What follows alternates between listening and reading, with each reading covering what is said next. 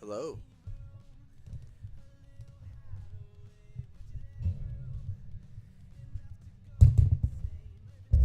Today,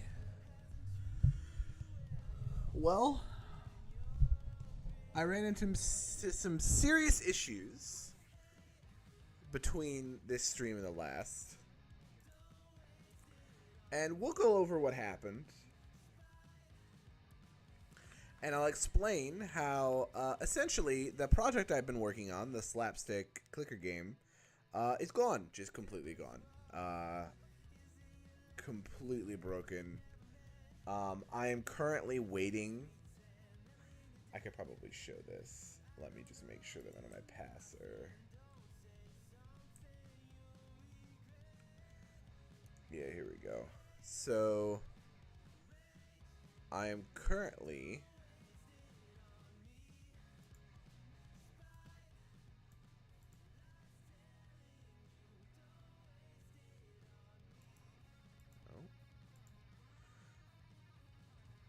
So yeah, I'm currently dealing with this particular issue, which is, if you look here, you'll notice it says it's scanning a disk at 99%. That's because I accidentally deleted the project when trying to do something that required a lot of disk space on my computer. And I removed my recycle bin. I deleted my recycle bin. So that's disappointing because of a lot of different reasons. We spent a lot of time on that on stream. So I'm hoping that at some point, this is the Windows recovery tool. I'm hoping that at some point I will be able to recover this. So while that's happening, what I figured that we would do on stream today is to go into a game design document and generally pull up in a notepad and start outlining the game that I want to make. It is also a clicker game. It will have some very specific, very exacting kind of theming situations. And we will start looking into options to get the art that I want and the assets that I want. And also just look into seeing about hiring someone if that's a thing, or seeing if anybody's an artist who wants to help out with this. So let's start.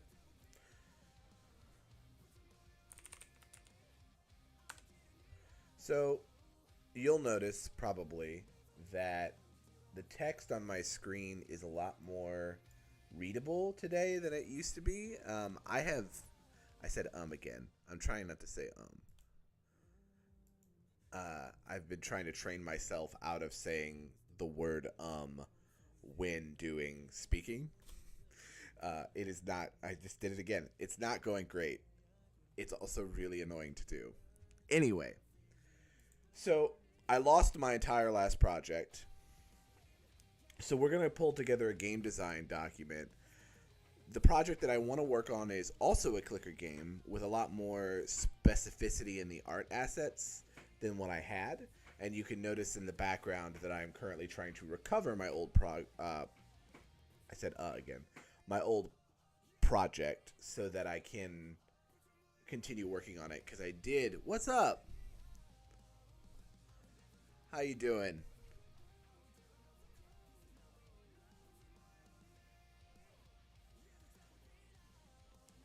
Having a good week? Well, the answer is I am stupid. And I deleted it because I was in a panic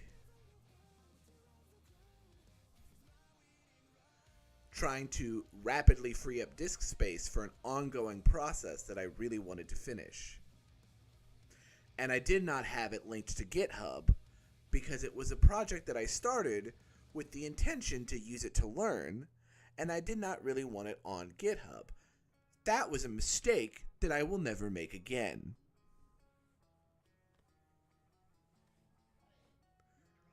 Anyway, learning experience. Oh, here we go.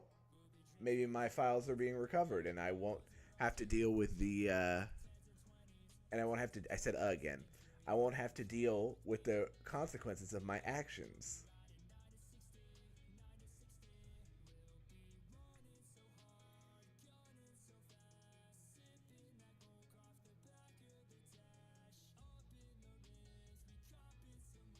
We will see if this can work, because if it does, excellent news.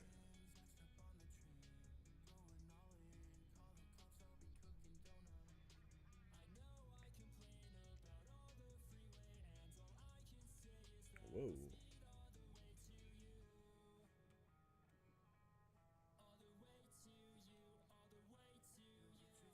299,000.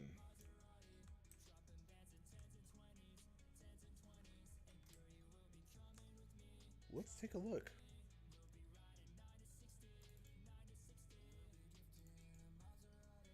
Oh, it's pulling everything.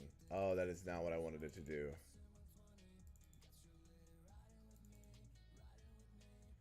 That is not what I told it to do either.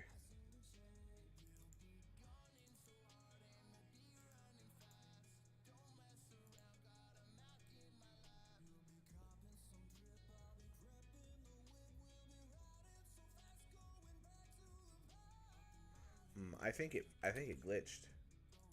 But that's okay.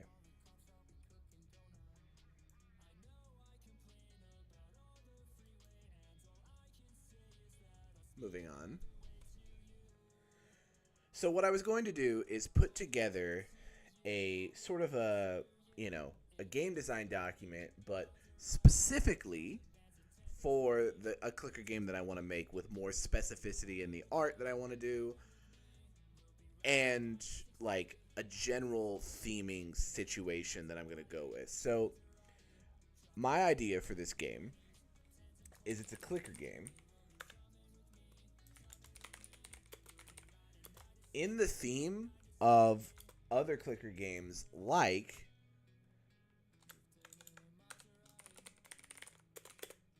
Universal Paperclips. If you've never played Universal Paperclips, don't. You'll lose your life to it. It will take your life over.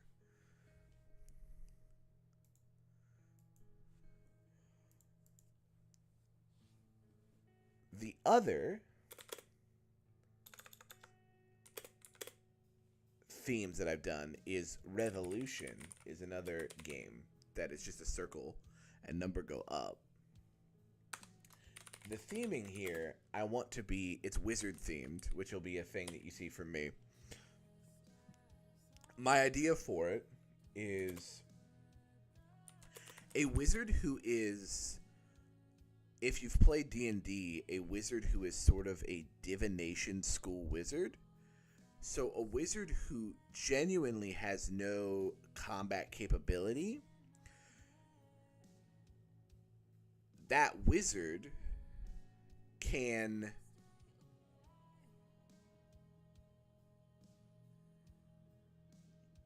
study and use spells to gain a resource in the game. The resource that I am thinking of calling it is knowledge, or maybe true knowledge, or something to that effect, right?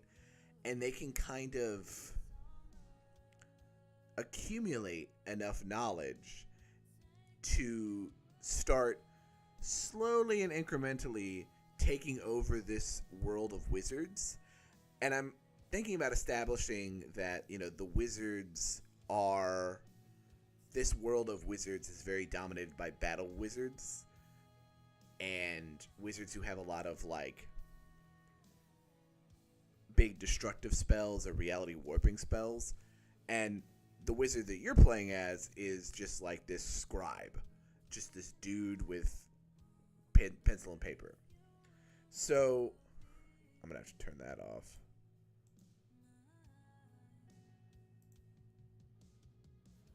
One second. There we go. That should be fine. Cool. So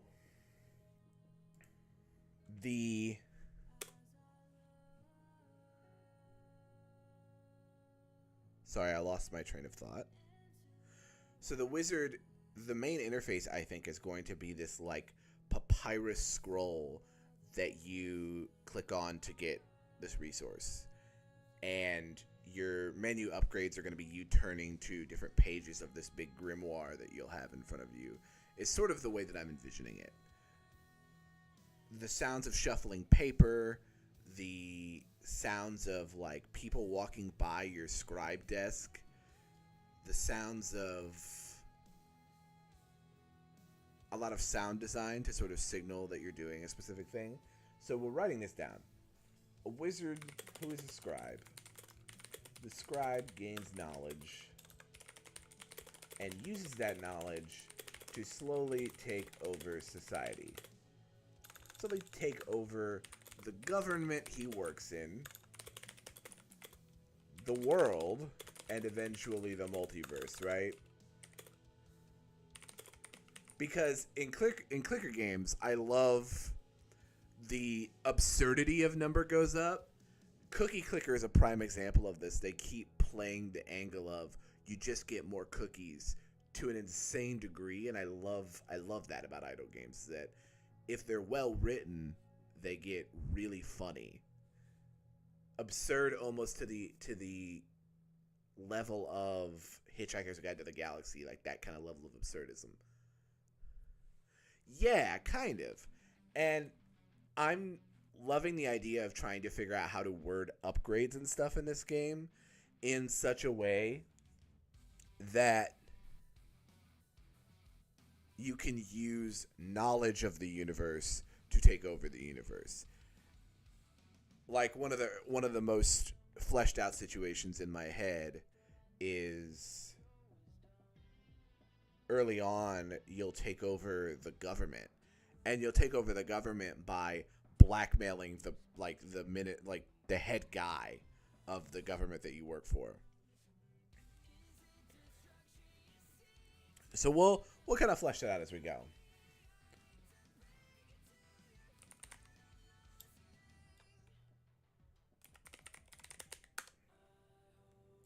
So let's talk about the gameplay, okay?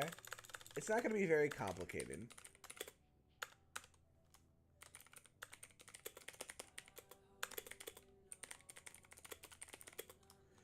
So the gameplay is going to consist... Yeah, you got to learn that blackmail spell. I love that. Performing various actions by clicking on them in the main interface.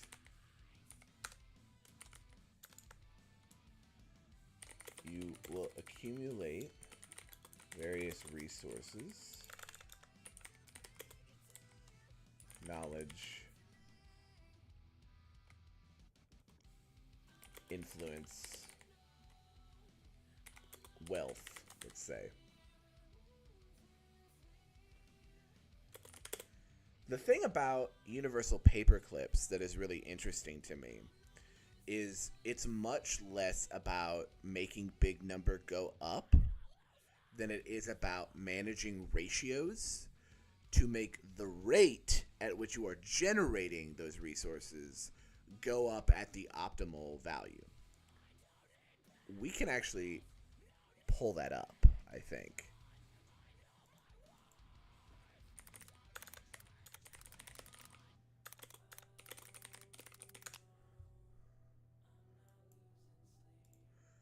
So here's the game, okay? Right? So this is the game, and you start by just making paper clips, right? You just click in to make paper clips. Very simple clicker game stuff, right? But immediately you'll notice there's a demand for your paper clips to be sold, and that determines the rate at which your inventory empties out. Then you start adding in auto clippers, which generate a certain number of clips per second. And eventually you unlock upgrades that let you determine how much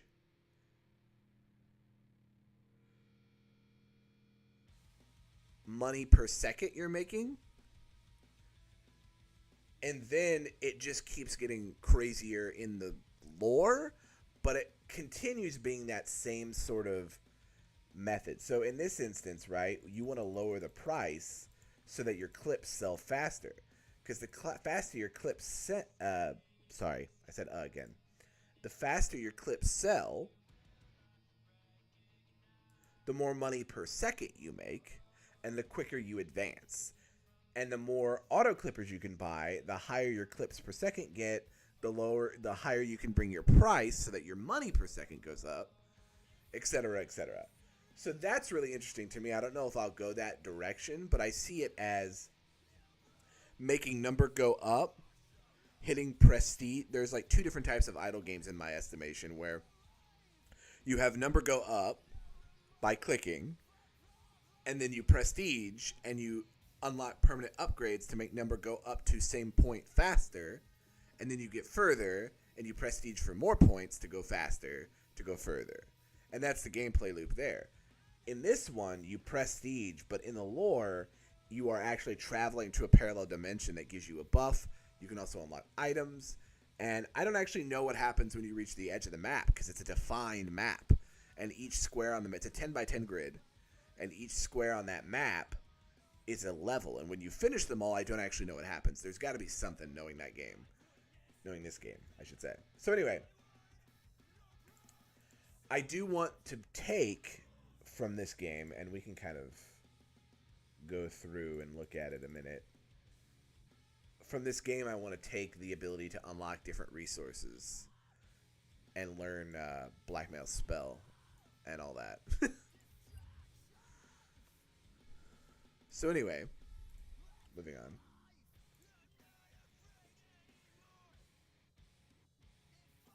Various resources, knowledge, influence, wealth, and spending them to acquire new actions, upgrades to increase efficiency of existing actions,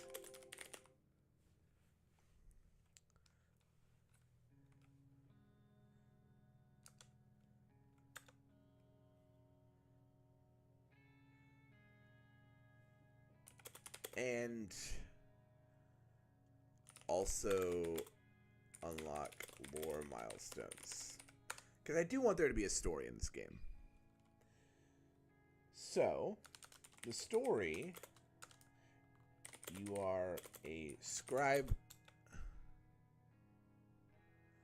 Yeah, it's resource management, but it's even less about resource management than it is about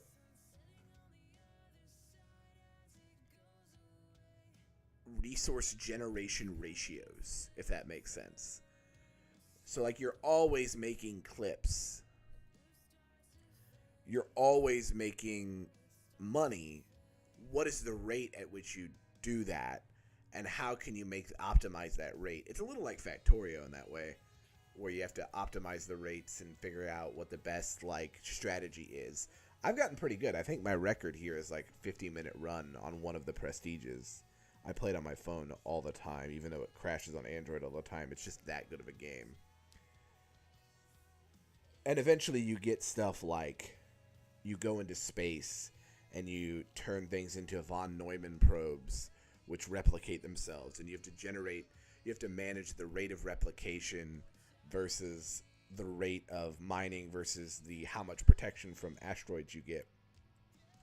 It's a very interesting game. It's a very interesting game. It's an extremely well thought out game loop. So the story is, you are a scribe working in the lowest level of wizard government. You use your limited magic to gain knowledge about your coworkers, to gain influence over them, to continuously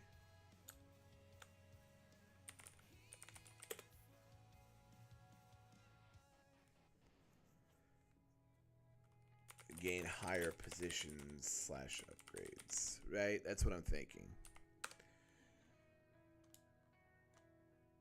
What is the fail state? Because I think that is a very important thing.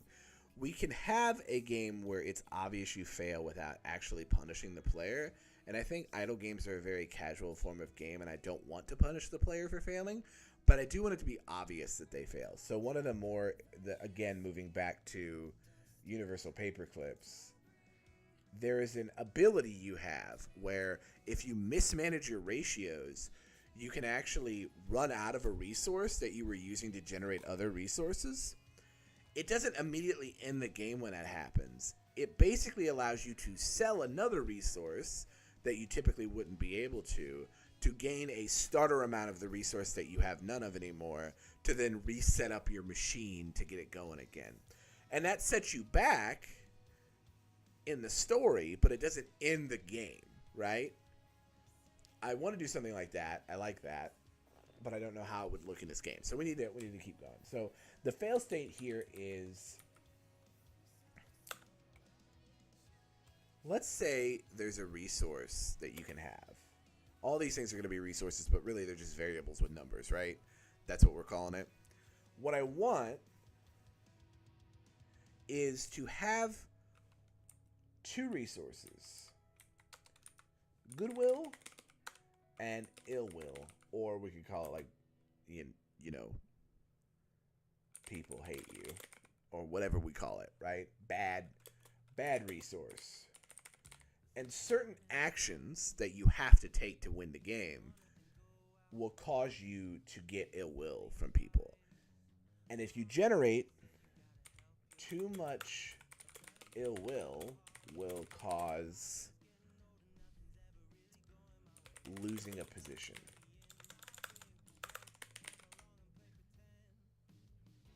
I actually like the idea of this game being like advancing through a corporate wizard bureaucracy, if that makes sense.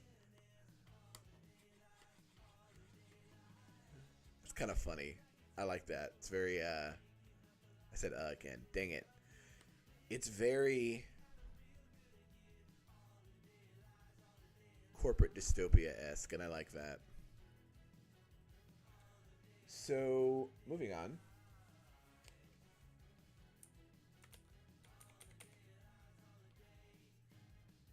Yes, exactly.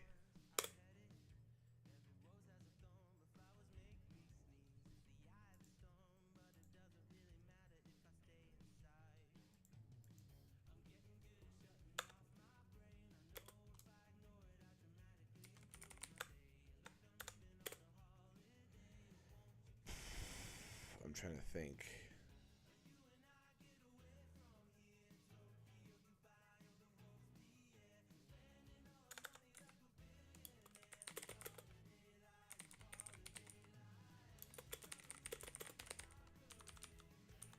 I'm trying to, like, this is all kind of loosely defined. I don't know much about Crusader Kings. To be fair, I know a little bit about it. My wife plays it very heavily, and she says that she made an immortal witch queen. So, like, that sounds cool, but when I look at the game's UI, my eyes glaze over because it looks like I'm looking at an actual, like, geographic map.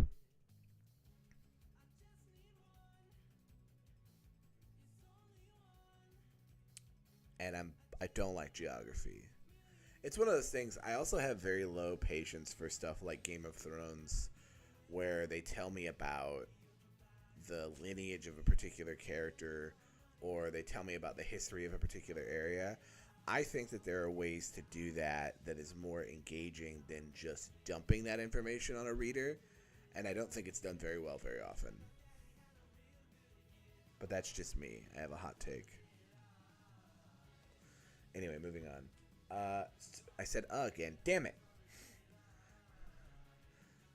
You gotta just tell me. You just gotta be like, hey, you said and then I can feel bad about it. Send me a soundbite when I do it.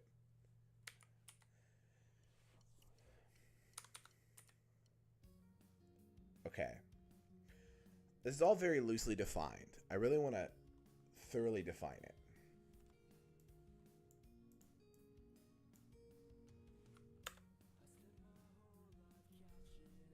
The first action you can take is learn. Actions you can take. First action you can take is learn. This gains you 1 knowledge per click.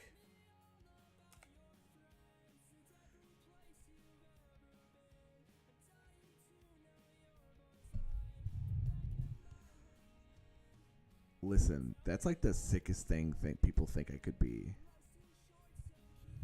Plus, the whole stream started by me actually accidentally deleting an entire directory of my computer. So If you think about that, I don't think anyone could be confused about the fact that I'm an android.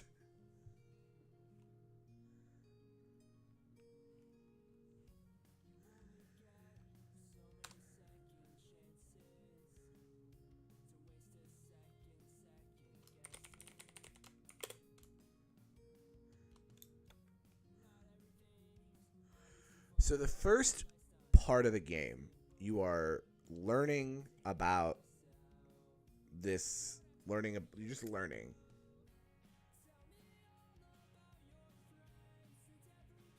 And then you gain knowledge.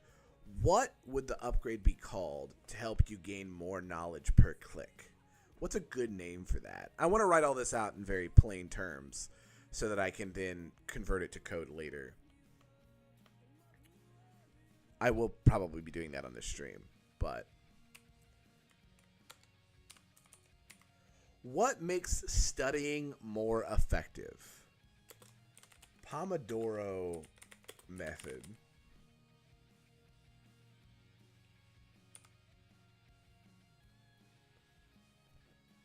Right? That whole 30 minutes, then 5 minutes of nothing. 30 minutes, 5 minutes, and nothing. Better reading glasses. I love that, actually.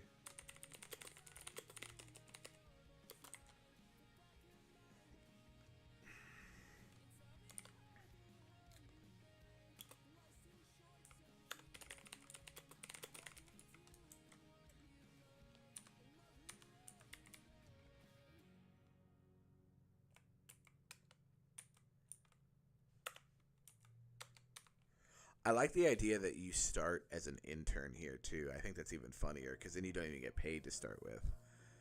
Which I think is also serves a game design purpose of not overwhelming the player with multiple resources to manage right from the beginning of the game. But it will give them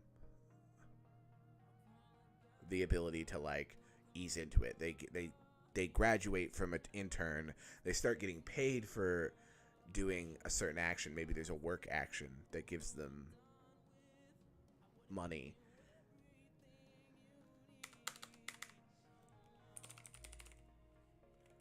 So, Pomodoro method. +1 knowledge per click. Because in my head, you need money to buy better reading glasses. So I actually want to use that upgrade title. But maybe require money.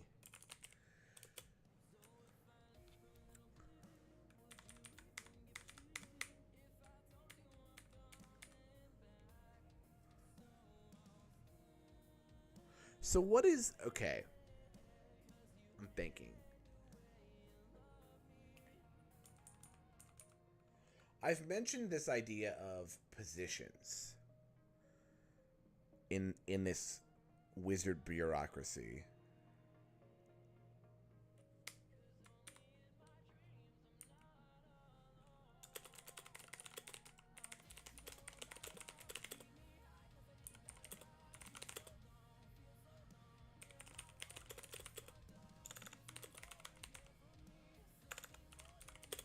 I'm not spelling that right, but I'm in TextPad, so there it is.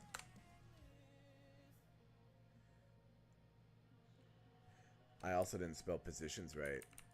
That's going to be this whole document, by the way. So, moving on.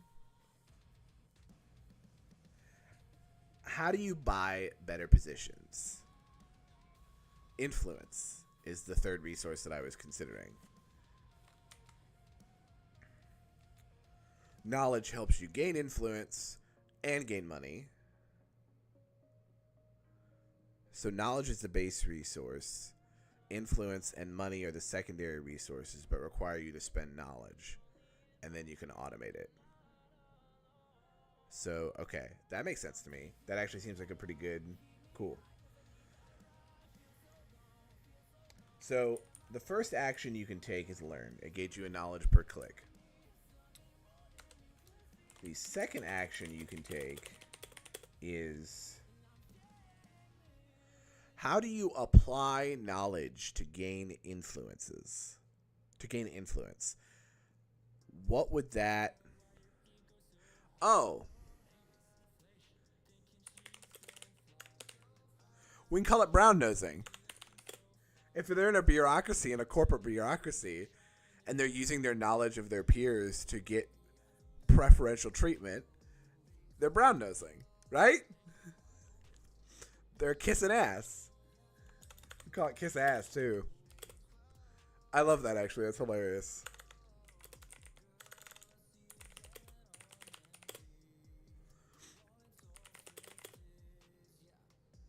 This gains you one influence.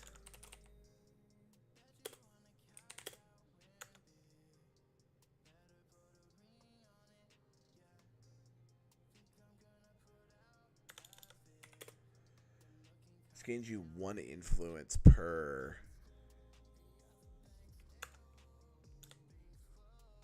and costs a knowledge.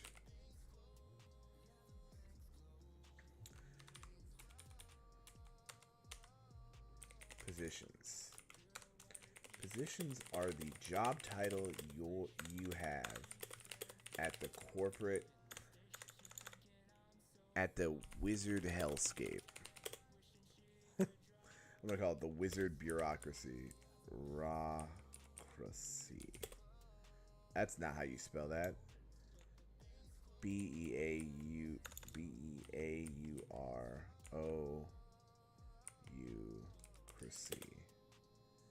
I don't think that's how you spell it either, but it's fine. We'll call it the WB. The Warner Brothers. I can't say that too loud. They'll come find me. DMC in my stream.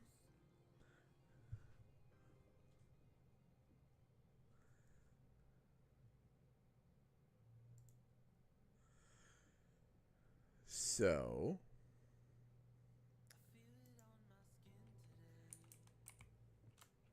you can spend influence to upgrade your position, which unlocks new actions, better upgrades, and potentially lore unlocks of some kind. We will have to define what the lore looks like in the game itself later.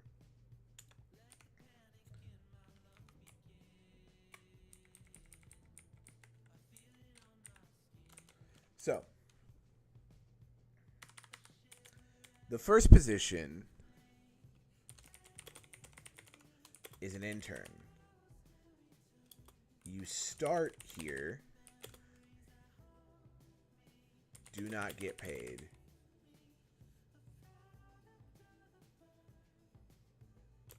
But are required to work.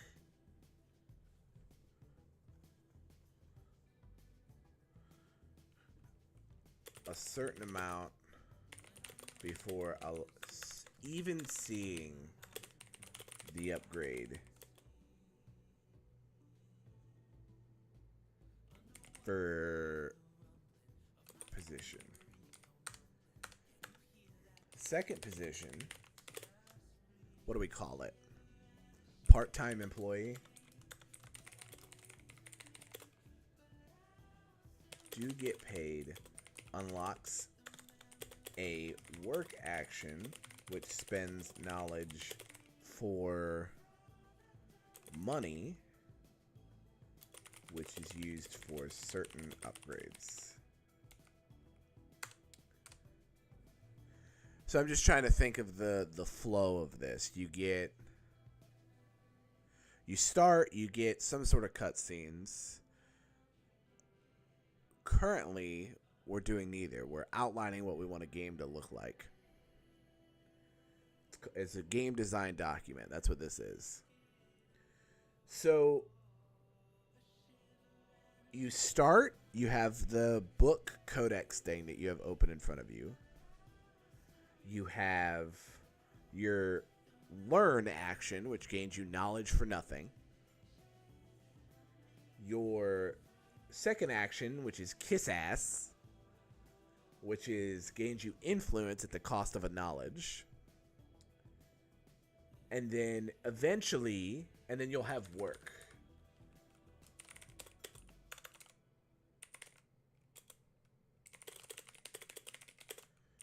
This gains you money unless you are an intern.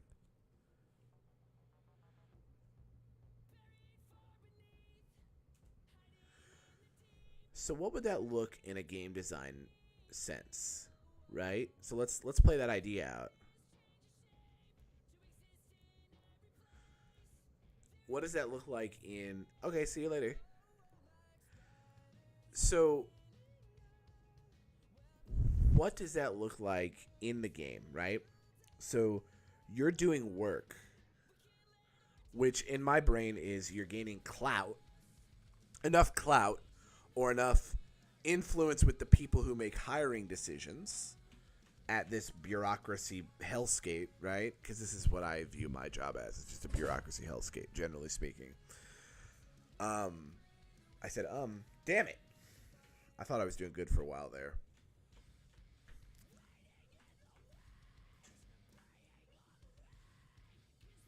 So, sorry, I was on a train of thought here.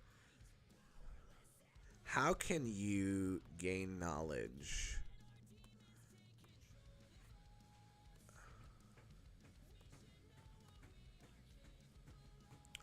Oh. So maybe instead of just this action being called learn, we could just call it translate old scrolls or something. And that gains you a knowledge in the beginning. But it doesn't gain you influence because you're an intern. But when you work on a project that nobody wants, what would that action be called instead of just work? Because I still want there to be a separate action that gains you influence. That's kiss ass. We actually already talked about that. But what gains you money in this situation when you're an intern that is a separate bucket from doing the generic translation work that they would have you doing? I'm thinking both in the lore and the gameplay perspective, what's a good name for it?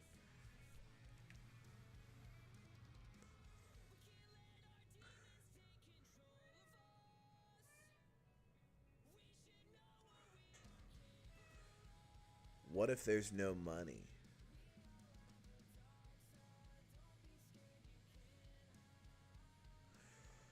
If there's no money,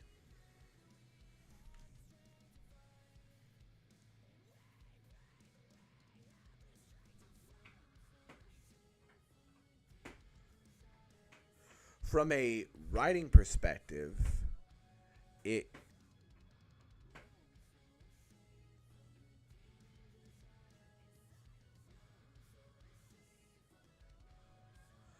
from a writing perspective, if I don't have by that logic, how do people exchange goods and services in a society that's advanced enough to have a bureaucracy, right?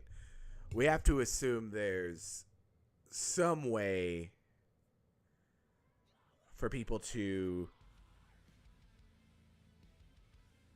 buy and trade favors, items, whatever. And it doesn't have to be called money. It could be called, mana cubes or something, right? It doesn't. Well, no, these are the kinds of questions we can hash out. Eventually, it would just be. Listen, these are good questions. We're just spitballing right now. It's fine. There's no right answer. So, if there's no money, there has to be another currency. Because I want there to be some currency that can be interchanged from favor. Basically, what I'm thinking of is there are certain upgrades, right, that I want to be directly, to put lack of a better term, like buying out certain characters in the bureaucracy to then gain yourself more influence, better upgrades, that kind of stuff. And it's not going to be above board in the lore of the game because your character is using whatever the equivalent of money is to do that. Something that they want. So what do wizards want that is not money? Mana? Mana is jumping into my brain right now. They want power. The raw resources to do more magic. And mana would be a very good...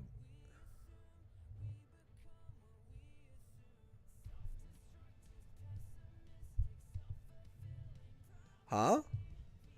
No, this is a game thing where we're writing down all the plain language of a game so that then when you go to actually code the game, you have a reference document to look back on and be like, here is how I envision the mechanics. How do I translate that? But we're fleshing out some of the lore stuff right now.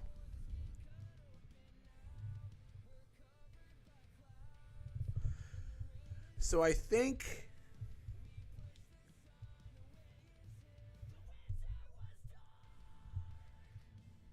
yeah, a resource used to cast spells, which would be... I'm just going to put it as mana as a placeholder right now, because that's the only thing I can think of. But if you think of one, what was that noise? What just happened? Oh, god damn it. I forgot I added that. Shit. I wasn't even working anything technical. I was scared for a second. Let's save my stuff. What are we gonna call it?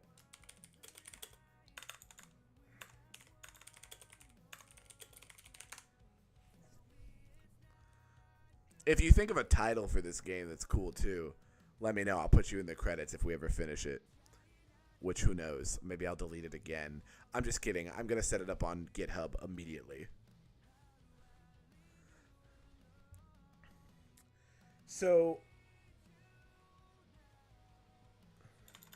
how do you gain mana then, right? If you're gaining knowledge by working in your intern job and your job in general, how do you gain mana?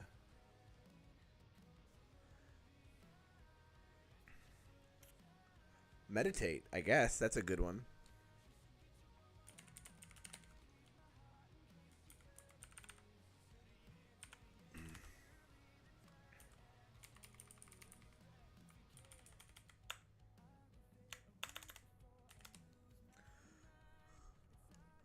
I'm also thinking of doing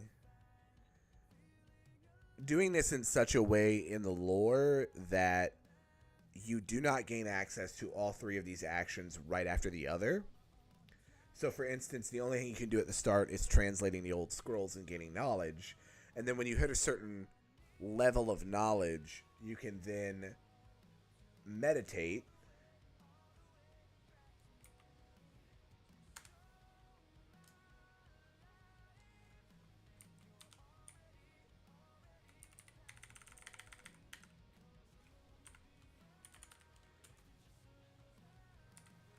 And then after you can meditate and you hit a certain level of mana, you can start giving that mana to people to gain influence with them.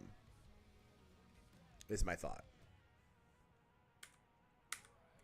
But I need a baseline to work from, and then what I want to do is build that baseline in Godot, and then iterate, right? Be like, how do I want the upgrades to look? Iterate, write down in the game design document, iterate, come back, do that kind of stuff. Because I kind of get a lot of enjoyment out of building baseline prototypes. So,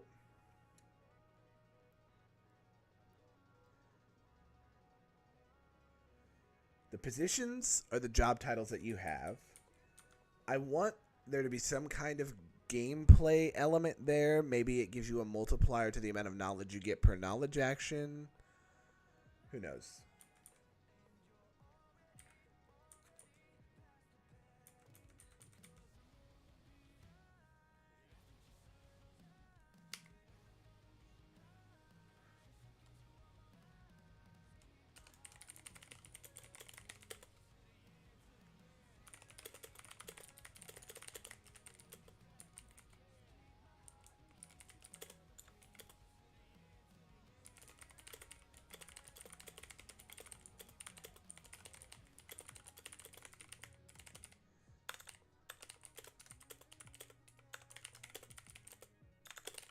Anyway, I had to write that out because it's very important that I wrote the fuck 'em in the game design document, you see. So that, I think, is a good first step. We can start worrying about the process for all of this stuff later. Or, not what I meant. We can start worrying about the upgrade path after we get a baseline written. So, because refactoring is the bread and butter of a developer. So, we're going to start with a new project. Did anyone think of a title for this, by the way?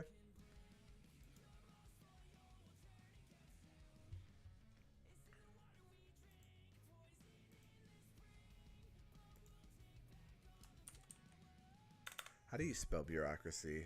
Once and for all, how do you spell bureaucracy?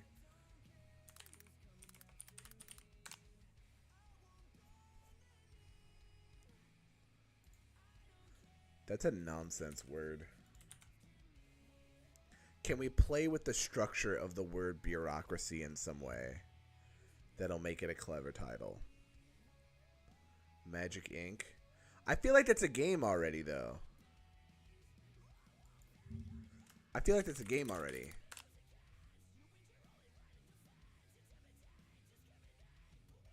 Probably. Yeah, what game doesn't exist?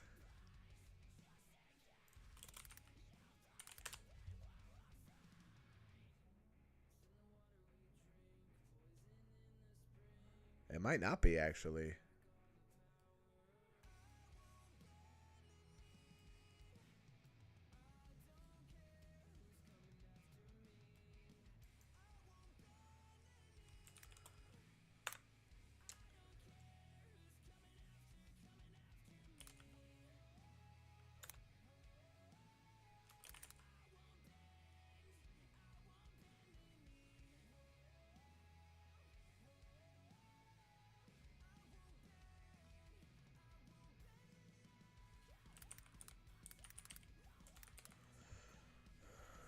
What if we call it Manocracy? You know? It's mana. Bureaucracy. I actually love that.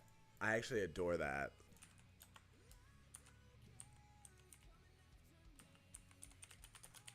I actually love that. You're going in the credits if we finish this. I adore that. That's hilarious.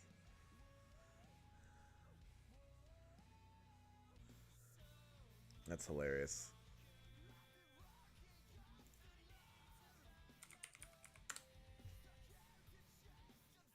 You were here. Damn it. Well, okay, here's how this works.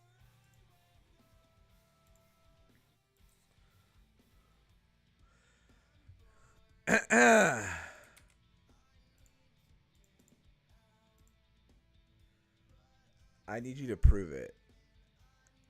Yeah. Okay. I copied it from you. Okay. Is that spelled correctly? I genuinely just copied it from chat. It should work now.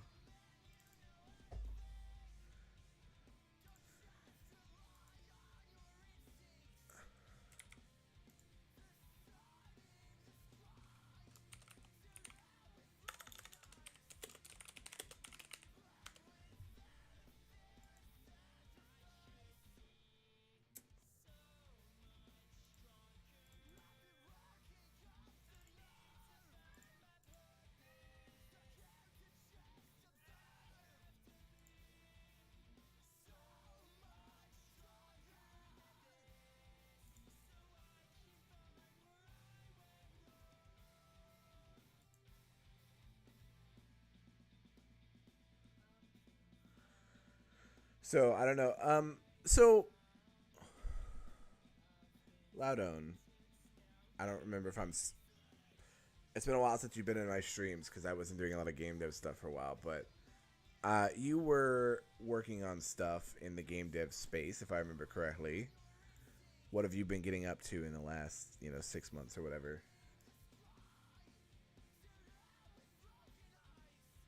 I posted this to GitHub, by the way, just in case. I said again, damn it. In case I lose stuff.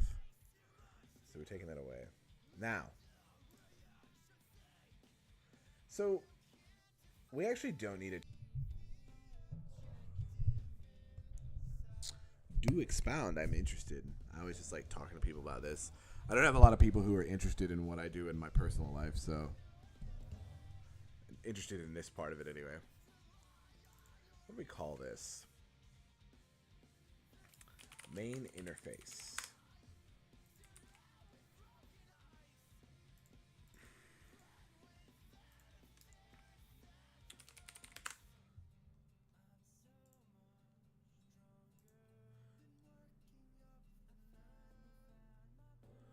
What do you mean by an awkward phase? I think I just asked that, so. Oh, neat. Do you mind telling me what it's called? I'm interested.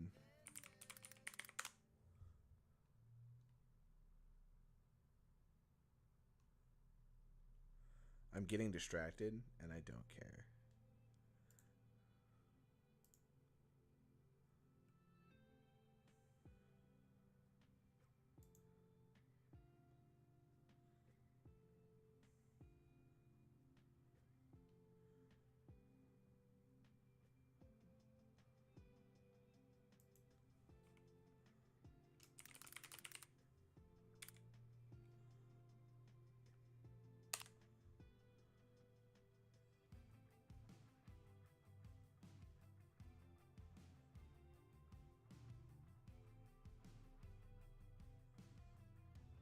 Is the art this capsule man?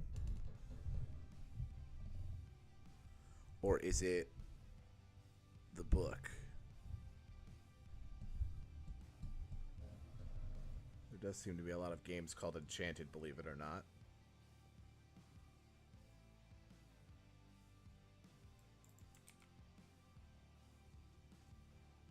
Oh, that would make a lot of sense, wouldn't it? I'm a smart person, I swear to God.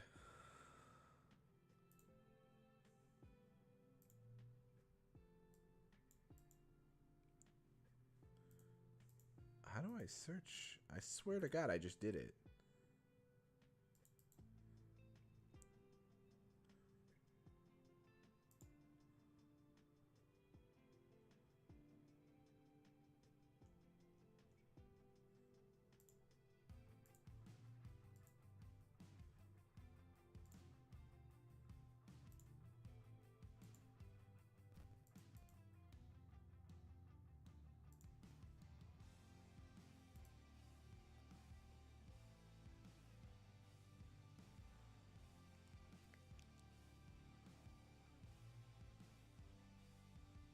I don't know how to use itch, apparently.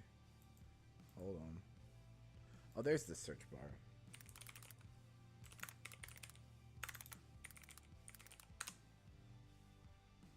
There you go. I found it.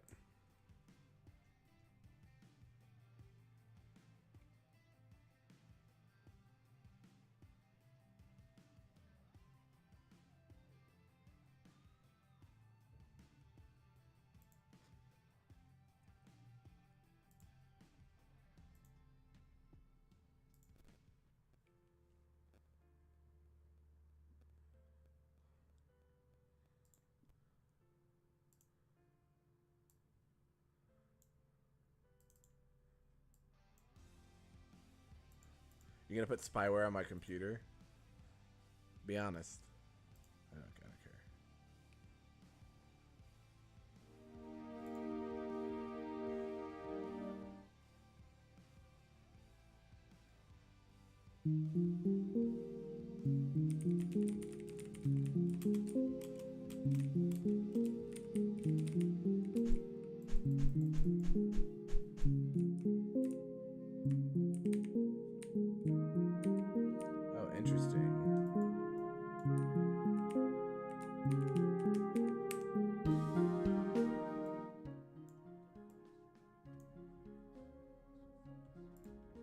you make this music yourself or no? What is that, a laser beam?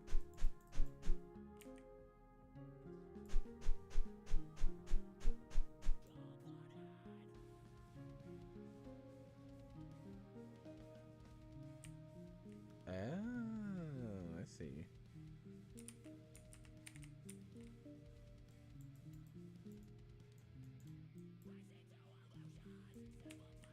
Oh, I love that.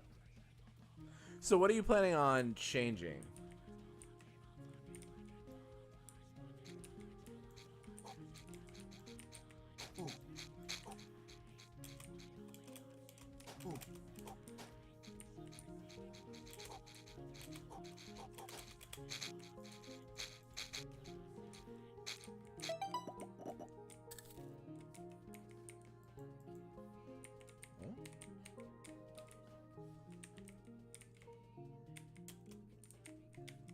Hold on. Let me actually read.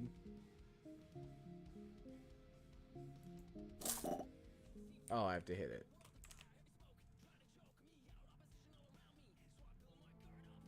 Sorry, I'm pulling up.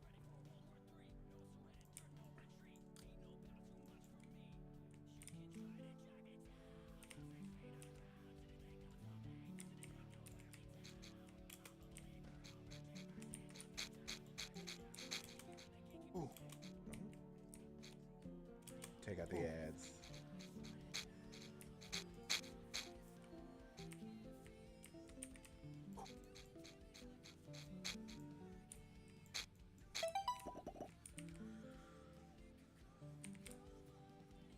Interesting. So what's your current plan for this? Like, where are you at in the game design situation? You said you're planning on changing a lot.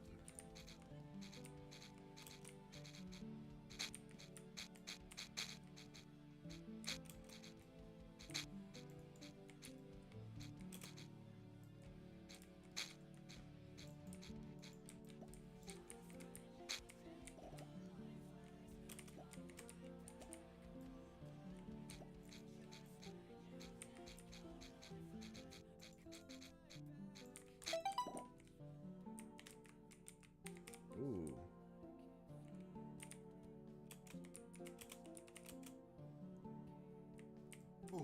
Oh.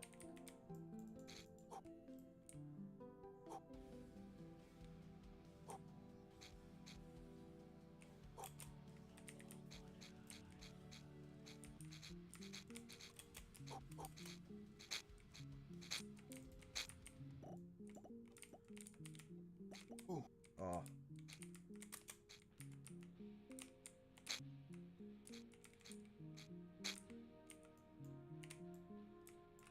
Huh.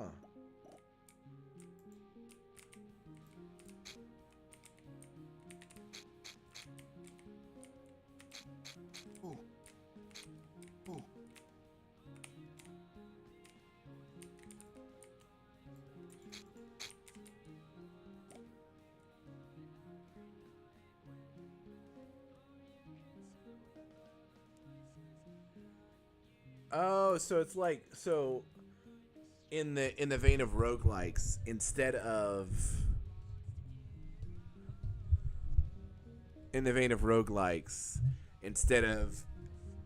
using meta currency to purchase permanent upgrades, you're disenchanting a weapon.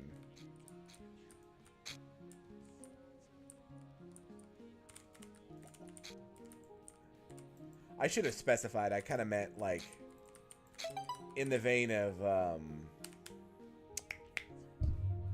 Dead Cells. That's the name I was thinking of.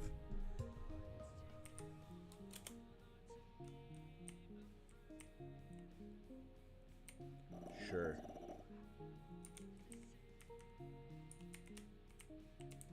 Let's go. I got a bigger one. Let's go. Oh. Oh, that's fun. That's super fun. I actually love that. And I got, it's like a frost bow now. Let's go. That was fun.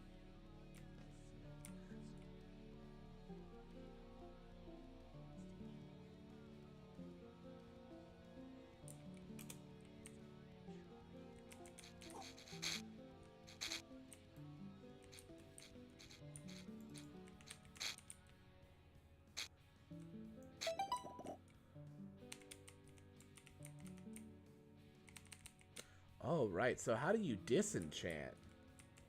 Or do you have to... Or is that like you're eventually planning to do that? Sorry, I'm like...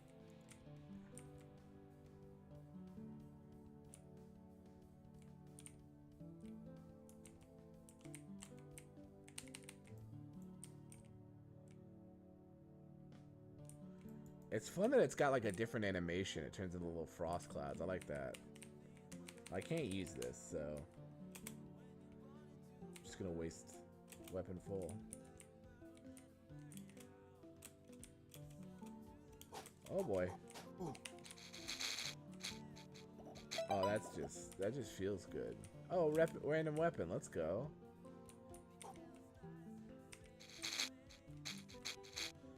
That's crazy powerful.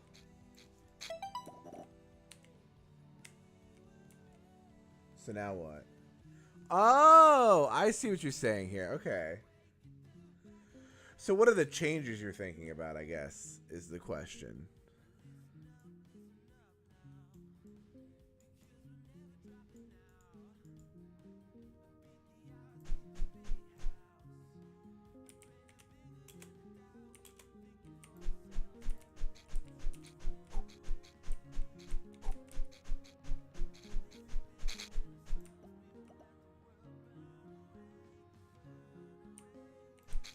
Yeah. Oh my god.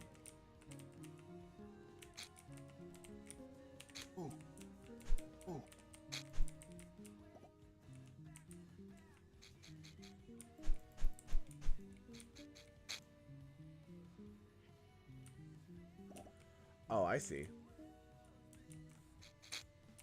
So you're just having more variety of weapons with just different stats than the kind of weapon evolution situation. Yeah, I can imagine how that would require a lot of conjiggering.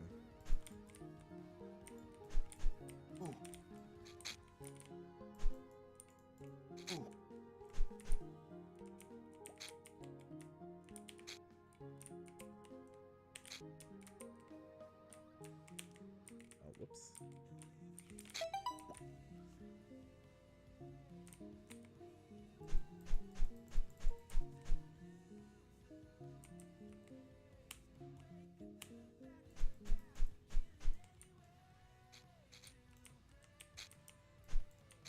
Well, I mean, you have at least, if every weapon that's in here right now, the 3 that I've seen, transform, then you have at least 6 unique-ish weapons.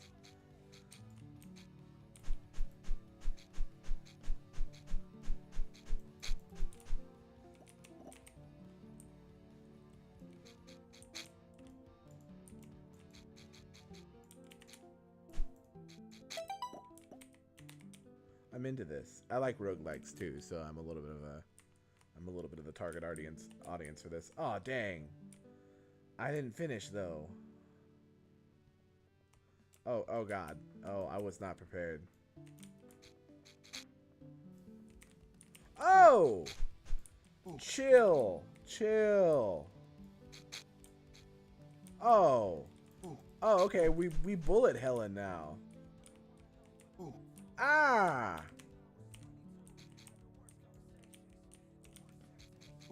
Oh no! I'm getting my butt kicked. Oh shiz.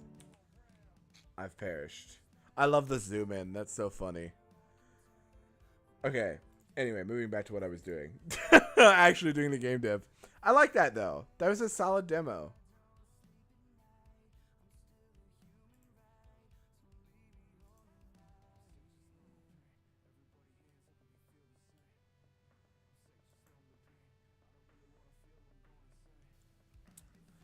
Alright, I'm about to piss my pants. I'll be right back.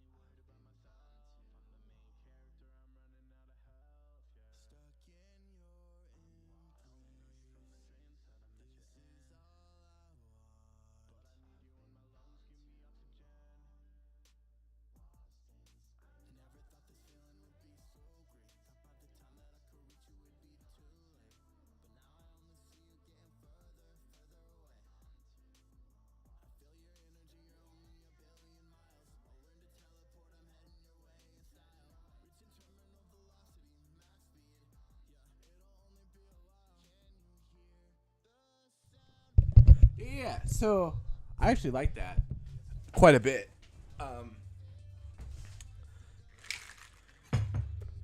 So I've seen a couple of interesting games based around weapon modification, and I like the idea there that you're going for, which is the disenchant gives you these permanent boosts, and that your build is kind of determined by what you've done. And I can also see how your change will very much require a lot more work. Did you do the art for that yourself?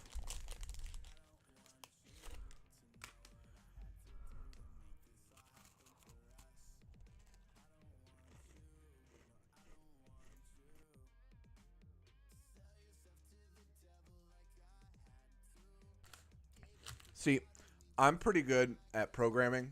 I'm all right, I should say. And I really enjoy building programs that are scalable. I know, right? I'm fucking awful at art. I'm better at 3D modeling than I am at art, but I'm straight terrible at all that. And I can get better. It's also just not really one of my interests.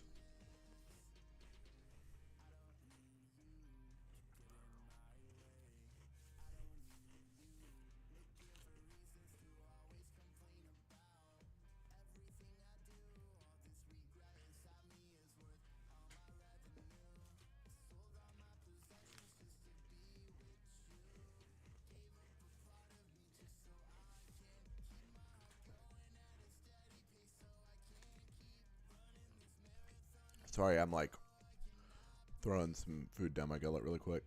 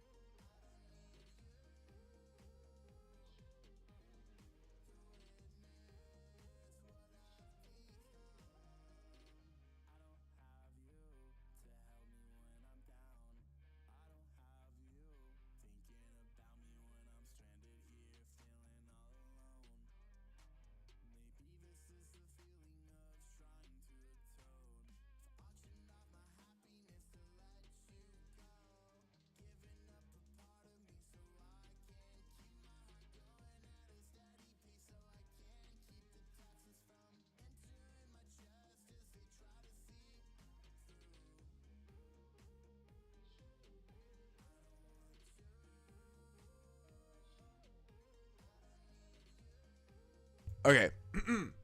so So in what respect, you know?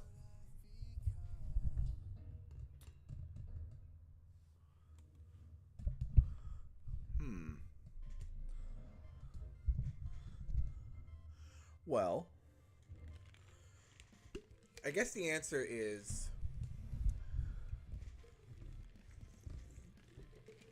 the and I'm sure you've realized this already because you have a demo, but you get feedback from folks. So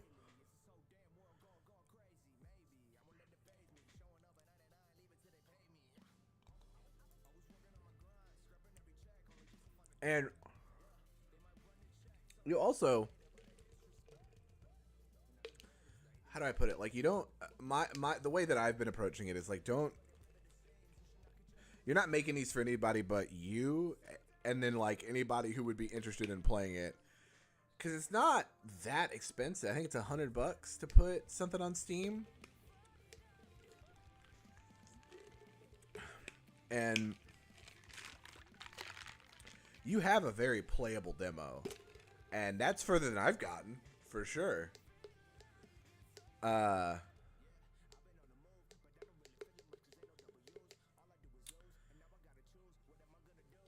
and it's do you enjoy it?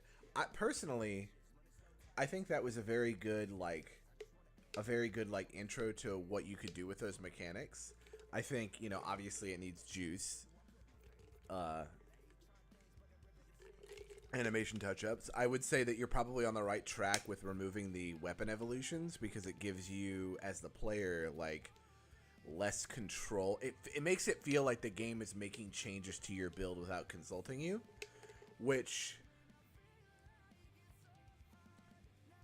if you look at something like Vampire Survivors, it gets around by just doing the same thing but like crazier and with cooler animations. Think the weapon evolutions from there. But yeah, no, so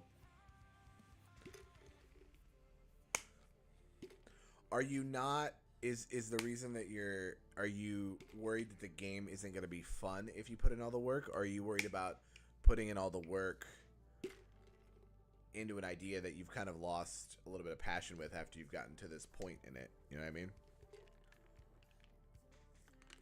I'm just interested in talking about this stuff in general because, you know, Lord knows I'm going to get to a point where I'm going to be the same way. Speaking of which, I should probably, like, start doing my to-do list here. So,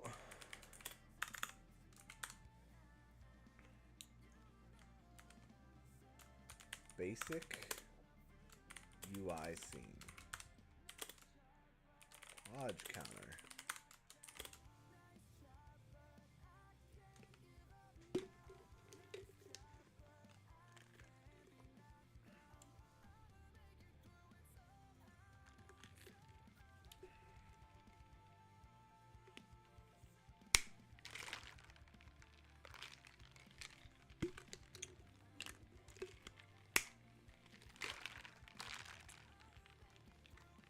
But yeah, even with the...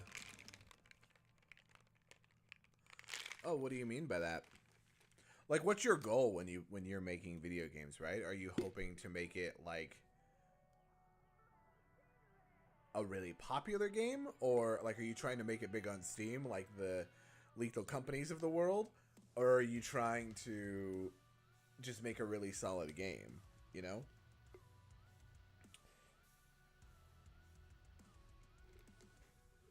Because what do you mean by should is the answer, is what I'm really trying to ask.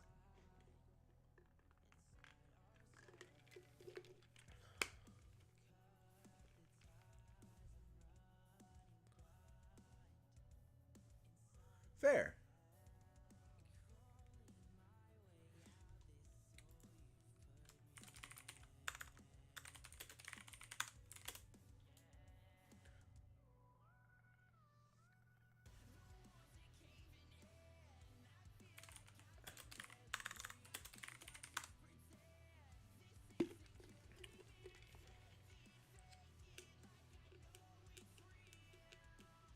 And do you think that if you had, at the end of the day, if you took these mechanics as far as they go, the disenchant, the, you know, the building out a bunch of different weapons, you know, multiple bosses, different areas, like,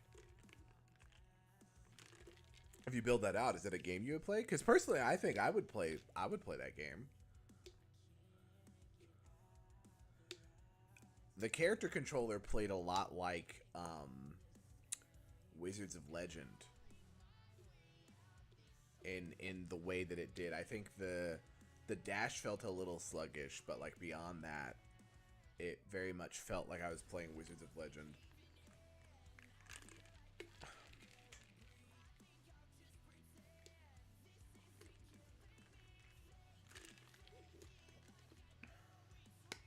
Oh, hold on.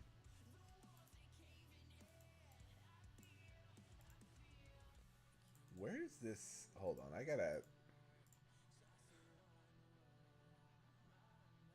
We gotta make sure that I'm pointing to the right location.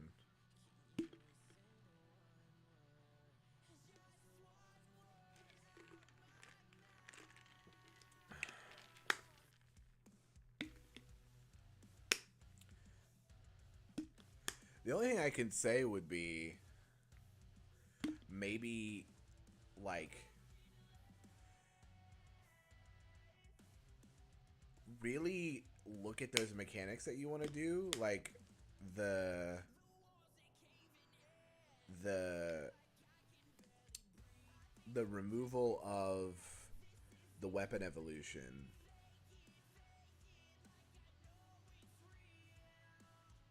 and really like juice up like a specific part, like that part where you're picking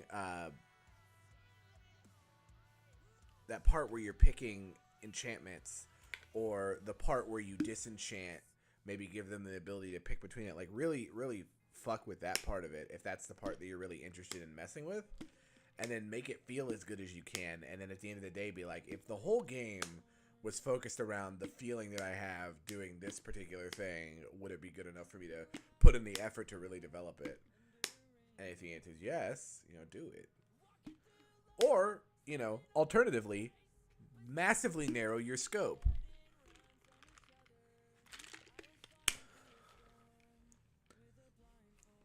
So you don't have to do it for as long.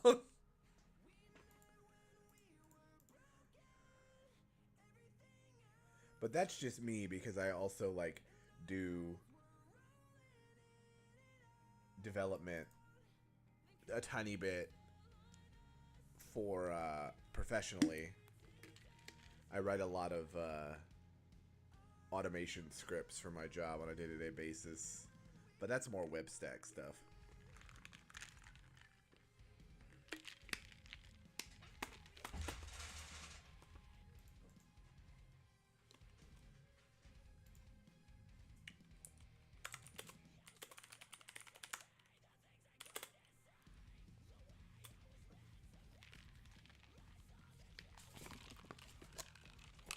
But is that your first game that you've ever like made, that demo?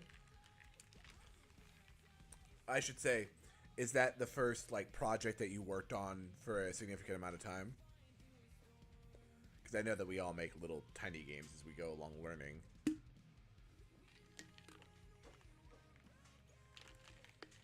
See, that's impressive though. Like, I think that's something to be proud of. You have a playable game, and like, in my head, game design always comes later. Like, making it fun is secondary to the act of making it, right? And you did a shitload. Like, that's pixel art. There were animations. There was a lot in there. There was UI. There was sound effects. Like, I think you did great.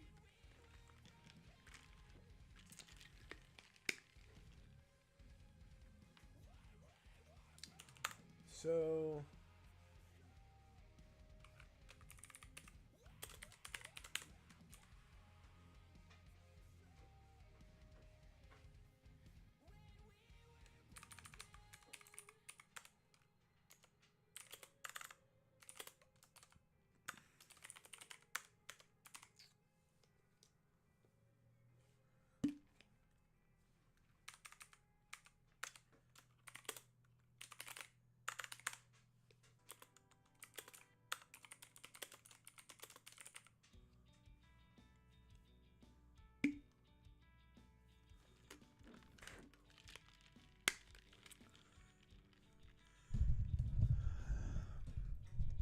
that's a valid fear. I think it's a valid fear, really. I also know that I've seen interviews with a lot of devs where it's also like learning when to cut the cord on an idea that doesn't really have merit is like a really like important thing too, because sunk cost fallacy does exist. But I also recognize where you're coming from, because I have the same fear. Oh, whoops. I was supposed to do that.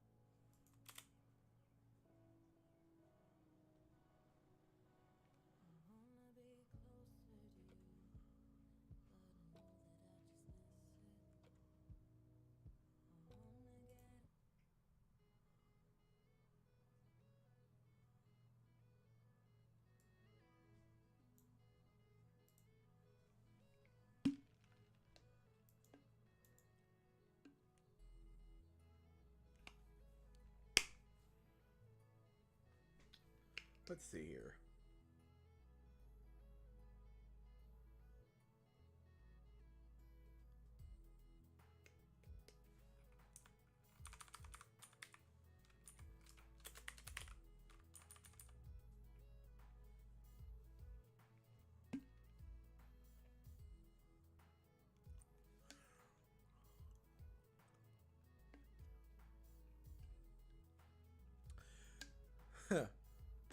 Yeah, that's fair.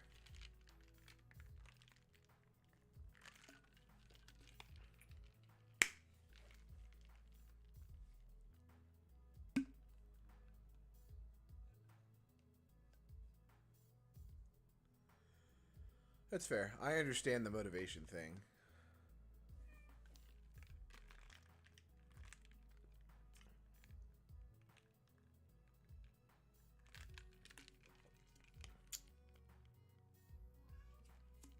Right.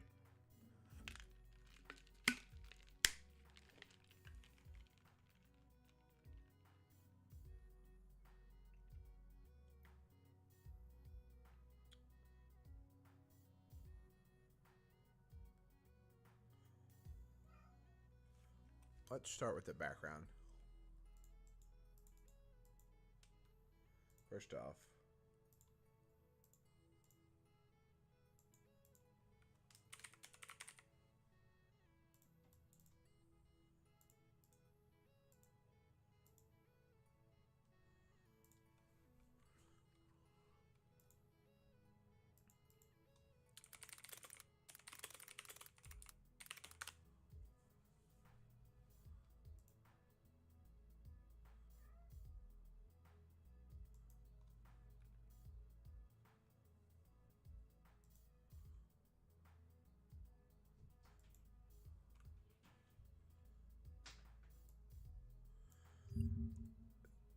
so currently we are trying to find.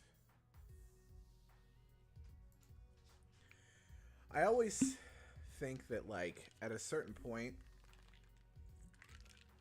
at least this is how I'm thinking of it. Like, at a certain point, it's gonna suck to do this, to do the game stuff. Like, you're gonna hit a point where you're trying to develop a game and you believe in the idea and you believe in the final vision, but there's gonna be a portion that you're just gonna slog through, and no amount of like hyping yourself up is gonna make you motivated to do it. At least it has been in the past for me.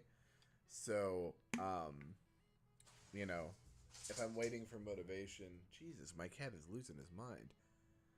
If I'm waiting for motivation, you know, I might never get there. So just slogging. I find it easy to just gaslight myself into doing something. So like, I'll just kind of like circle it like a cat. Like today, I didn't really feel like streaming, so I just kind of like was like, oh, I'm not gonna stream, but I am gonna open OBS and just continuously gaslight myself until, oh, I'm streaming, whoopsies. And now that I'm streaming, there are people who are here and they might. And you know, it's funny because typically when I do something I don't want to do, my that I didn't want to do before I started it, I normally end up enjoying it. And if I don't enjoy it, I normally like focus on it in the spiteful way that certain, like, only the spiteful way that I think I have, which is I hate this thing so much I'm gonna focus really hard on getting it finished so I don't have to look at it anymore. You ever do that? That's me with laundry. I absolutely hate it. And then there's like a day of a week where I'm just like, I'm gonna finish laundry forever. And it's not forever, and I know that, but that's just how I view the motivation stuff, because it does get really freaking difficult to be like inspired to do a thing.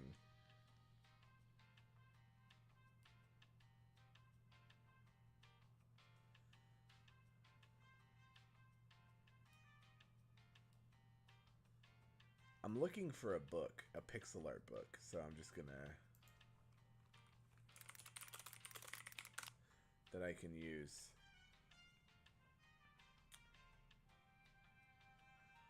That's exactly what I'm looking for, actually.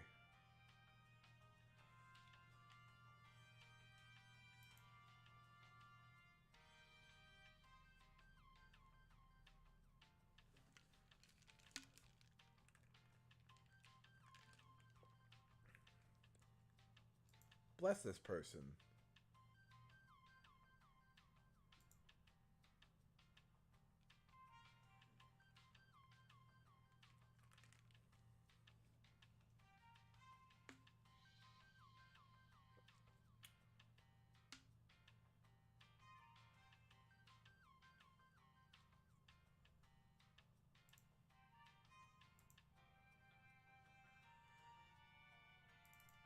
I don't know how licenses work sometimes. I have to look at that. Creative Commons means you can use it, right?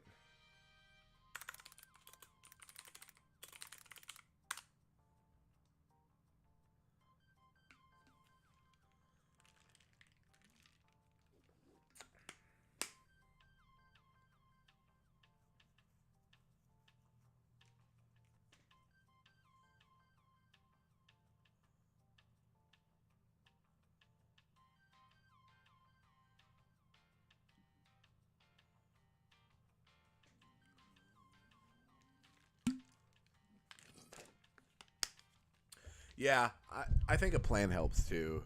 Like this week, I was working on Slapstick before I, had my incident, and I'm trying very hard not to be upset about the incident.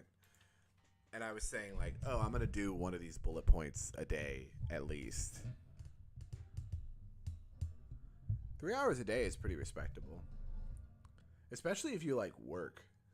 Cause, Jesus, when I get off work, I'm like exhausted. What is the music that's playing? Oh my god, this is what I get for playing. Here we go.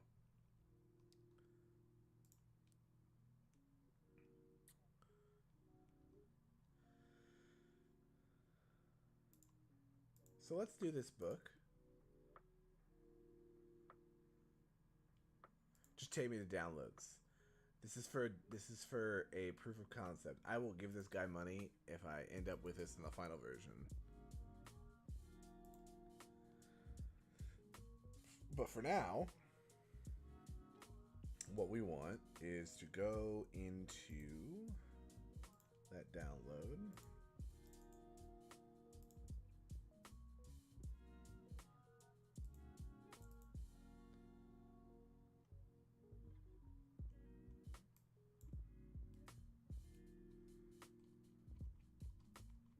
Okay, so these are basically sprite sheets, but also animation frames.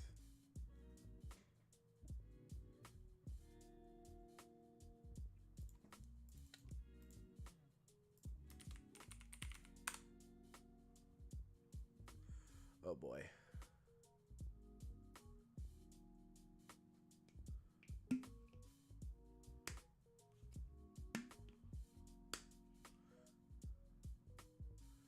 Yeah, that's fair.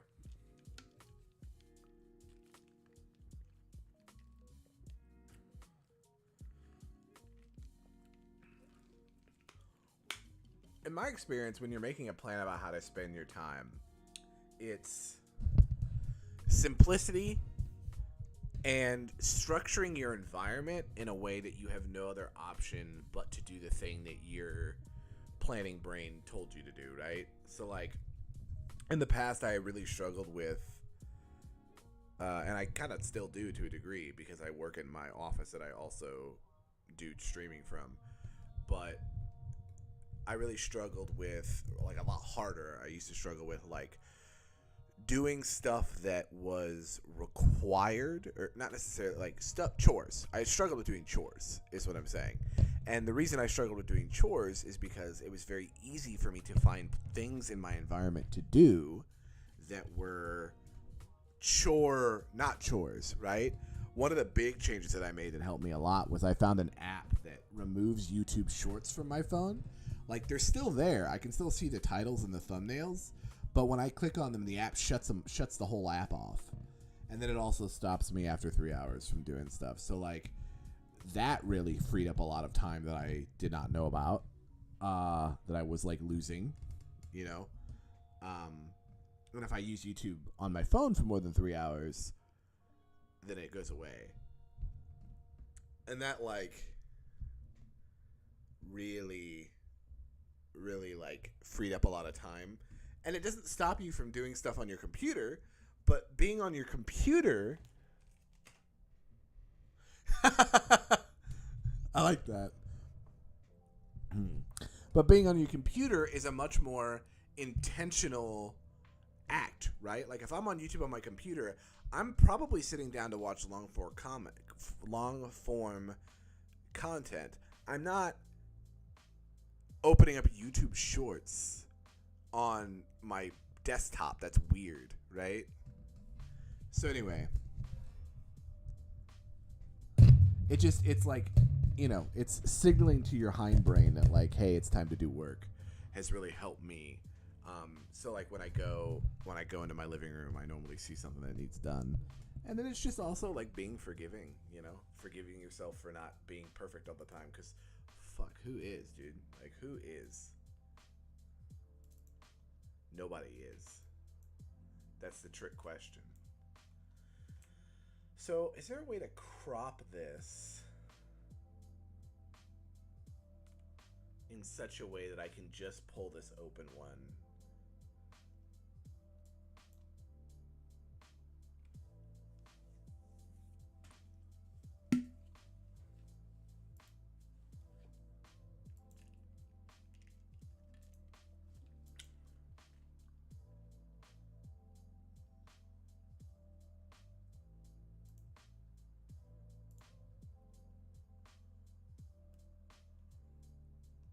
This is my weak point. I don't know shit about working with assets.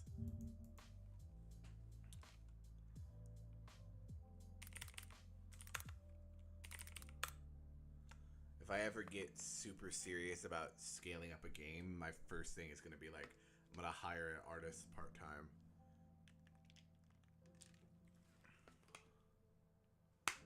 Oh, that's right. Paint.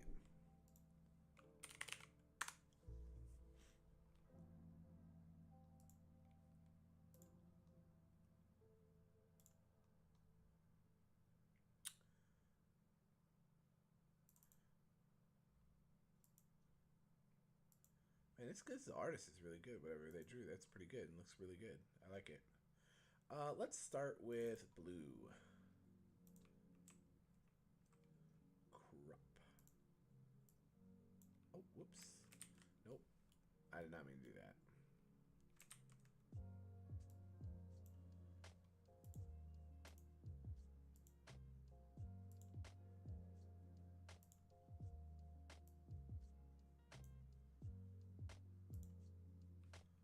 There we go.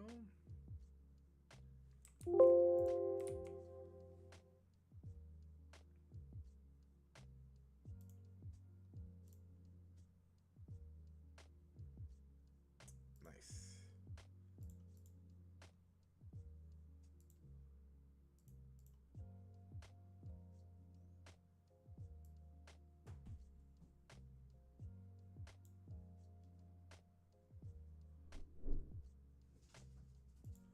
I don't know why my Teams is over there, but that's not what I want. Not my Teams, my...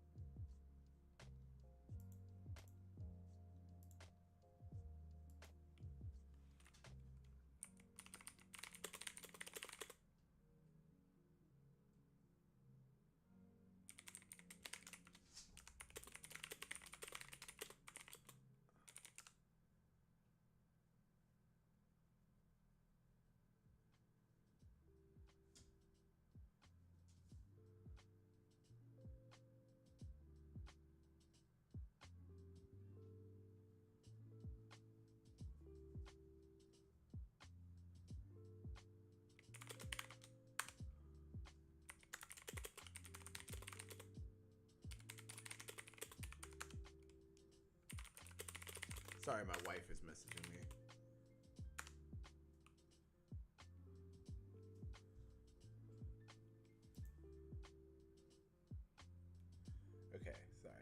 So, what? I thought hold on.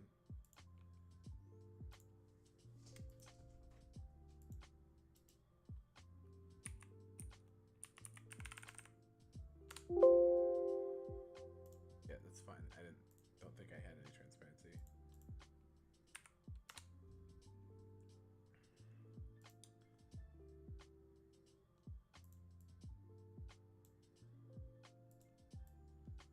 Oh, yeah, no, I did have transparency. Whoops. Let's move it into... Oh, God. My brain.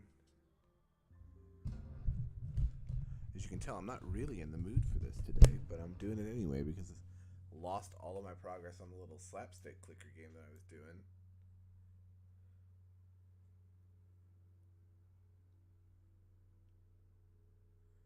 Okay, let's go into...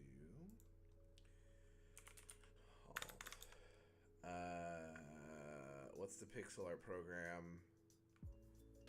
Sprite? No, fucking, what's it called?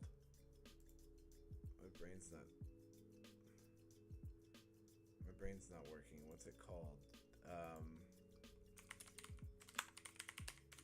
my god, just open up software. Like, quit being stubborn about this. Yeah, Sprite. There it is. Yep. Yep, Sprite was the name. Okay. Let's open a download Radio Blue Book. And then can we... Is there like a fill...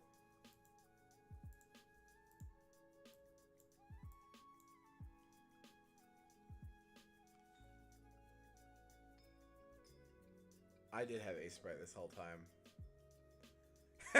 I'm not good at using it, but I've had it for a while.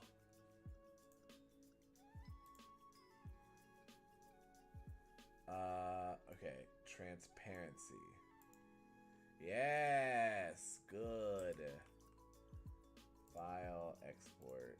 Export as. Book.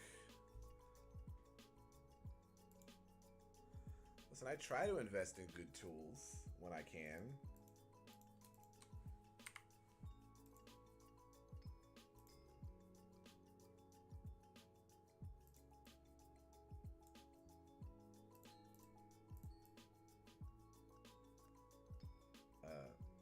Wait, where'd my... dang it. Texture rect.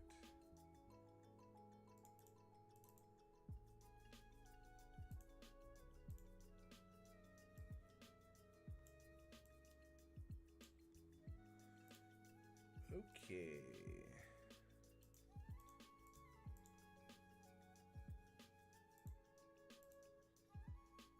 Well, I guess... No, it doesn't need to be perfect. It doesn't need to be perfect. I can fiddle with it being blurry in the future. Okay. So. What else do I want? So this is going to be the gray background. Am I okay with that?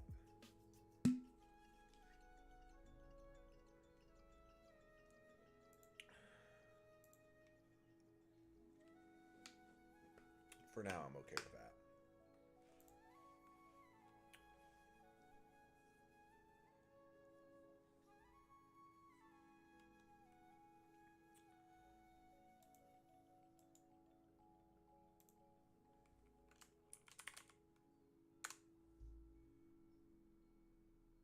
Nope, that needs to be a V-Box. Nope. Yeah. Yeah. And then underneath that is a V-Box. Yep, okay.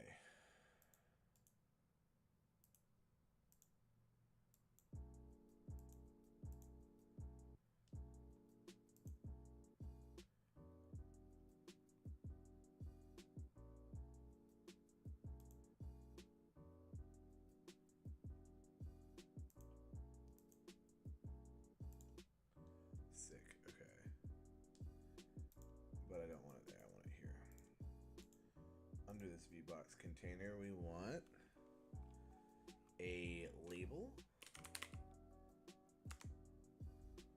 and a, oh god, what do we want? It's like,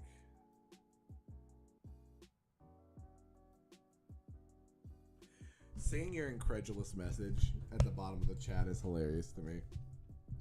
Every 2 seconds I look over and I get, you had a spread this whole time. Every like 2 seconds. It's funny.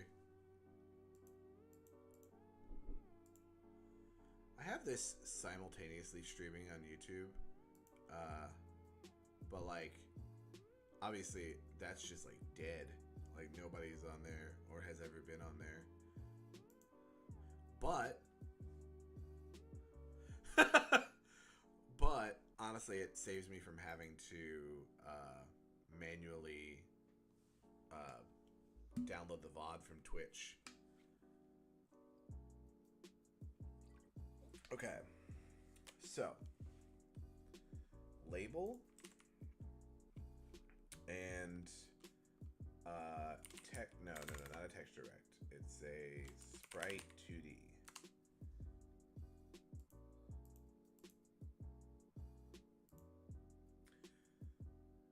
And then I want a margin container.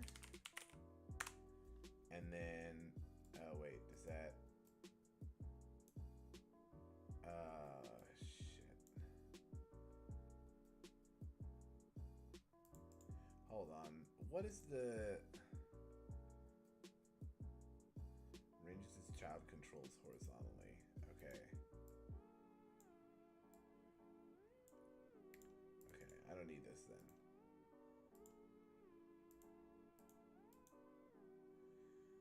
Wait, that's not horizontally, you insane person. That's because it's a full rect. Top. There we go.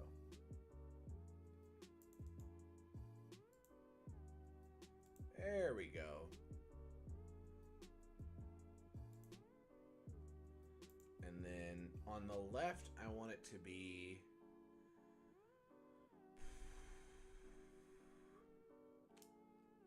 influence.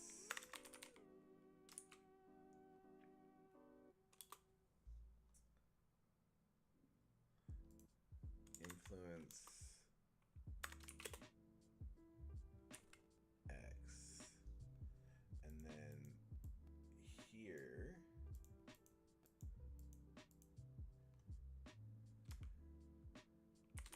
label. So then what we need is an asset for the label for mana icon. Let's see if we can find something.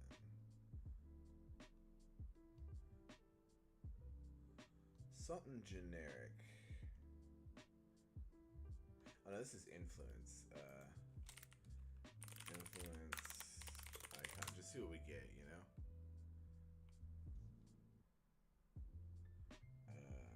Game assets. Nope. Purple eye.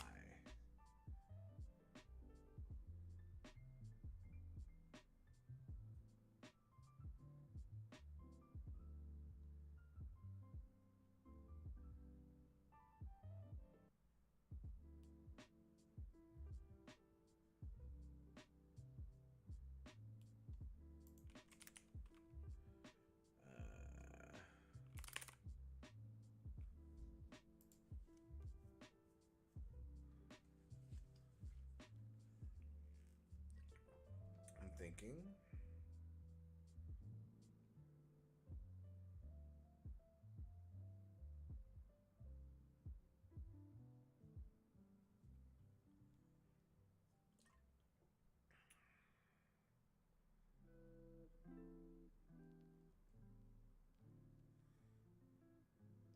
If you think of something that I can search to find an icon for mana, I guess I could just pick one and then go back and fix it later.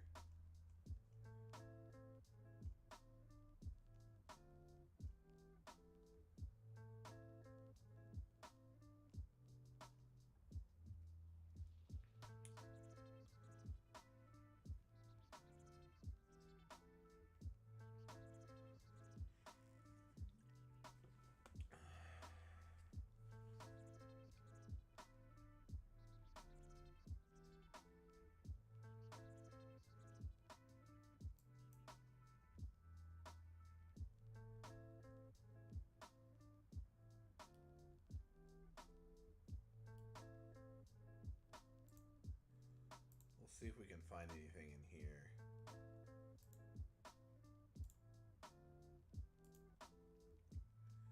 Just something as a placeholder for now. I'm thinking too hard about this.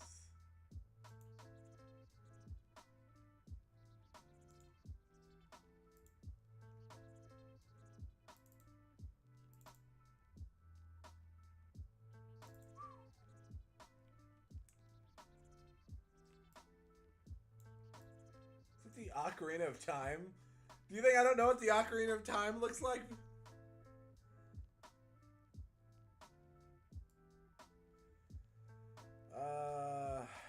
Let's import this into Aseprite.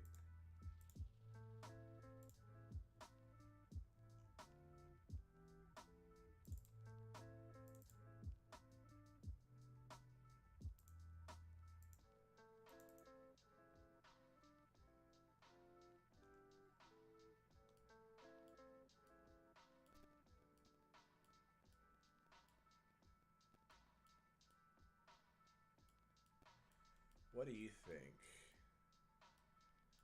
We could do the sparkly one. Yeah, I like sparkly. Well, okay, I actually like that icon for other things. Is there a way to select and cut? Yeah, okay.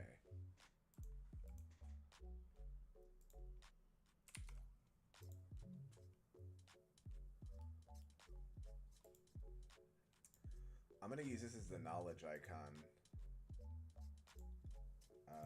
File. Oh no. This seems like ready-made for the knowledge icon.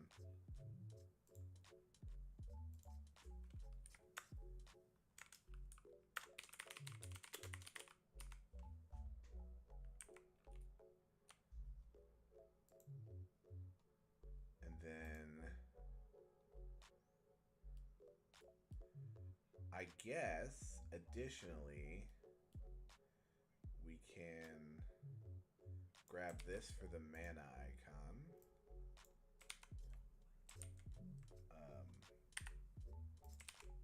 There we go.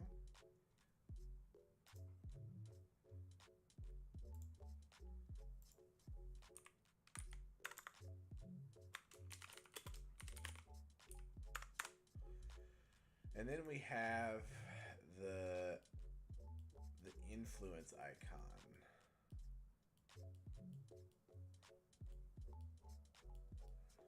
Anything in here that we can think of?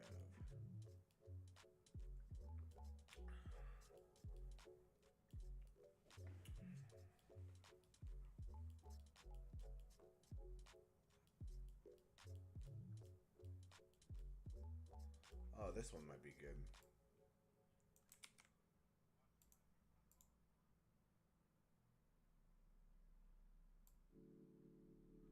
Just as some, you know, placeholder assets for now.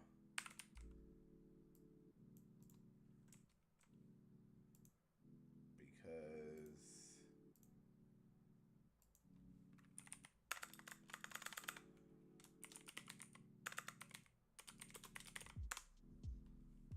that will give us some stuff to work with. Okay. So then we should have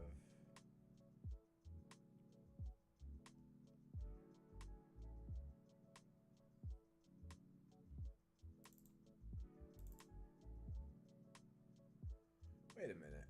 Where did it? Oh, God.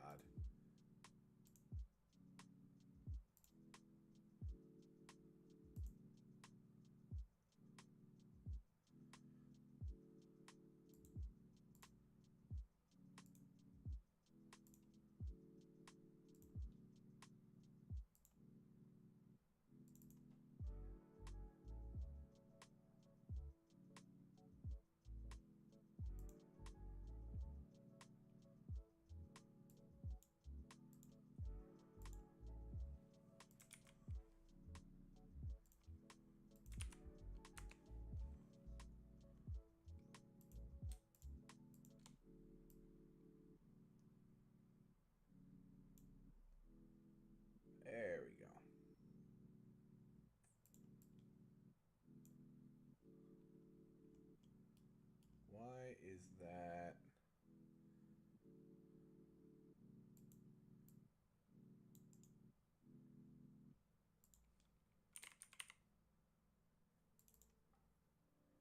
There we go.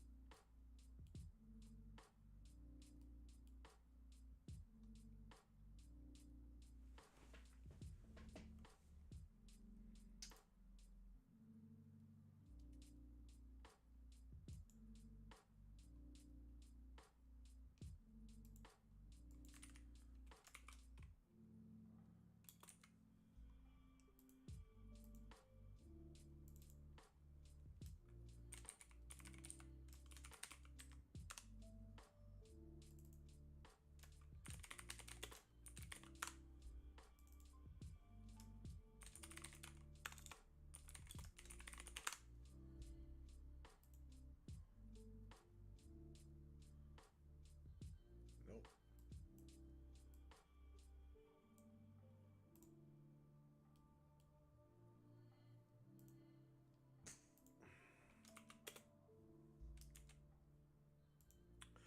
Oh yeah, Loudon, if you're still here, what do you like in media?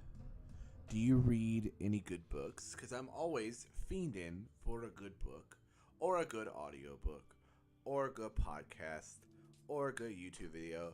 So if you've got something to share it with me, please, because I'm a little goblin for content. I'm a goblin.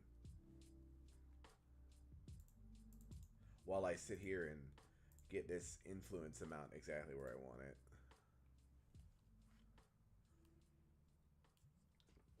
Oh,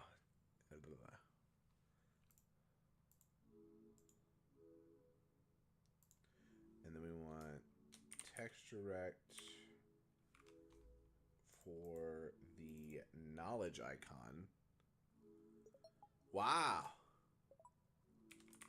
Have you listened to any books? I'm a big audio nerd. I love that stuff.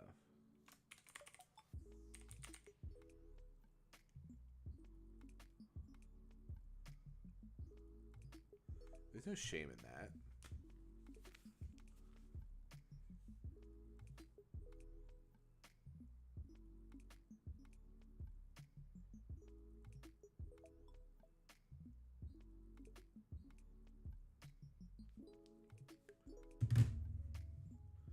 Do you watch anything? Like any television shows or anything? Seriously, it can be anything.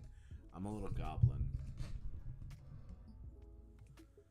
I got a friend who's really into Twilight, like rewatches the Twilight novels like repeatedly.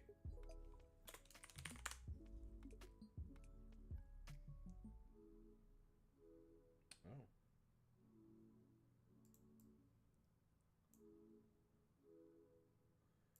6, so this will help me.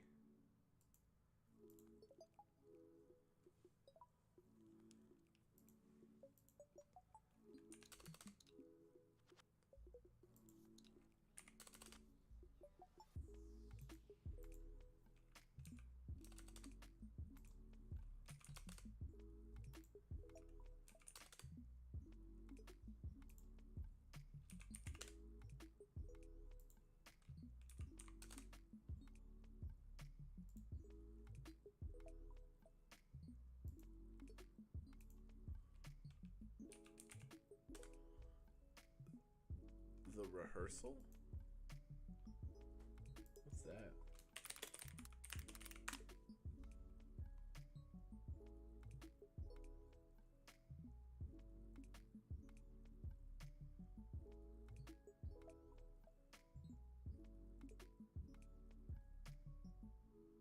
Huh.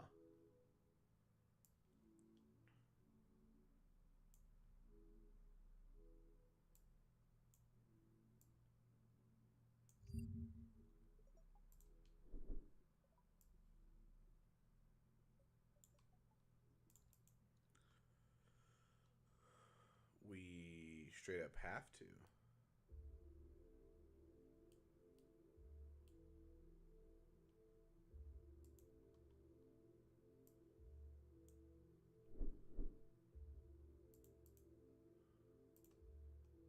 Oh, I didn't even have live chat on. I'm a goober.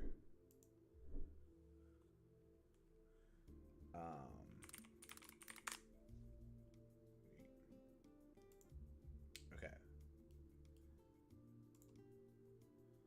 And then we go.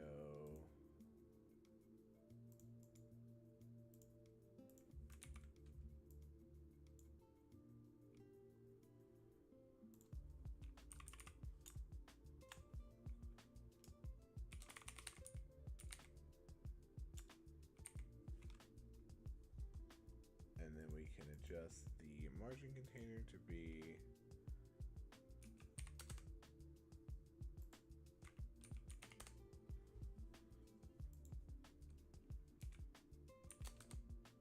there we go. And then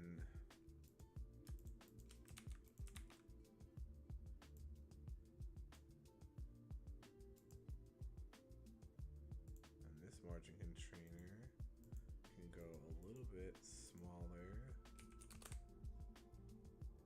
And then this icon can actually be a mana icon. This label can be mana. Mana. Hey, look at that.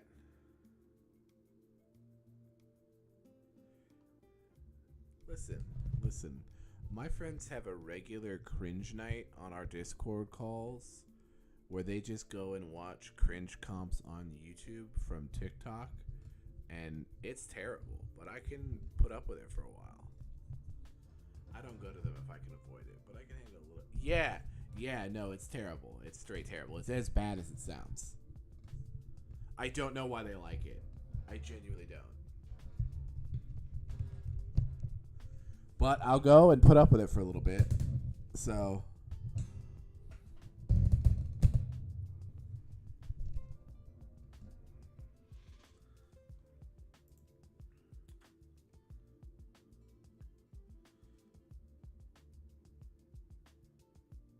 now, as a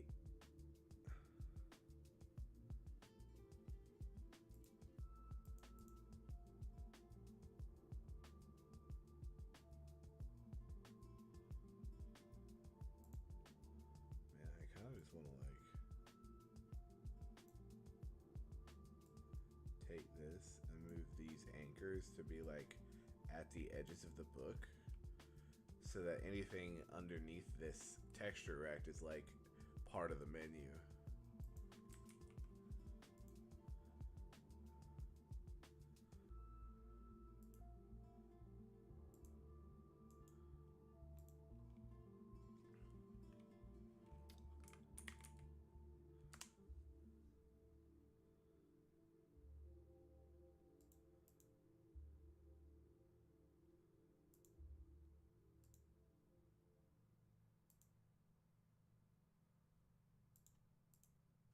Well, that didn't work the way I was hoping it would.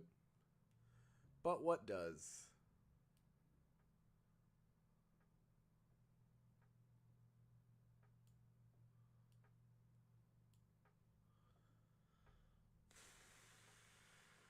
So we can go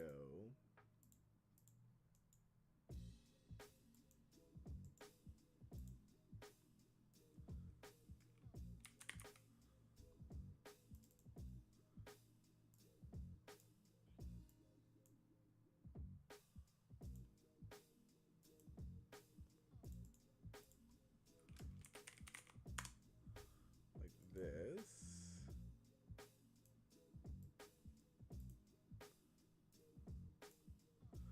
And the margin container can be margin top 100.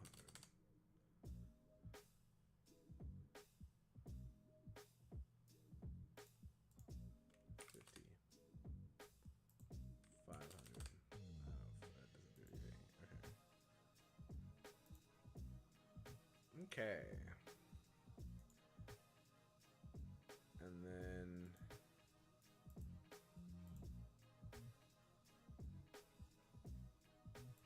yeah.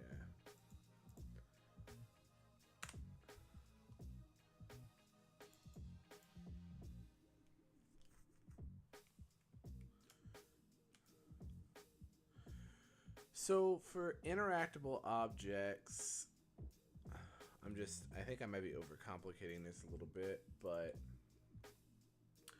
so looking at this, we have a background, a book, we did this. We have a mana counter, we did this. We have an influence counter, we did this. We have a knowledge counter, we did this. Yay. So these are good. And I'm gonna we're gonna save this as a to-do. And then we're gonna create a new one that is completed for motivational purposes. Completed. Yes. Because all that other stuff was completed from a previous marriage, I said, laughingly. Also,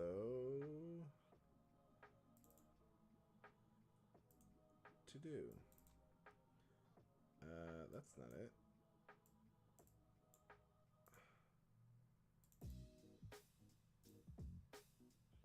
Nope, that's not it either. Did I lose my... Oh, I must have. Oh no, I just got it out of there. Okay, I'm just a dingle. It's fine. But yeah, the cringe nights. Yeah, they're certainly something.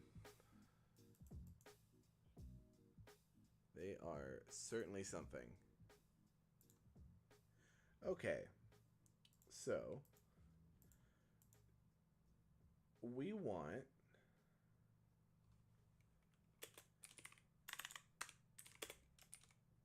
clickable action. Increase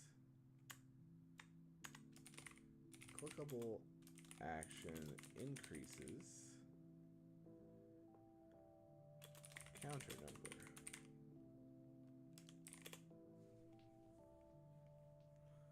And then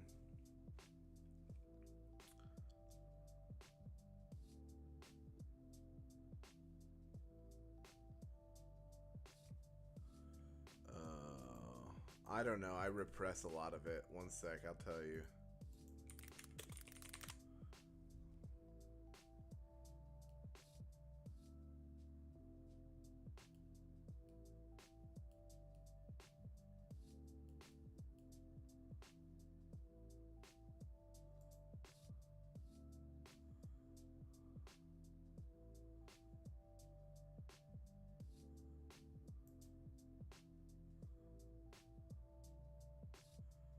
What is happening here?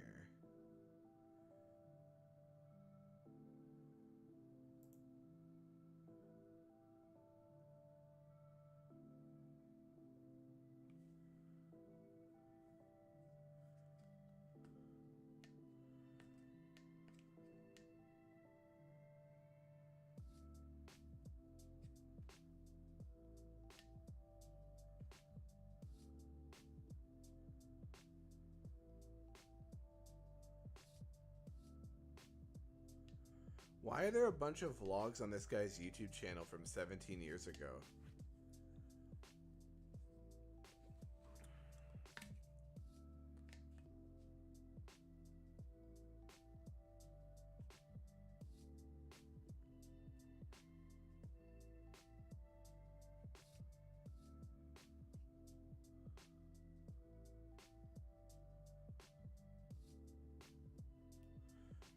I've seen like 4 different videos with I have a new girlfriend, which is crazy. He has books? He sells books. Did you know that?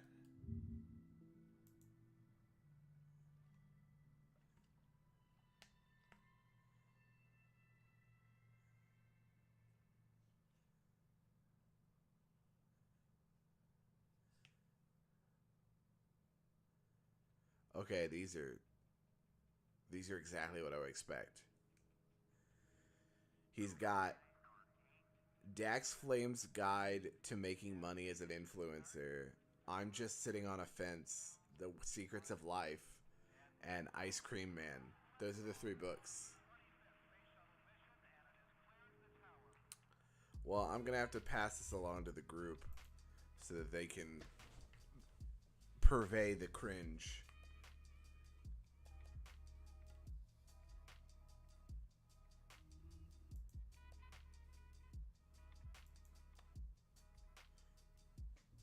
They are the cringe connoisseurs. I'm just a guy. Okay, what was I doing? Moving along. Right, so clickable action increases the counter number. And... right.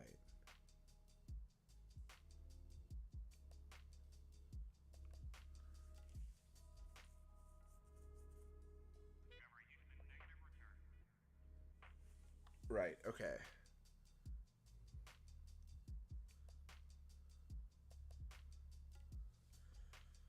So, what is the best way to get a UI that will let me auto expand options here? Or maybe I don't care to auto expand options right now.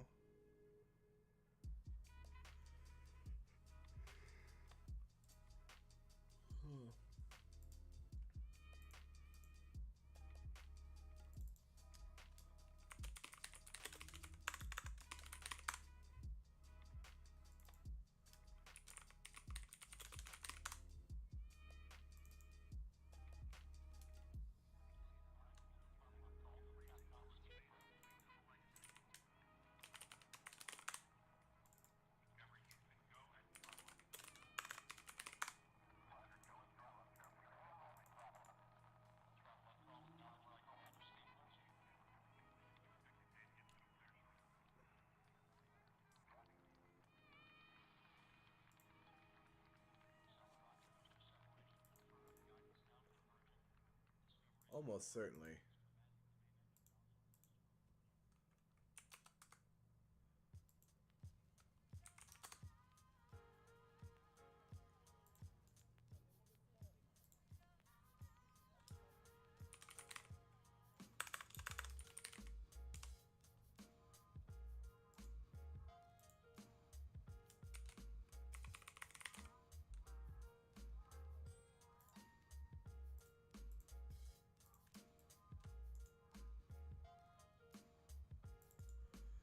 So let's create a new scene.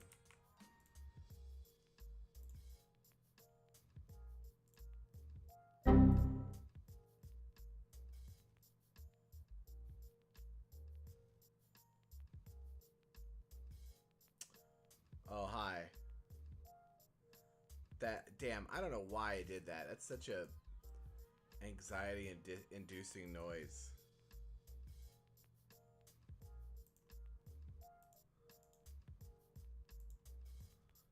Okay, let's do...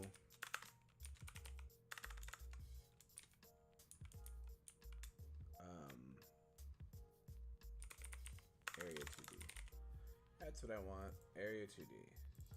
We're going to call this menu item.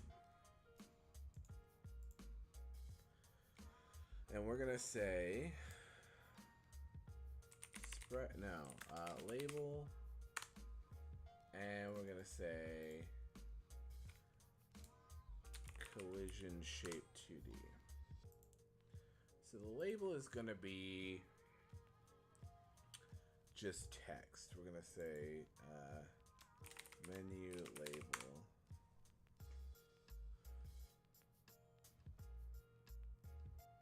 So I'm trying to think about how to make this scalable in a way that makes sense. And I've only got it at like 40 minutes left in the stream.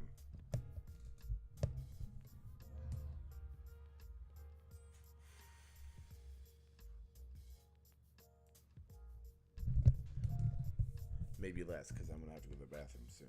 Let's see.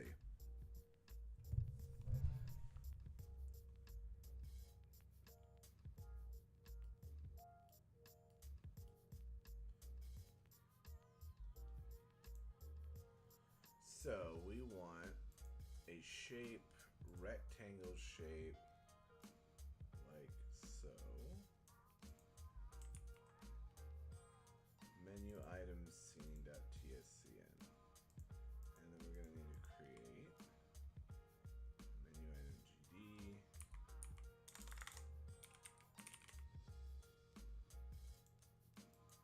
All right.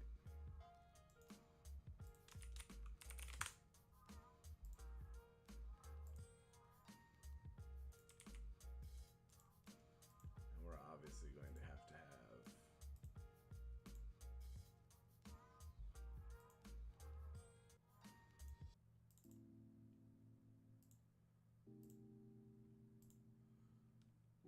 so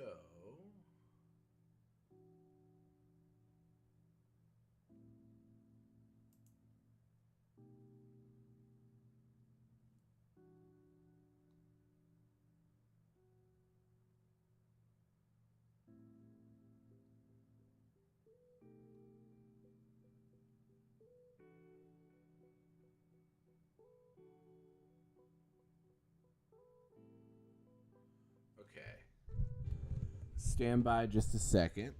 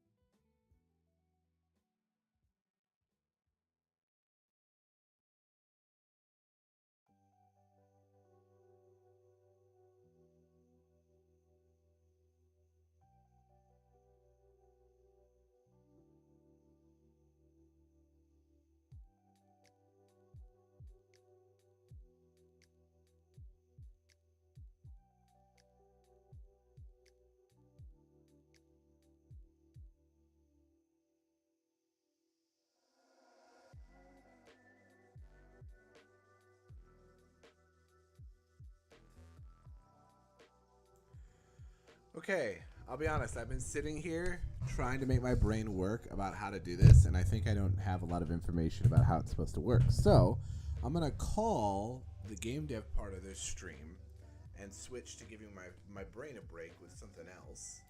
I'm trying to think about what I'm going to do.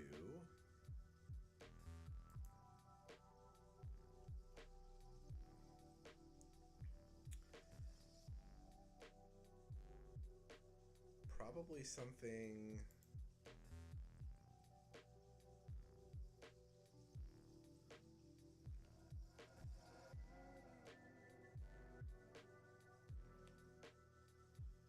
Probably something that requires.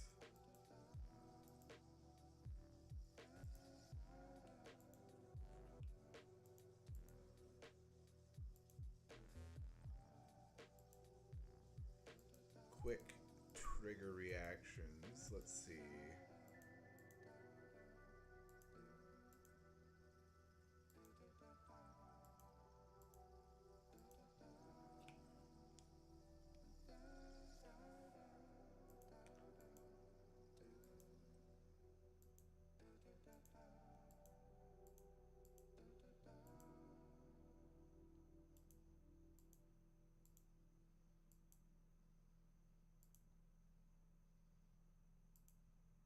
Stand by. I'm just looking through my Steam library real quick. I say that like it's a quick thing to do.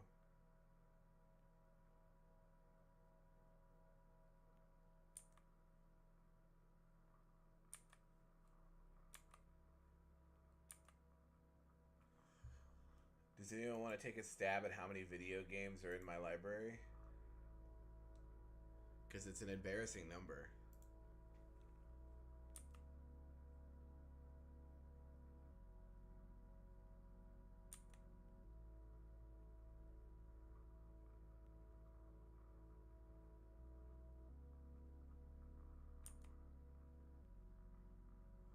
Okay, well, it's not that embarrassing. Jesus Christ, you guys.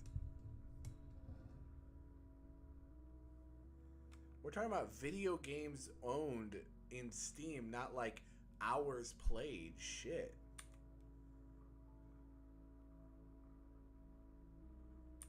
Jesus. It's 856.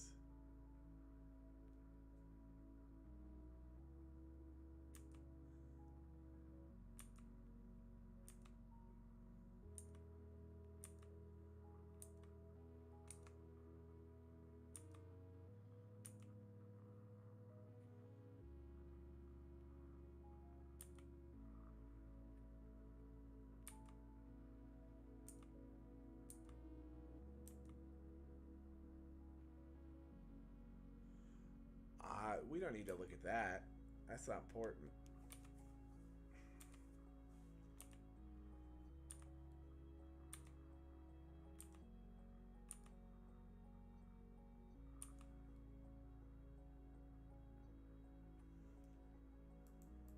I don't even know how to look at that. I don't even know how to check that.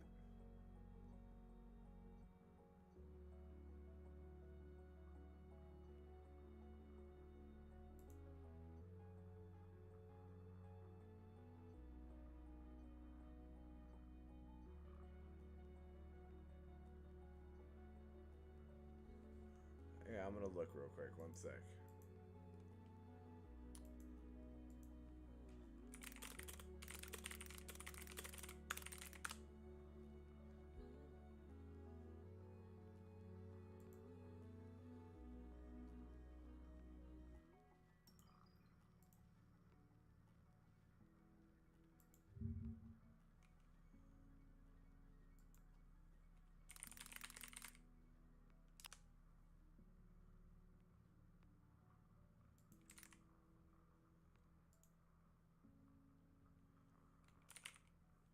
Here, let's find it out. Hold on. Because now I'm curious, you know?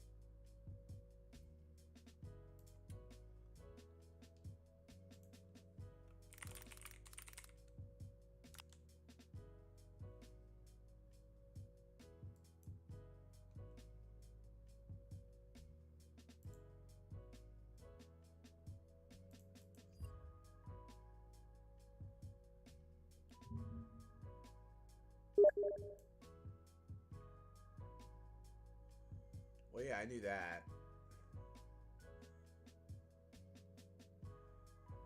Yeah, but there's a website that here.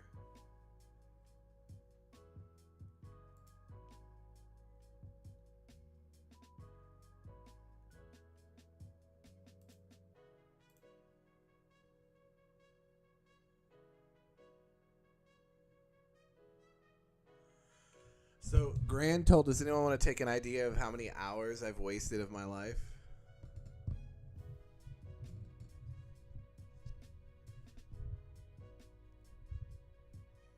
Since I've had a Steam account. What up? There's a website called steamtime.info.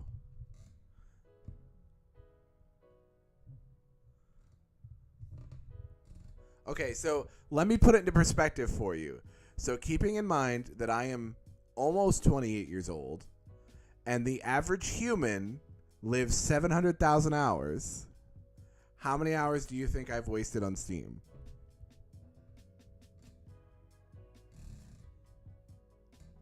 Fair.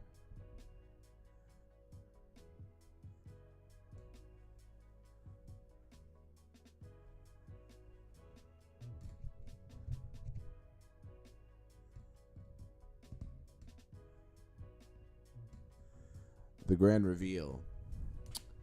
14,206 hours.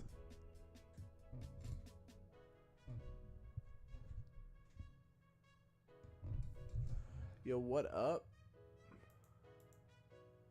I guess we're just calling you Spot or Spet. Spet. That's an E. What up, Spet? Yeah, you know, you were closer than anybody so far. Equinox was guessing 100,000 plus. That's not okay. I don't know what that says about what you think of me, but all right. I created my Steam account 13 years ago. Wow, that's crazy.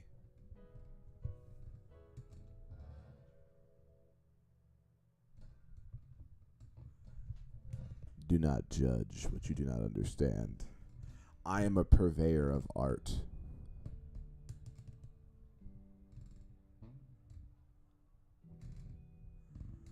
You didn't need to put it like that. You didn't need to put it in that perspective. You didn't have to do that to me. I did nothing to deserve that kind of hard mathematical number.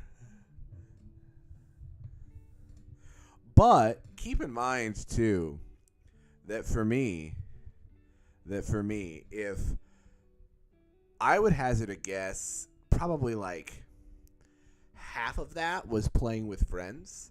So to me, gaming is a very social activity, and half of that was playing with friends, and the other half was playing like really big, like really like artistically driven games. I try a lot of games, but I don't play a lot of games past an hour. If we were to look at the number of Steam games over the years that I've refunded, it would probably be about half the amount in my library, which is 400. So anyway, I'm still looking through my library to try to find like an interesting game to play. How fucking dare you say that to me? I'll call the cops on you.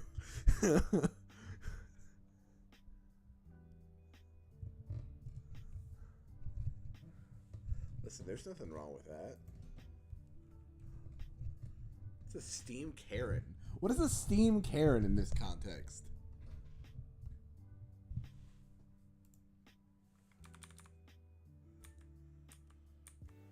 Let's see.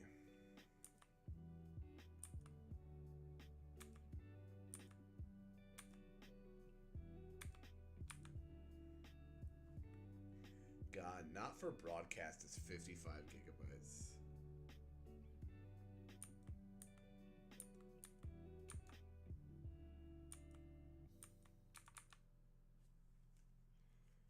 Oh, wow. They have Oddworld on Steam? Jesus, that's cool.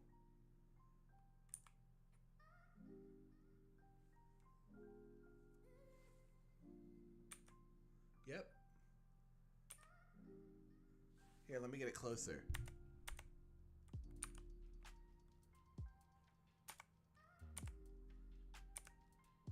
That's what you get.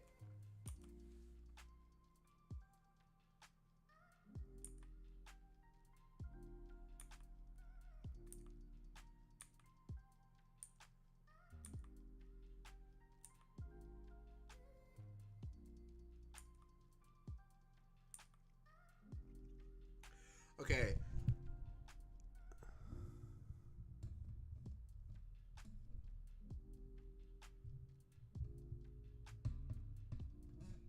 Wow, you really out here just breaking it down to make me feel feelings. I can't really articulate what I'm feeling.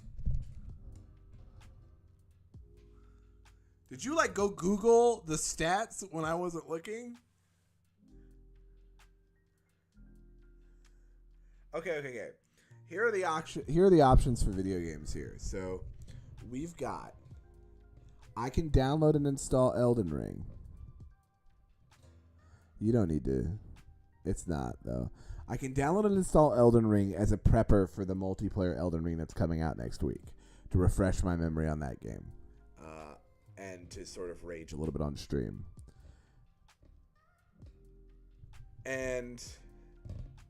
Or I could play a very chill spaceship salvager simulator.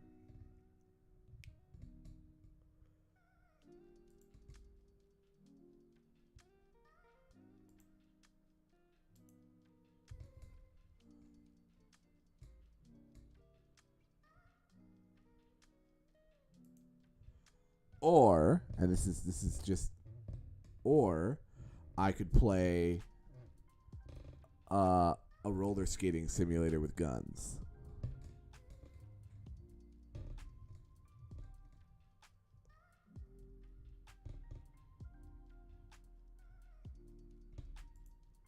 I'm taking votes. I'm taking suggestions for games. I'm taking a tiny bit of performance enhancing drugs. Oh, okay. Choose a game at random. Okay.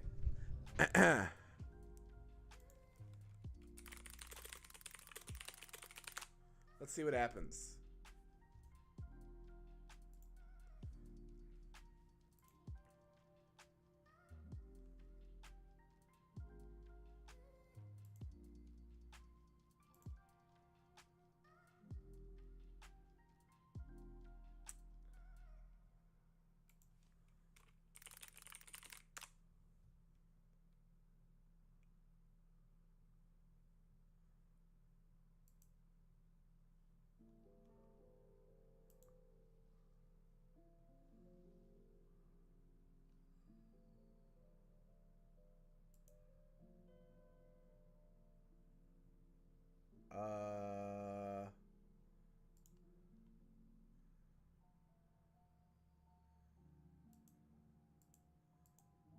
Okay, there is a random Steam game picker. One sec.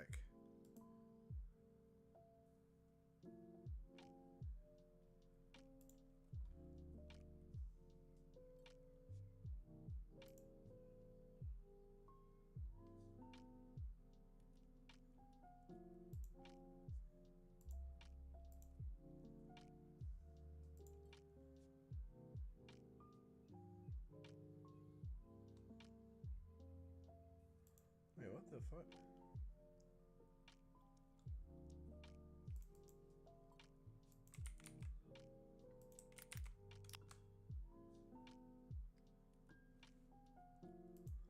Sorry, I'm using a website to try to randomize my games.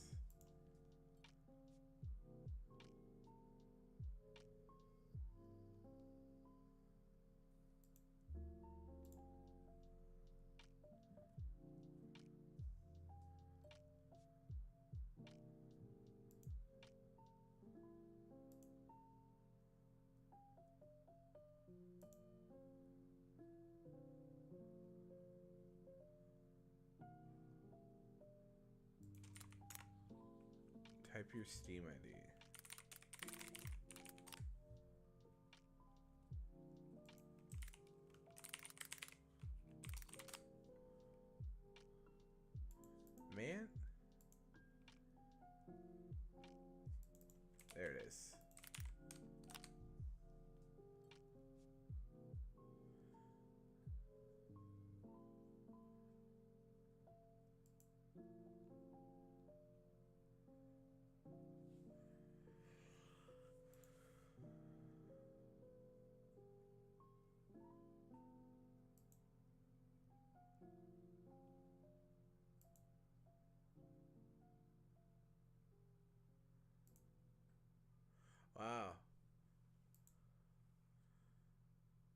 thing isn't working very well. Oh, wait, no. Is it working? Did I get it working?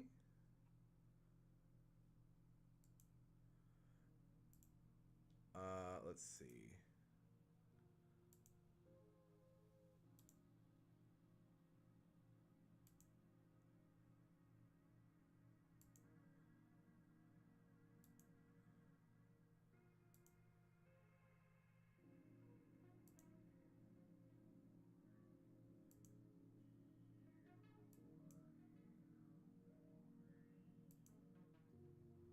No, no, it's still not.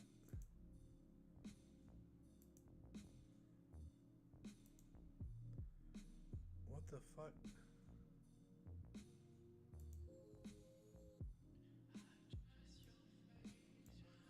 Okay, well, it looks like... Okay, oh, there it goes. Okay, it looks like we're playing the beginner guide.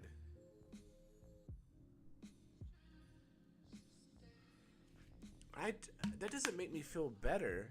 That makes me feel markedly worse for the guy who did that. Cause like he must something's got to be up there. Like, well, okay, Wait a minute. That guy's probably an esports gamer, right? Like he probably like gets paid to do that shit. There's no way somebody would play that much without that, right? So we are playing the beginner's guide. That is what the randomizer spit out. I think this is a game by Davey Wreden, the guy who made Stanley Parable.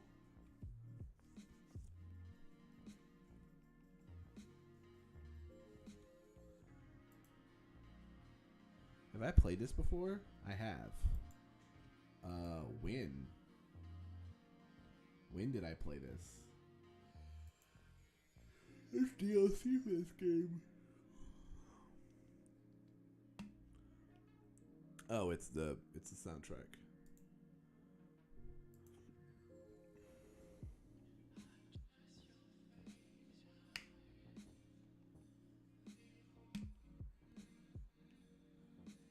Just a random no life.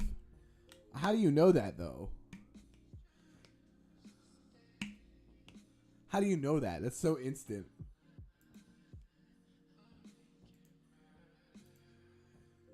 Okay. Let me switch over to the game scene.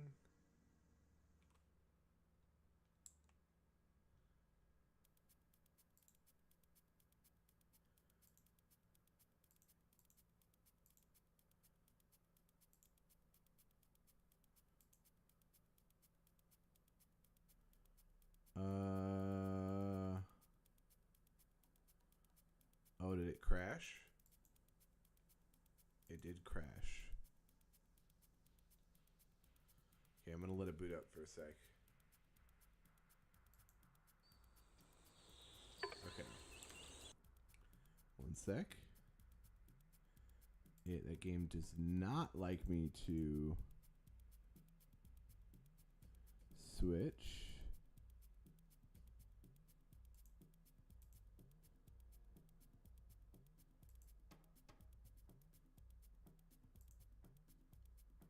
Here we go, beginner's guide.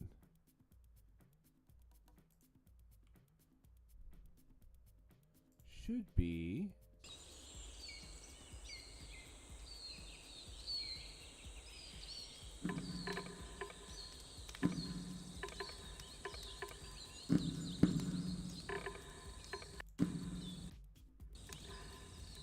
Okay, there. Now I can actually like switch to the game and out of the game.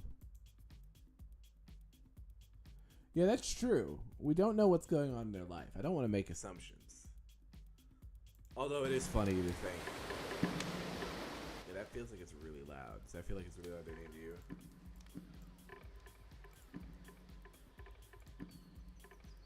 We do want full captions. I'm gonna go headphones. And I feel like this is a narrative game from my memory and what I know, so here we go. We're going on a fun random game. Literally random.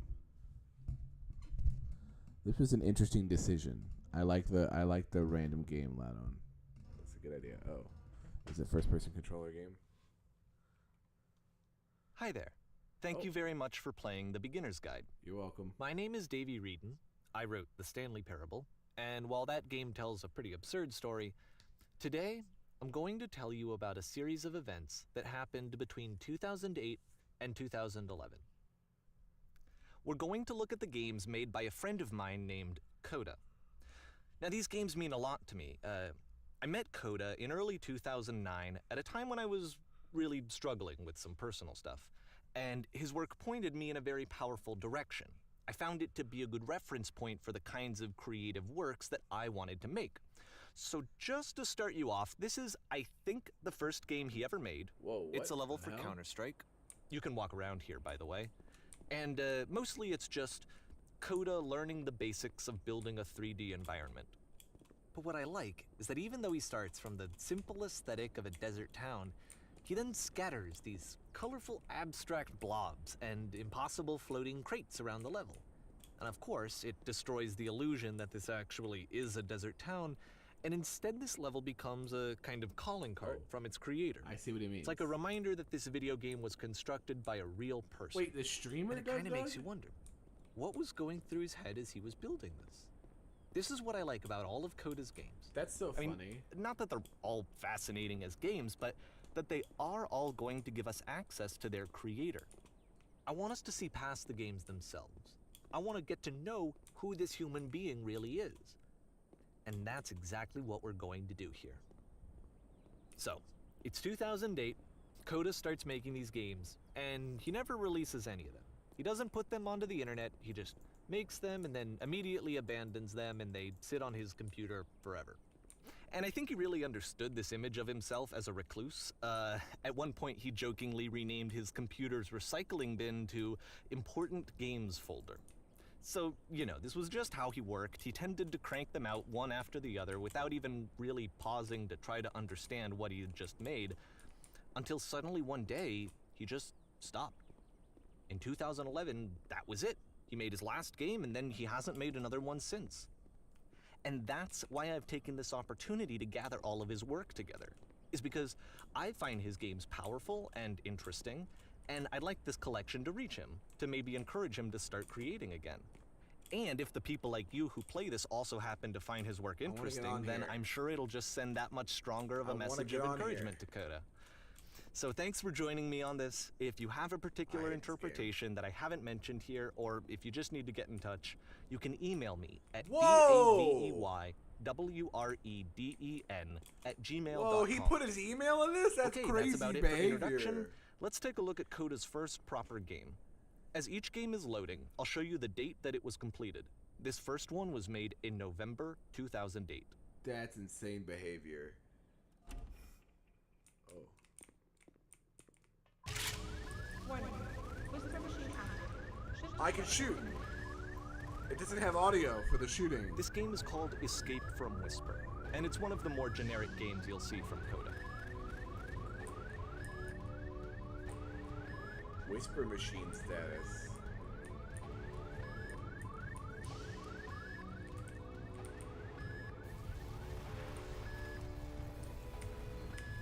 Oh, I'm out of ammo.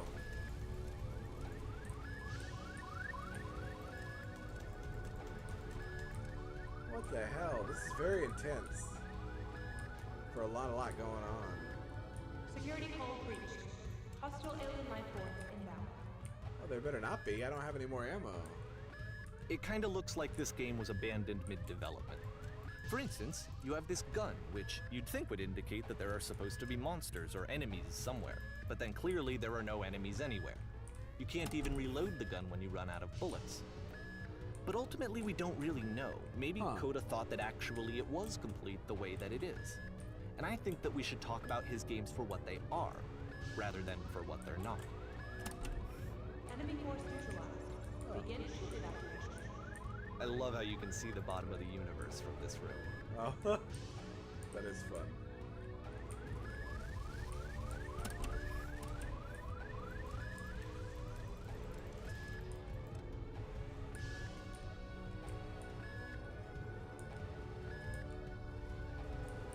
Apparently, this space station has a labyrinth on it.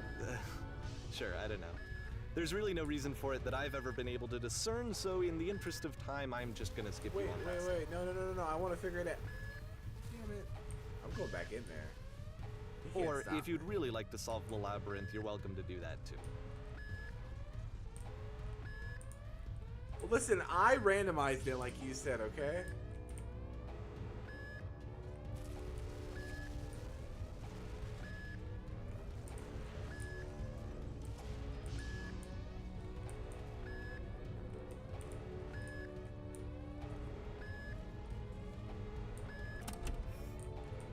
Okay, this is the part that's interesting. The game has this narrative about the whisper machine and how it has to be turned off, and then you get to the engine room.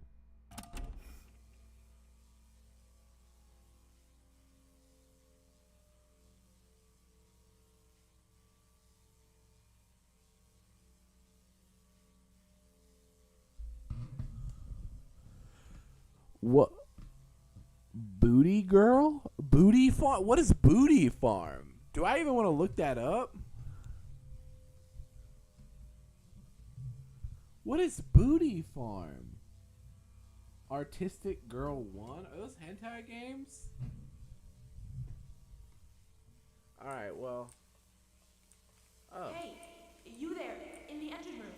You could save us all. That beam is powering the whisper machine. We could disrupt it by introducing a great enough heat signature. If your body could stop the beam.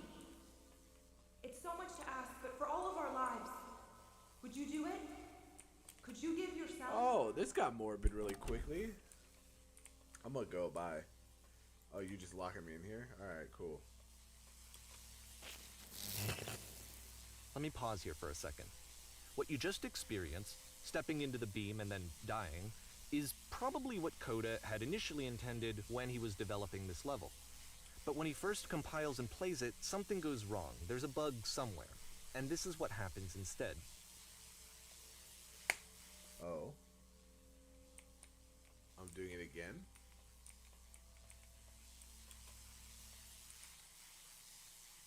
Oh. Ascension. Oh, neat. You can see the whole level. Oh, that's The beam much... causes you to start floating. And this is an important moment for him. Because yes, this is technically a glitch, but Coda identifies something human about it. Like how small it makes you feel in the face of this larger chaotic system. Or this floating could be the afterlife, a peaceful place, juxtaposed against all of the hysteria that you've just had to traverse. I don't even know. I have no idea what he was thinking, but what's clear What do is you that mean I after died for making this, nothing? something lodges itself in his brain.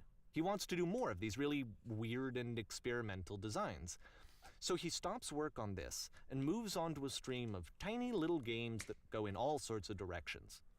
Let's go ahead and take a look at the first game he made after leaving this one behind. Oh.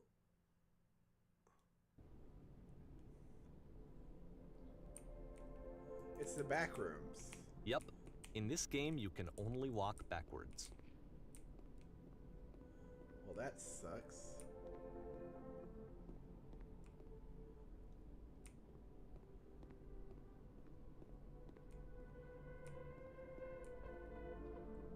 So it's a short and relatively minimalist experiment combining motion and narrative. It is less advanced than the previous game, but actually it seems to be more focused, more complete. Coda's trying to give it a unique voice rather than simply basing it on a pre-existing trope.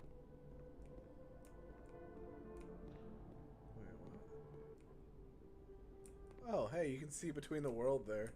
It's kind of fun. God, I wish I could walk forward.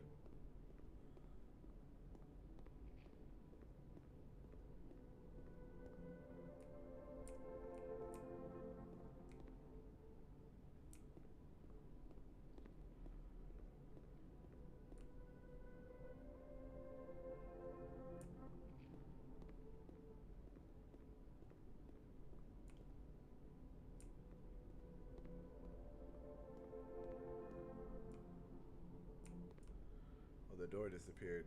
It's a short little thought, it says what it wants to say, and then it ends. Didn't need anything more than that. which to me is why it works, because it gets out quick. Okay, next one. I don't know if that is that what happened. Is that what's happening here? Oh, I don't like the darkness.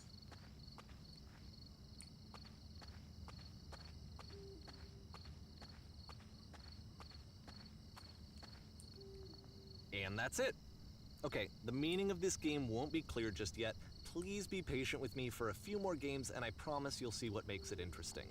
Okay, that was. I walked through the darkness, and it said you are now entering, and then it didn't Oftentimes, finish. Coda would put bizarre titles like this one at the start of his games. Oh. I wish I'd known him at the time that he was making these early games. He would really only talk to me about his work as he was making it. Once he stopped work on a game, like, that was it. It was dead to him. And I don't agree with that at all, but what are you gonna do? Why am I slowing down? Once you've been slowed to an absolute crawl, the door at the top of the stairs opens. So why, if Coda's not showing these games to anyone, Could be. why bother opening the door at all? Well, to show you, I'm modifying the game here so that when you press enter, it'll bring you back up to full speed so you can enter the door for yourself. Nah, bro, I'm gonna do this vanilla.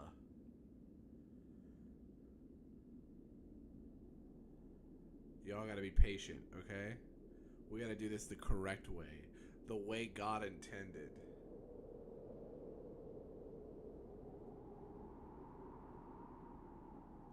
So how's everybody doing?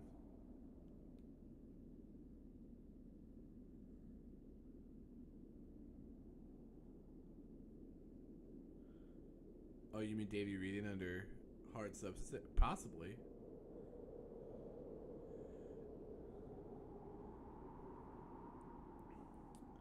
Could be hereditary. Whoa, I'm actually still moving, and I am so stubborn about this, I'm gonna keep going. How long do you think it'll take, you know? Because I don't think I'm slowing down anymore. I think I'm just moving at a constant speed. Hey, what do you mean? What do you say? Hold on a second. I gotta make sure I got my YouTube chat up. Cause I'm a bad streamer. Okay. We gotta keep going. It's required. Let's do this. Move it. Listen, we're still going. Like, it's honestly not that slow. It is not this slow. He could have just stopped us if he wanted us to hit the enter button. You know? But he didn't do that. He didn't do that, did he? He's a little piece. He knew that if he gave me this option, I'd take it. It's 3. I think it's the best use of your time. This is art, okay? This is art, is what you're saying. This is artistic expression. It's both artistic expression in the fact that this is an option, and artistic expression in the fact that I'm taking the option. Because, you know? Yeah, what if it was 4 a.m.? Listen, this is working. This is actually working. I actually can't believe that this is letting me go.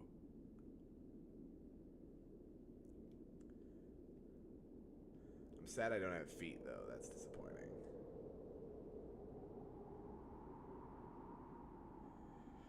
Listen, this actually wasn't that bad.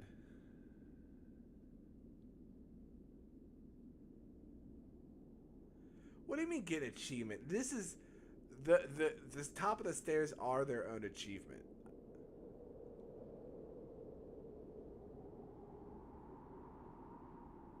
Will I still trigger his like dialogue going at like 2% speed? This is very dramatic.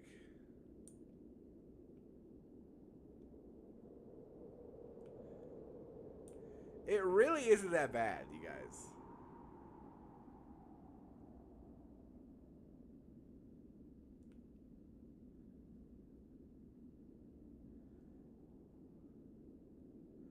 Listen, we're on the top. We've done it.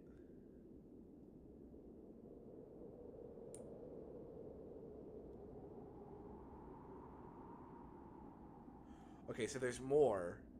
There's more here. But listen, you guys. Okay, there isn't actually any more here. I lied.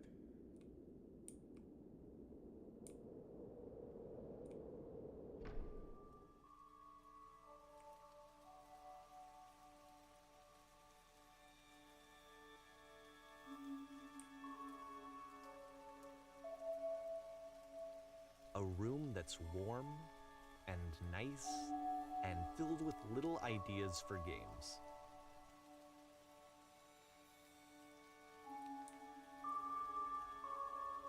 Coda would often tell me that he didn't mind if people thought of him as cold or distant.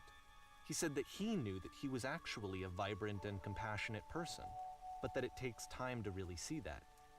It can be a very slow climb to get there.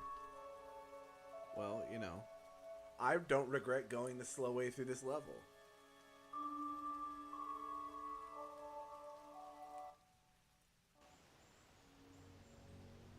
Listen, that was what? Let me see. That was what? 5 minutes?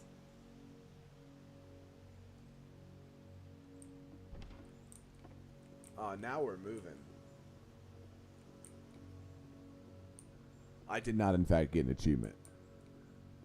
Hey, you don't need to shit on them. Most game ideas think when you come up with them.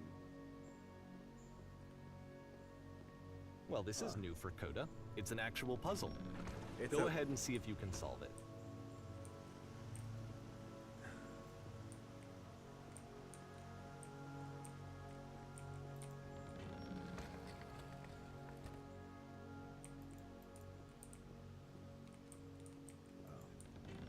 Don't forget that solution, because we're going to see this puzzle again soon.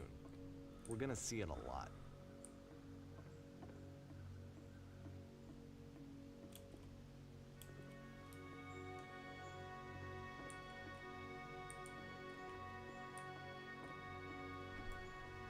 So that seems to be it, right? You walk down a corridor, you solve the puzzle, you get to the end. Simple enough. All right, now I'm going to modify the game again so that when you press enter, it'll remove all of the walls from this room. Why is that a thing that needs to be done? Oh, what the fuck?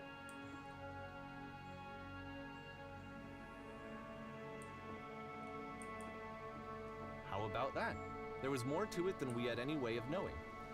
I actually find it funny that this game comes after the Stairs game, since they essentially convey the opposite idea. So, in the Stairs game, a dull exterior concealed a rich interior. And then, in this level, a dull interior hides this fantastic outer world. Either way, I think that the point is the same, is that most of the time you don't get to know what you're missing, or even that you're missing anything. That's not your role as a player. So if your role here is not to understand, then what is it?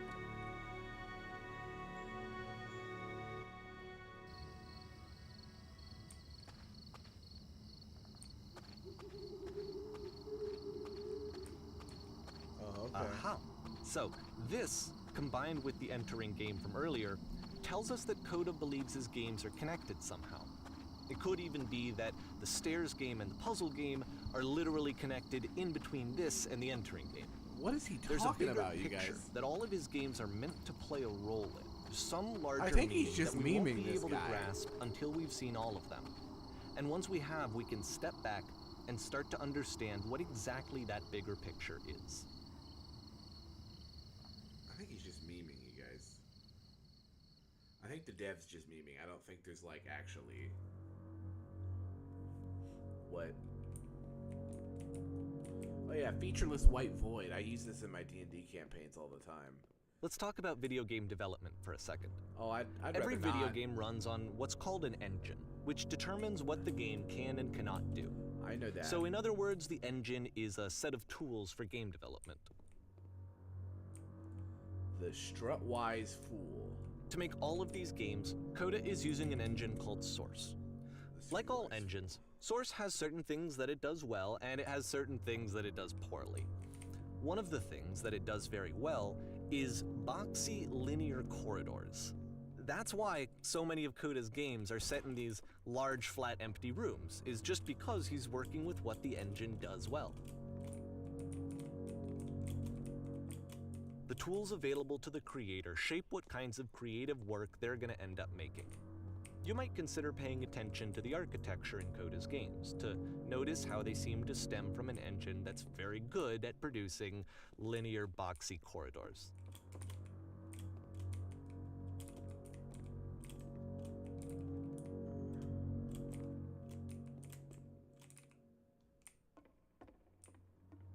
Why am I at a cafe in the middle of, I don't know, what happens here? Is this Swingers Town? Oh. Oh. Oh. Oh, was I not supposed to do that?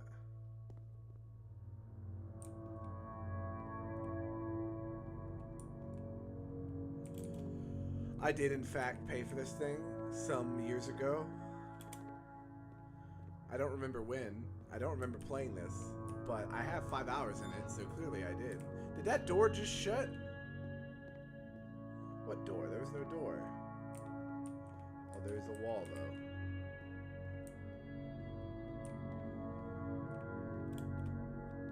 It feels like I have a front row seat for, like, the ego death of Davy Reedon.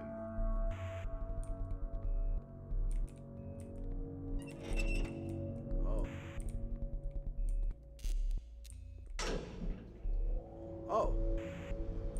How's it an elevator? What? Is it a cell? I don't want to go in a cell. Don't make me go in a cell. Oh, okay, fine. This prison, funny enough, in Coda's original design, the doors stayed shut for a full hour before letting you go. If you don't mind, I think we're gonna skip that. Quit editing his game, you're fucking This is something that he and I butt-munch. used to argue about a lot. You know, whether a game ought to actually be playable, whether it means anything if no one can get through it. And I would always defend that, you know, all this work goes into the game, why not make it playable and accessible? And so we just got into heated arguments over it, and there was one time that after one of these conversations, he went home, and a day or two later, he sent me a zip file entitled Playable Games that was full of hundreds of individual games, each of which was just an empty box that you walked around in and nothing else. Oh, I aspire to Believe that me, level I of played petty. every single one of those just to find out if there was like a gag hidden somewhere. There wasn't. I aspire to that level of petty. Making tons of games and compiling them and putting them on a flash drive just to send to someone to tell them to shut the fuck up. I love that. I aspire to that level of petty.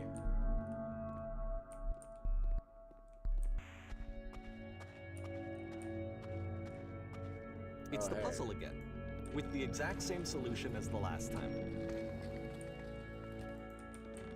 There's still no clear indication of what makes this puzzle so special that Coda is going to return to it over and over. But I promise I'll share with you my interpretation very shortly. God, the music is actually getting on my nerves. And I can't turn it off.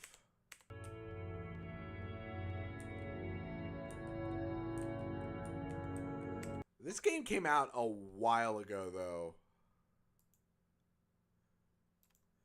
Yeah. Can you guess when this game came out? Because I don't know if this long ago is, you know, at him being in the phase.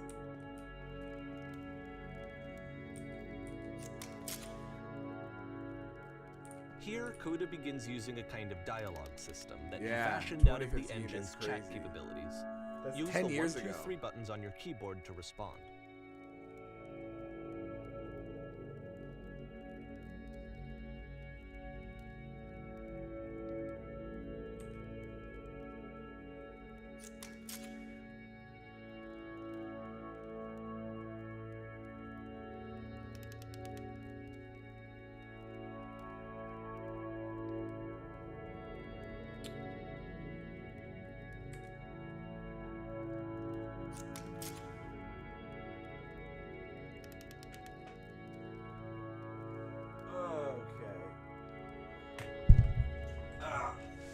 turn my light on.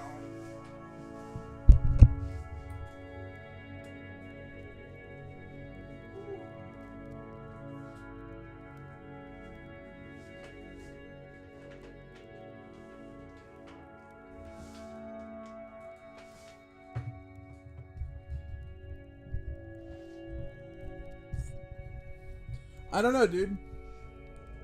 Art.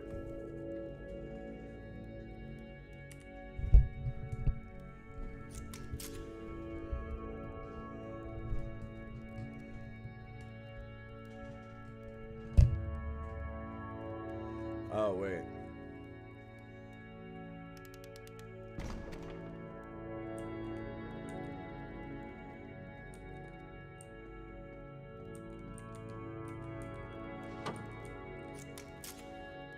Well, listen, there's 3.5 hours of dev stuff. Well, I guess it's more like 3 hours of dev stuff over on the YouTube channel.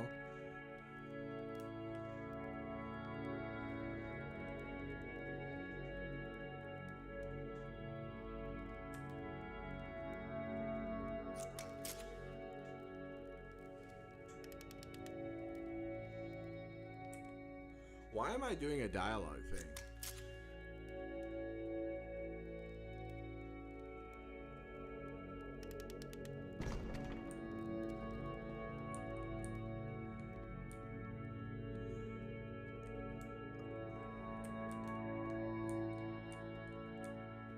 And so we make one last descent down to the final floor of the level.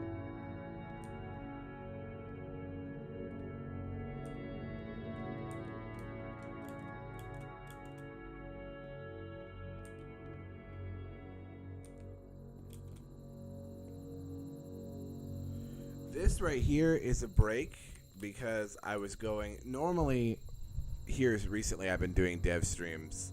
It's a lamppost. But if Okay, you were here, I at the can't tell you beginning- quite okay, why. Jesus Christ, shut up, dude.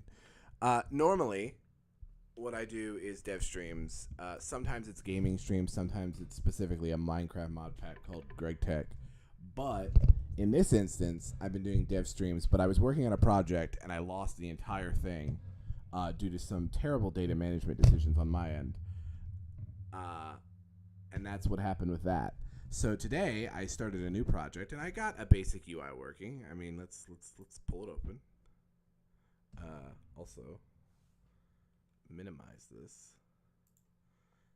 I have a basic UI. Oh Jesus! It is sad, and it wasn't the best. Yeah, exactly.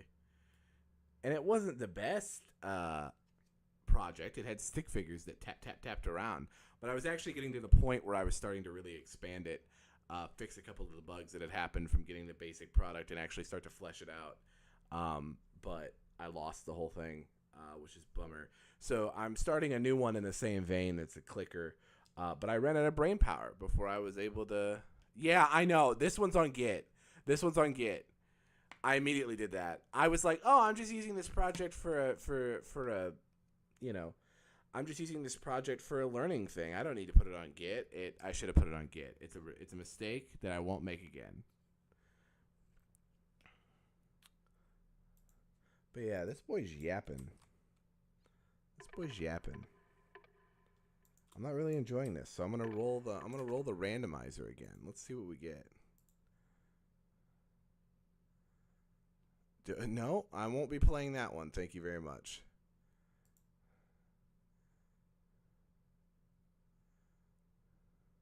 Thank you very much. I hope to see you back.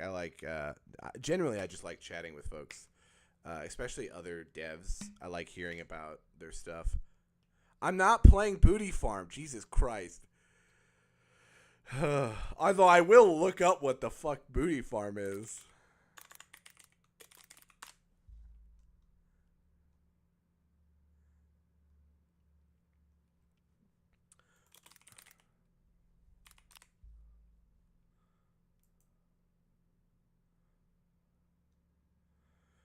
Yep, definitely a hentai game.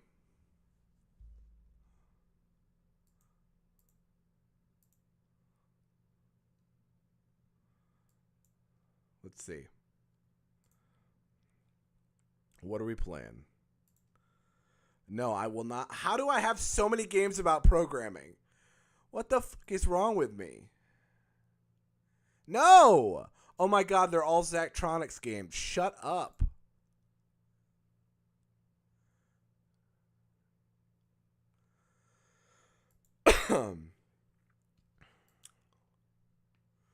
I've literally rolled 4 Zachtronics games, and I will not be playing a horror game. Not tonight. No, thank you.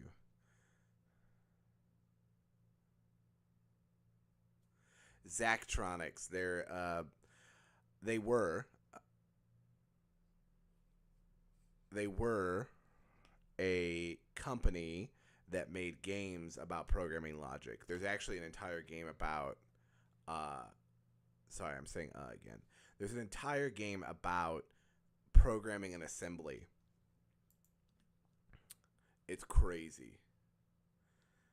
It's the autistic people's games. There's a real game. That's a real game, everybody. You'll love this one. This is actually a very stream-worthy game.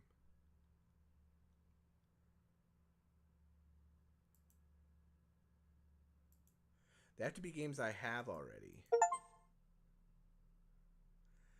West of Loathing was rolled on the randomizer. If no one has seen West of Loathing, it is also turn off the Yap game. But for some reason, Coda fixates on this lamppost. It's going. Goodbye.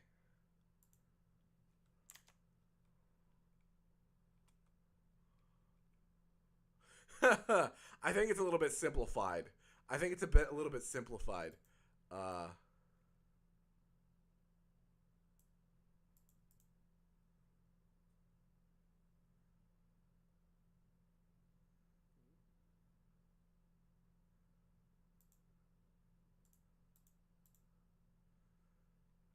Okay, wait. Change the scene to be West of Loathing. And you guys should be seeing it.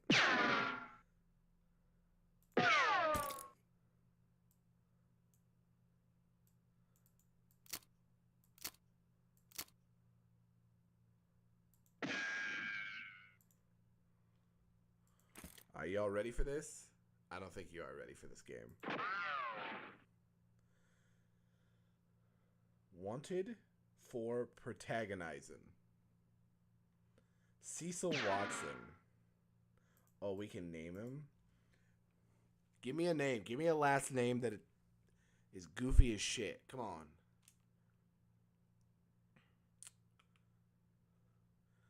I'm gonna do it myself. Somebody give me a name. Stupid ass last name. Farm, yes.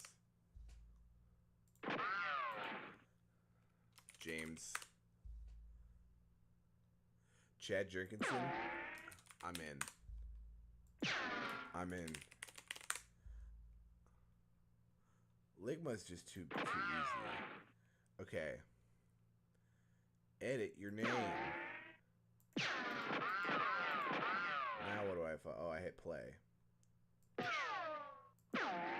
Oh, no. I know. We want Chad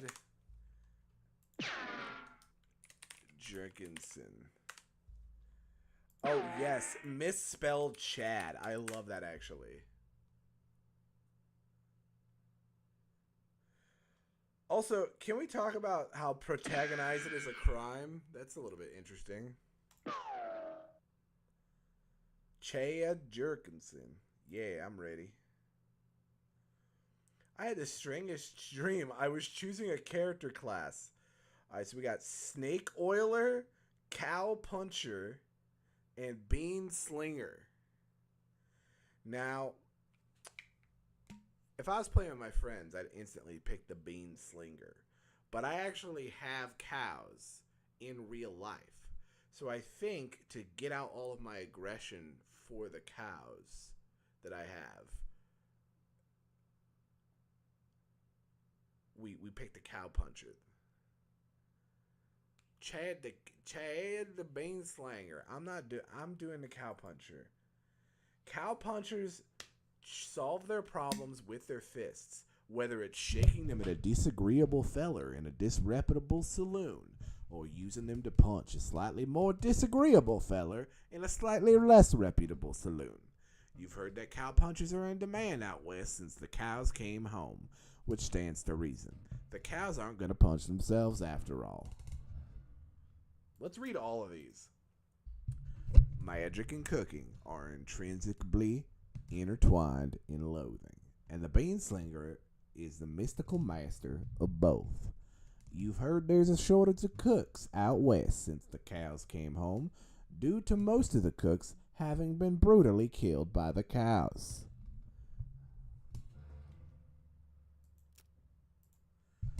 Snake oilers rely on their moxie and chutzpah to tame snakes, their fearlessness to extract potent oils from those snakes, and their cleverness to manufacture and sell potions made from those oils.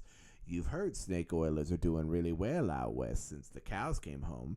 Everybody needs potions and hope in these dark days. And also, west is where all the best snakes live. Listen. Snake oilers is funny. Genuinely, these are all hilarious.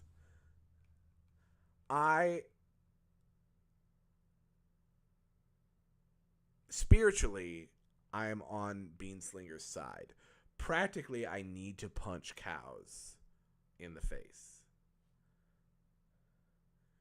And snake oilers when I'm really feeling antagonistic towards human beings, it feels like. So we're going to do cow puncher. And you're going to have to deal with that. I'm in my room. All right, let's go ahead and walk.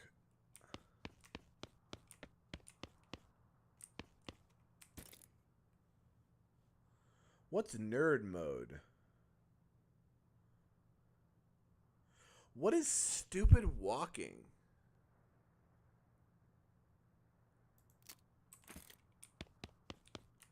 Oh, excellent. Absolutely excellent. Oh, we're keeping that on. We're keeping stupid walking on this whole time. Is there any other fun ones? Colorblind mode. In a game that's black and white, colorblind mode.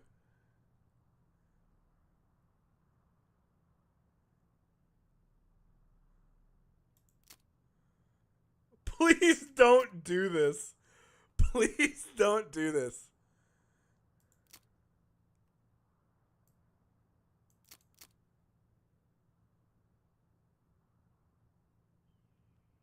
No, we're not going to let him level up my skills. We're going to control that.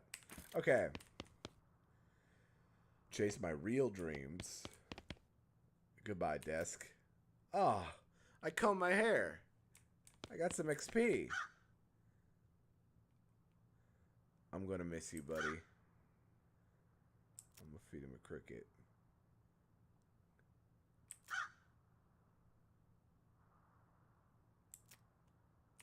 Oh, we let Russell go because we're not going to be here anymore. You read the spine of one of your books, The Hero of the Forgotten Bridge. Edwin Hardy and the Incident at Monster Cabin. Bess Smith and the Spooky Warehouse. The Treasure of the Forbidden Grove. Edith Swift and the Trouble at the Haunted Cabin. Alright, these are just random generators. Wait.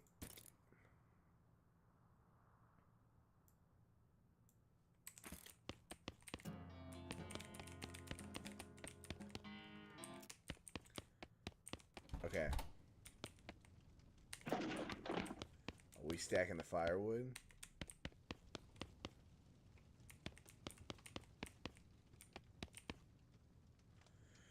It's Mom's pie safe. It keeps all her pies safe.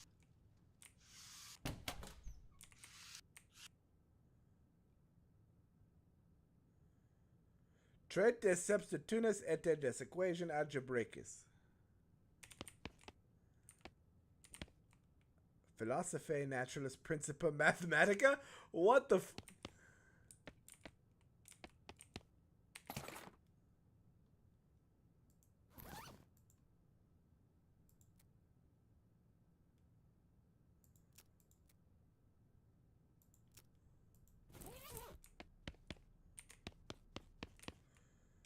His brother's a nerd.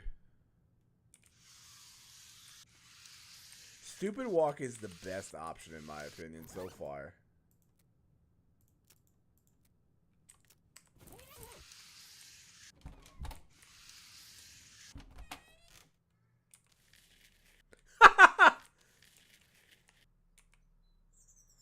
I'm leaving, Mom.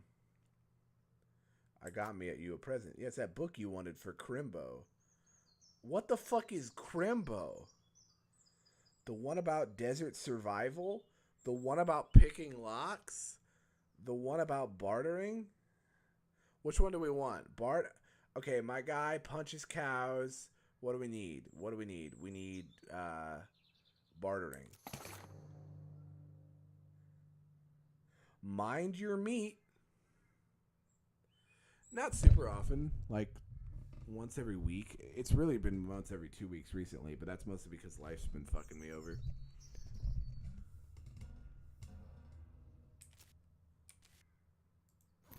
We got hit by huge tornadoes last week, which is why I didn't stream then. Gives you the Dickerent skill. We have picked the correct book for Chad Jerkinson.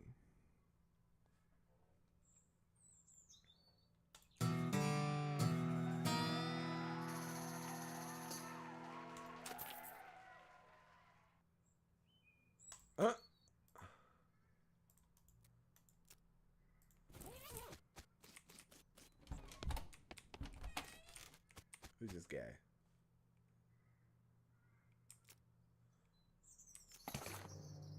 That hat doesn't fit you, Dad. I'll grow into it. His lip quivers a little. Listen, I want you to have this. It's your grandmother's brass knuckles. Thank you, Dad. Good luck out there. Be sure to say goodbye to your mother. I did. Goodbye, Dad.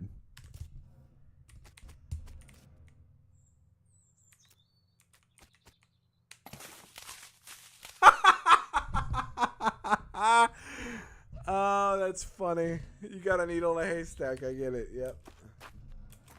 Oh, you can jump, you guys. This is incredible.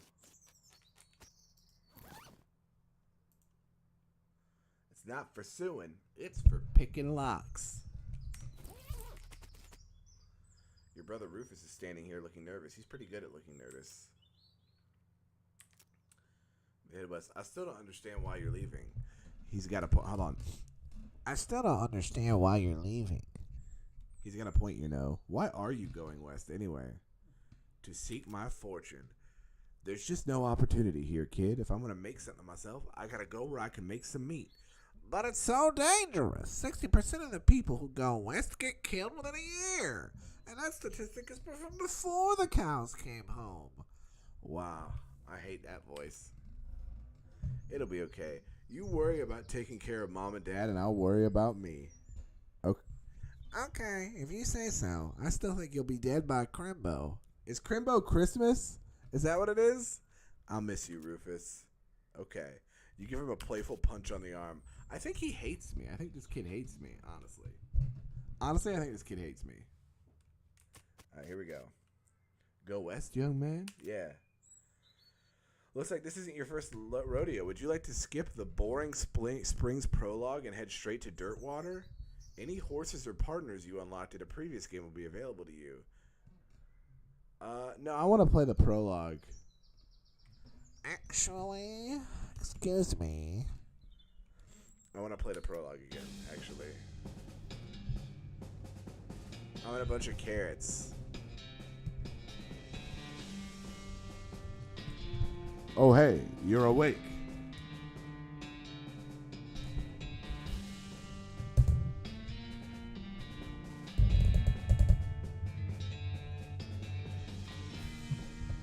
Kevin Simmons. What is he? stunt coordinator? Why is there a stunt coordinator? Key grip. Boom operator. What is happening right now? 200 miles. Were those real titles? I don't think those were real titles.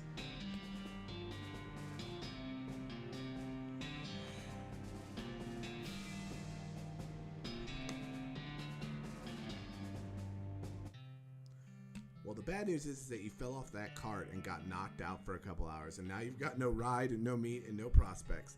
The good news is that you're in a town rather than the gulch somewhere. Not much of a town, though. We're getting up and dusting ourselves off. I can immediately hurt myself. I got a dusty turnip. What's this guy's deal? Can a fella have a drink and base? Fuck. Oh, I hiccuped so hard. I fake hiccuped so hard. I actually, coughed. Oh, that hurt. I'll tell you where I've had enough. I just stepped in cow shit. A sign on this door reads, "Gone drinking." Dirt water, 300 miles.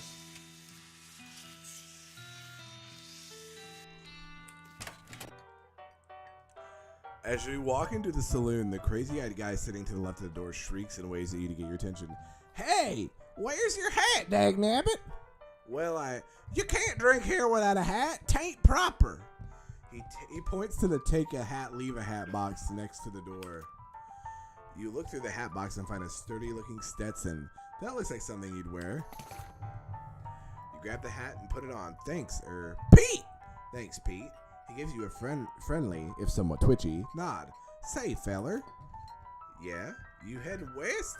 If you want some company, I'd be more than happy to come along. Just let me know. Well, no pressure. All right, I'll keep it in mind. All right, so I immediately got yelled at about not having a hat, right? Then he said, hey, you want me to come with you west? And that was the interaction, and that was weird. What can I do with a dusty turnip? Increases your muscle, mysticality, and moxie by 1 for the rest of the day. Just for a day? I'm okay. I'll keep it. You already have a hat. What would you do with 2? What tells you that? The eyes?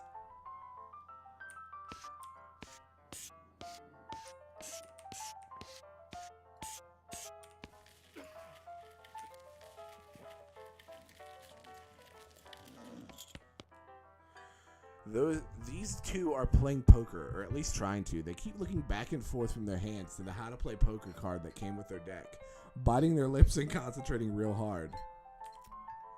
Can I play? They look at you nervously. Look, I have some meat. Let's play. You put 20 meat on the table and sit down before they can say no. One of them shuffles the cards, sloppily, and deals a new round. You get a pair of 10s plus a 2, a 3, and a king. I'll bet 10 meat. They squint at their hands for a moment, and each slowly pushes 10 meat to the middle of the table. Okay, read them and weep. You sure your pair of 10s plus 2, 3, king? The guy on the left has a full house, 2 jacks, and the guy on the right somehow got a straight flush. I win. You explain that jacks are worth 9 points total, giving the guy on the left a total of 21 points to the guy on the right's 20, and you're 25. They squint at the rules again, but eventually shrug and nod at you. I just fucking took them for a ride, you guys. They're playing for spiders now. They don't have enough meat. This game is vegan free. This guy is sleeping. It's a spittoon. People spit into it. You know without even looking in it that it's absolutely disgusting. Now, they'd probably hide something in here, right? Yeah, it's full of spit. Regular people's spit, gross tobacco spit, chewing gum, and it looks like a few teeth as well. It's disgusting. It's disgusting, and the smell, even from a distance, it smells horrible. Look closer. You are now on your hands and knees, peering into a filth-encrusted spittoon. I don't know. I don't understand what is wrong with you. Wait, is there something shining at the bottom? Get it. You reach your hand towards the spittoon. Even before you touch it, you can feel the grossness in the air, like a greasy fog enveloping the stinking brass horror. It smells like the vomit trough at a mesquite barbecue eating contest. You hesitate. Never surrender. Never surrender. You plunge your hand into the awful soup. It makes a little sound like glop. Your skin is burning. Your eyes start to water. Search. Your fingers make contact with something. You pull your hand out of the devil's terrain slowly, not daring to risk splashing the contents all over yourself. You appear to have gotten some kind of ring. Probably some kind of disease as well. Congratulations? Hooray.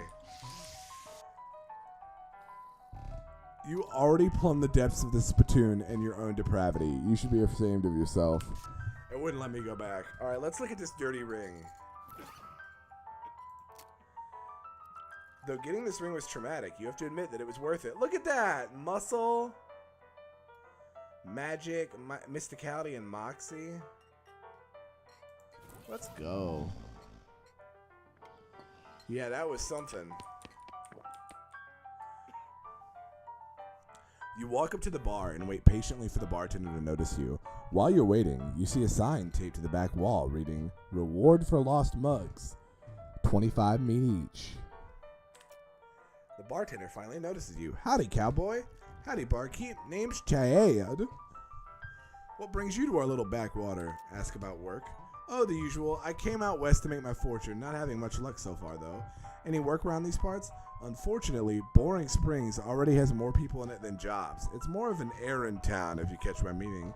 If you're looking for a real job, I'd recommend talking to the railroad people up by Dirtwater. Yeah, this forsaken burg's always falling apart in one way or another. The hostler's always needing help since he hurt his leg, and that no-account sheriff could certainly stand having somebody doing his job for him. Well, I've got a goblin loose in the basement. What the fuck does that mean? Some cowpoke in from the gulch didn't wipe his boots off and got spores everywhere. What the fuck kind of goblin spawns from a spore? I could probably handle a goblin. Much obliged. I'll unlock the basement door for you. Oh, and you'll need this. Weak fungicide. Alright. I gotta turn this music down. It's actually driving me crazy. 1%.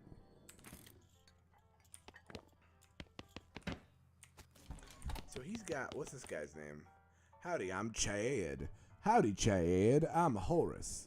Nice to meet you. What do you do? I'm the town hostler. I don't know what that is. I'm the horse selling guy. Got it. How's that working out? Oh, those horses are just flying out the door. So business is booming? Nice. No, I mean the horses keep running away. I haven't sold one in ages. Oh, is that why you're drinking? Yep. And me being in here drinking instead of watching the horses is probably how they keep escaping. It's one of those vicious circle things. Well, I'm in need of a horse. Do you have any left? One.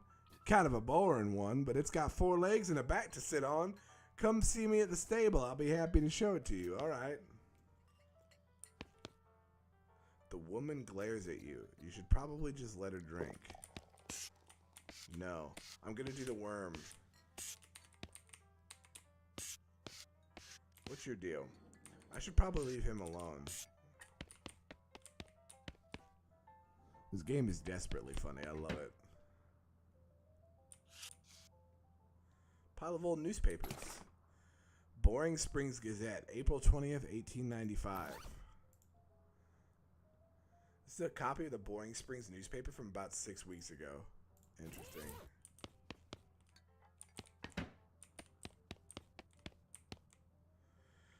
A crate of Nurse brand whiskey. Good for what ails ya. I guess we never established your age. Good thing the legal drinking age here is can reach the top of the bar. Cool. Oh, yeah, giddy up, man. Attack the goblin. Okay, okay. I will deal 7 to 8 damage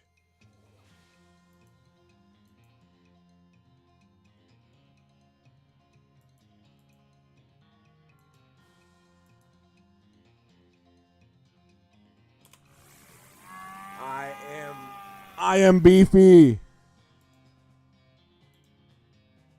Punch him. Look at him, little slut. Oh, he didn't. He can't even hit me.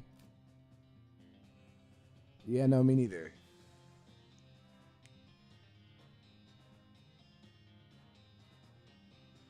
I'm gonna hit him again. Oh yeah, look at that. Extreme damage. Oh, he can't even hurt me. He can't hurt me. Slap. He can't do nothing to me. I have my dirty ring. I'm invincible.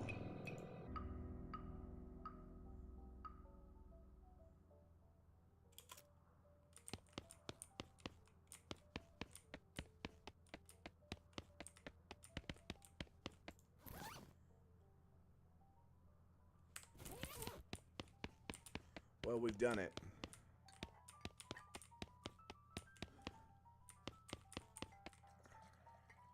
Howdy, howdy. Good to see you again, Chad. I took care of that goblin. Thank you kindly, Chad. I knew you was a stand-up feller the moment you walked in here. She reaches under the bar and grabs a bag of meat. Here you go, least I can do by way of thanks. Tip your hat. Who's the lady drinking whiskey out of a beer mug? That's Susie. She's a rancher from nearby. A real tough broad. I ain't recommend you pester her. Why's that? Lost her whole family to a cow attack recently. Got some pent-up frustrations about it. So cows are monsters in this game, huh? Alright. Howdy. Howdy, good to see you again, Chad. Just thought I'd say howdy. Well then, mission accomplished, I reckon. Howdy, Susie. Howdy, cowboy, who's gonna be searching the spittoon for his teeth if he don't leave me in peace. Okay, bye-bye then. Hey, never mind. I don't want to die. Howdy, Susie. Aw, she won't let me talk to him. Oh my god. Oh, I'm getting jiggy with it. Oh, get jiggy with it.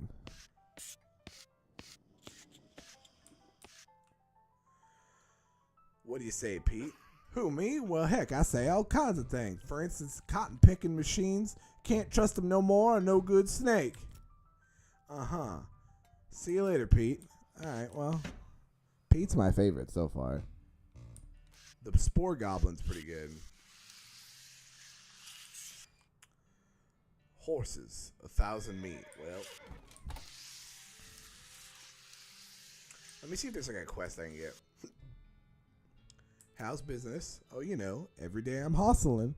To tell you the truth, though, it's pretty terrible. All my horses keep running away. Well, except for this completely ordinary one. That's rough. Maybe I can help. Oh, God, yes. Thank you. I'd go fetch them myself, except for this injury. I'll give you 300 meat each for finding them. How many are there? 3. Here, let me see your map. They're pretty much always run away to the same places. Why these places? I think they like environments that are thematically appropriate.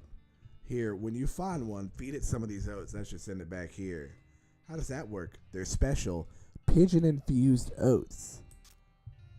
Okay. All right. Pigeon-infused oats. I get it. Yeah. Finding needles in a haystack is genuinely the funniest thing about this game so far. Well, no. Let's be honest. The spittoon scene was the funniest thing. Gross. Sure. Ooh, trade. Step right up, step right up. Braid's the name and trade's the game. You seriously doubt that his name is Braid? Howdy, Braid. What are you trading? Well, sir, today I'm trading locks for soap and a stick of dynamite for a needle. And to the cunning Skinner who brings me 3 rattlesnake hides, well, to that adventurous soul I will trade a fine silver pocket watch. How about some free dynamite? Sir, I must admit that you drive a hard bargain, but I find your terms acceptable. So, wait, just to double check, I just had...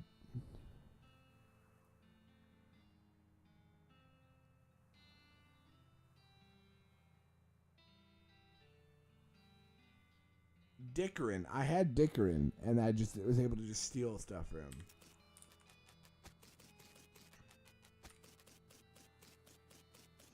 Hey, listen. You tell me what kind of games you like. I can. That's like my one talent. I can recommend any game. for any type of person. Probably one you've never heard of before. Because I have a lot of Steam games. Excuse me, mister.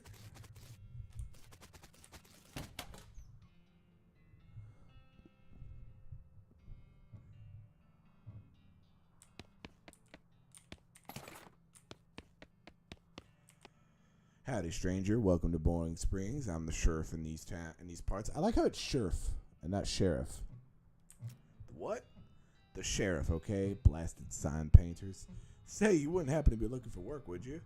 As a matter of fact, I am. Great, because I happen to have some. There's a gang of hoodlums around here what call themselves the Fricker Gang. Last time I arrested one of them, they busted him out and took my cell door with them.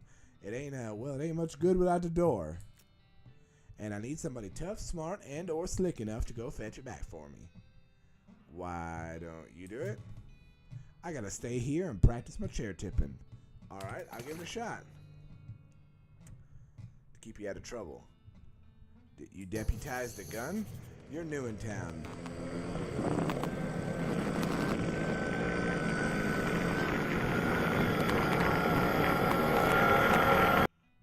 Thanks, Sin. Except maybe you ain't noticed. But there ain't much to do except drink. Here, let me write down where the Fricker Gang's hideout is for you. Wanted for bird theft, Naked Mike Bernstein. Wanted poster artist, apply in person at the Yuma Marshal's office. Brimmy Fricker for face thieving.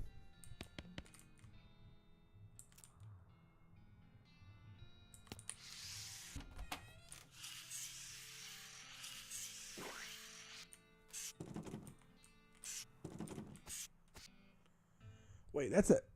Howdy, Cactus Man. Yeah.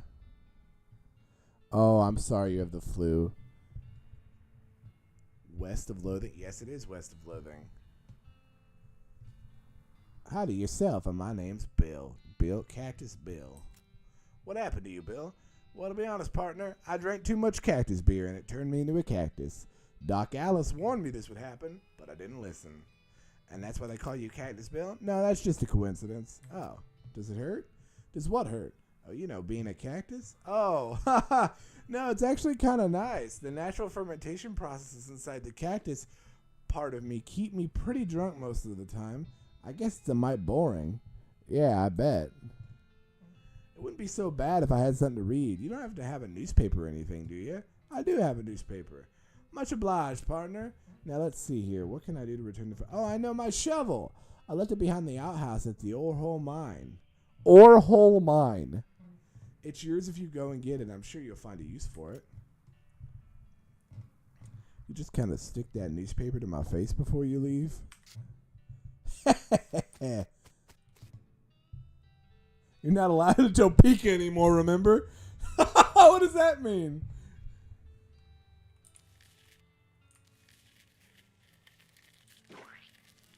No, Sin, down. Put that away. Looks like we're going to go exploring now. All right. Someone tell me where we're going first. The dialogues are desperately funny.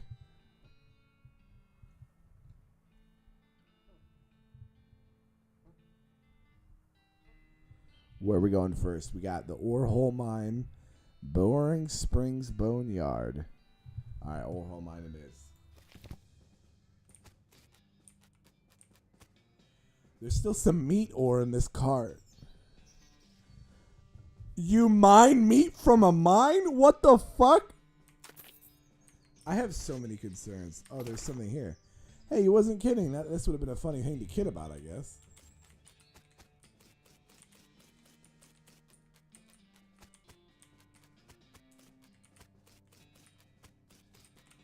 Oh, hey, a mug. We get free stuff for that.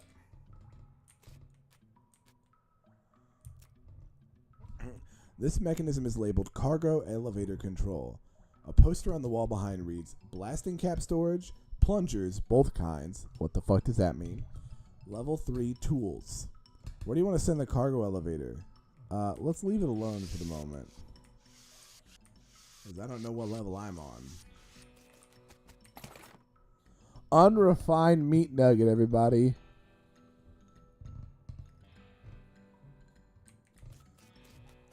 Yeah, I mean, that game was certainly an interesting one, wasn't it?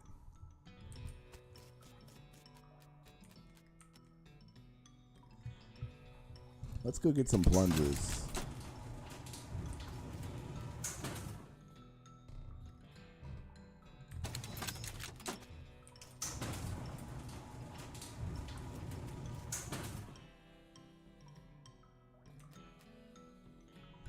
Blasting caps. These crates are all labeled blasting caps. The period is part of the label. That's why it's inside the quotes like that. That's why it's inside the quotes like that, guys. The period's part of it. Dang it. Looks like you're going to need a crowbar to pry one of these crates open, so probably the tools.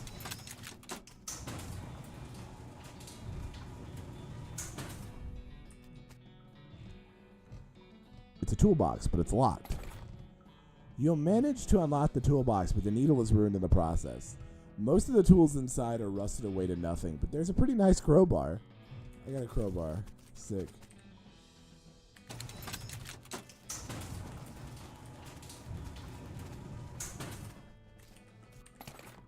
You pry one of the crates open with your crowbar and grab a blasting cap. Let's grab a plunger. What does it mean by both kinds?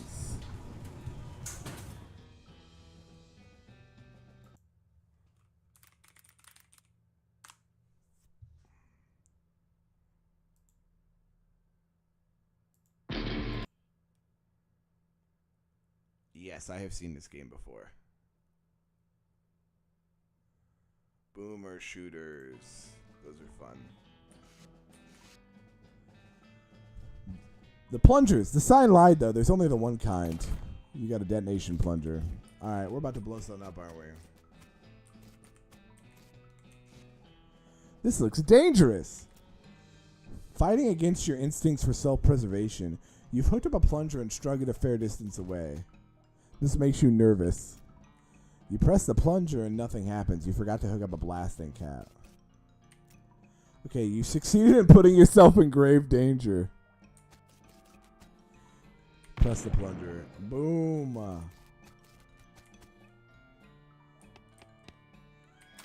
I got meat. Dig. Silver nugget. You see the dark horse. Barely. Hey there, girl. I'm okay. I'm a friend. Winnie. The horse shies away from you, though in this case it's more like cripplingly introverts towards away from you. Oh, come on. Don't be like that. Look, I brought some oats for you. They aren't poison or anything. In retrospect, I guess that it wasn't a very comforting thing to say. Here you go, yum yum. She sidles away from you warily and makes a surprisingly good attempt at hiding in her own shadow. Come on, please. Oh, come on. Look, they're fine, okay, see? You take a handful from the bag and toss some in your mouth. Ugh, it's like the roughest, blandest breakfast cereal you've ever had. Still, it's better than dry cat food. Do not ask. You smile to show the horse that you're fine and realize that you've unconsciously turned around and walked out the door. Geez, these are powerful. The host looks at you warily as you re-enter with a cheerful wave. See, perfectly fine. She sidles away from you, makes her... Alright.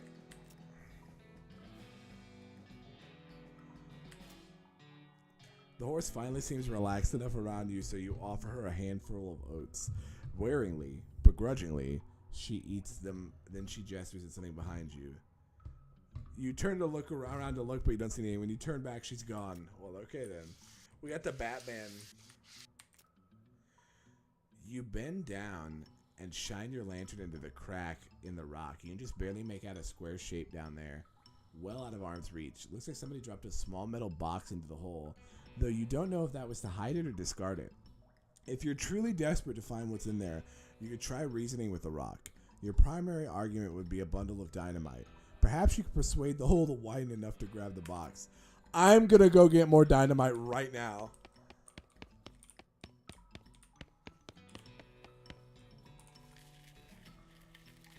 I should have enough needles.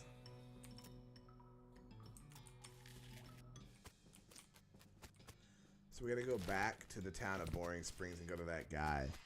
I'm absolutely immediately gonna blow that hole up. Wait, I can shovel it? Oh, I'm getting XP for this? Sick.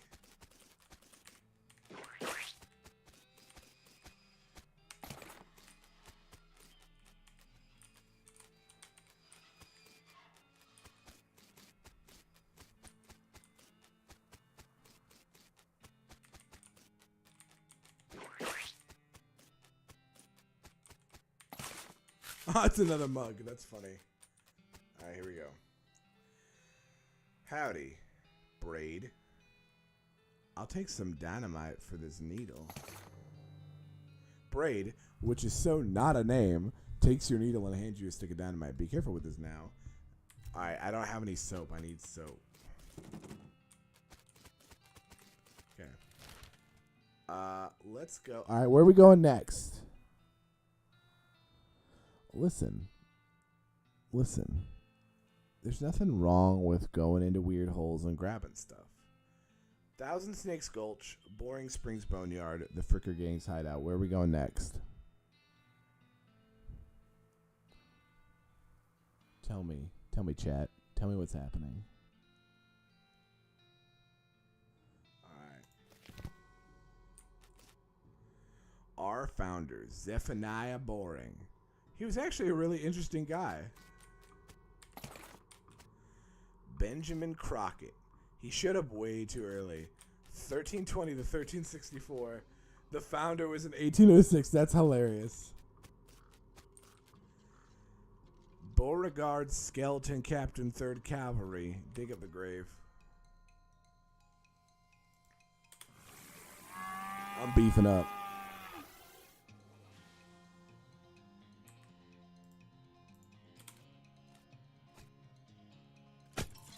We hit him. No, my bones. You shouldn't do that. I'm gonna hit him real good. Oh, my bones. I'm gonna punch him again. Ha, loser. You got an old cavalry saber. You get a gold tooth.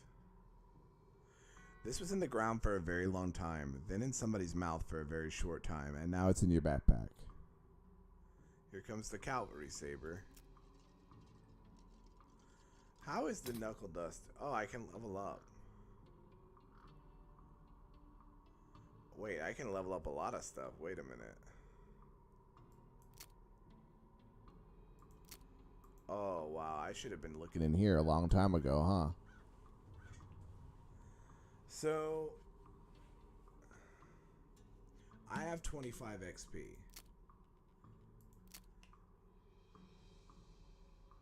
So let's upgrade Red once. Save for Dickerin. That's hilarious. Listen, this is the intro level. Let's get... I want real good punch. Chad Durkinson would never do anything except for punch a shitload of people for no reason. Okay. Now I got +3. Can I spend anything else? Muscle. More muscle. Okay. Okay. Is my health still like low?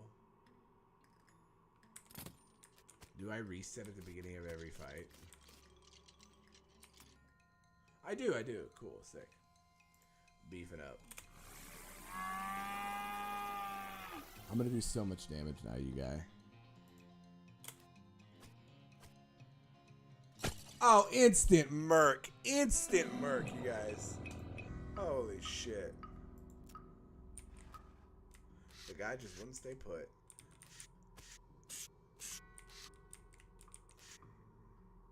Your pulse quickens as you get near the spooky translucent horse. You approach the weird, semi-transparent horse cautiously so as to not startle her, though you quickly come to the realization this is not a horse that startles easily. Hello there. Hi, I'm a friend, okay? Nay. That's a little strange. How did you do that without opening your mouth? Pat her on the nose. If you were going to ride her, you'd want an extra saddle blanket to keep your butt from freezing. Feed her oats. Please don't look at me like that. Spooky enough? I'm not sure how to make oats spooky, but I guess I could put some bone meal on them, but I don't have anything handy to grind up bone with. Grave dirt? Winnie. Is that a yes? Okay. Add some grave dirt to the oats. You sprinkle the oats with just a little bit of grave dirt and hold them out again. The horse gazes expressionally at them, then eats them. And with that, she glides away in the direction of town. Okay, we got ghost thing. Timothy Cochran, devoted husband. Elizabeth Cochran, beloved daughter. Silas Cochran, a baby. Okay, that's sad. I mean, not really.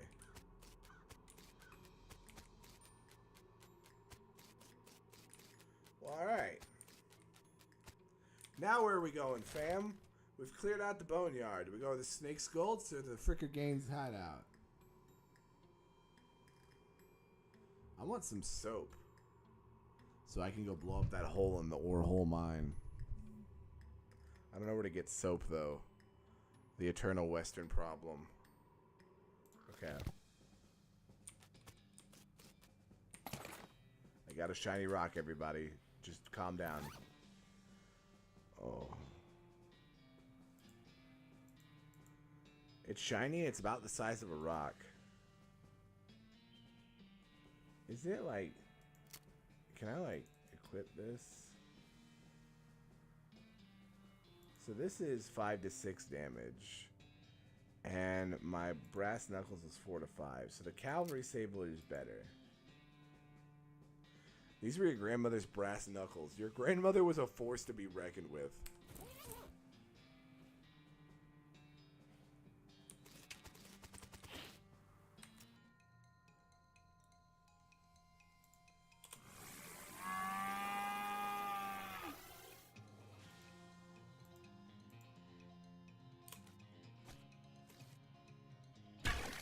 Oh, I'm stacked, you guys.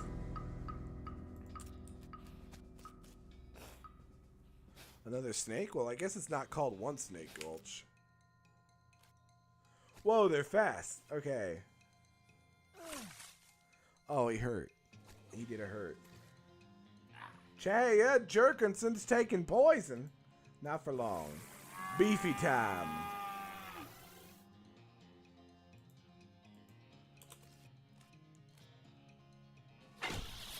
He lived. He lived. What do I do? I'm panicking.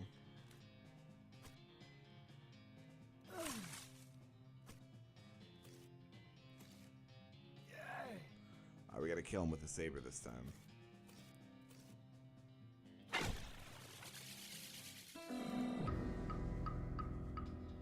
You made short work of that long snake. Okay, let's see if we have any more.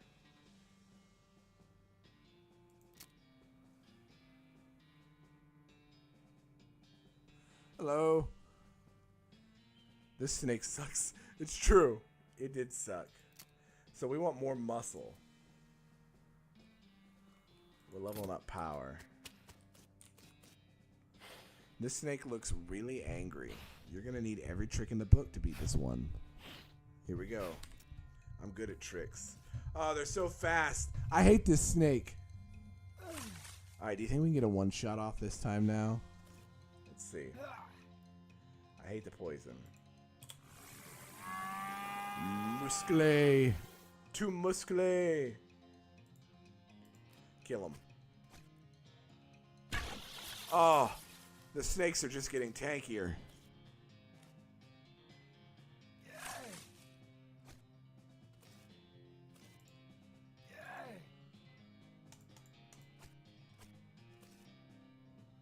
I did not make this game. No, we're just playing it.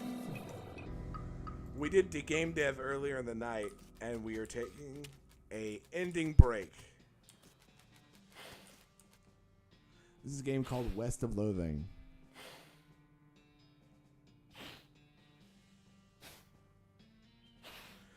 This horse has gone snake crazy. Or maybe he was some other kind of crazy before. Hey there, boy. Hey, fella. I'm a friend, okay? It's cool, all right? Be cool. Don't freak out on me.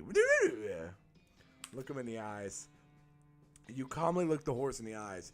One of them is fixed in a glassy 1,000-yard stare, and the other is revolving madly in its socket like he's thinking of trying to escape. Godot. And the other is revolving madly in its socket like he's thinking of trying to escape in every direction simultaneously. He looks to be calming down a little now that it's clear you aren't actually made of spiders, though. You carefully and gently pat the horse nose. He twitches a bit, okay, a lot, but seems to recognize that you aren't going to eat his eyes or suck out his soul or whatever madness is bouncing around in that skull of his. That's a good boy. Here's your oats. You feed the crazy horse some of the homing oats, and it gallops away with a whinny, or rather a whinny nargle. Hopefully he's headed home and not into the 12th dimension. That horse is crazy. I know.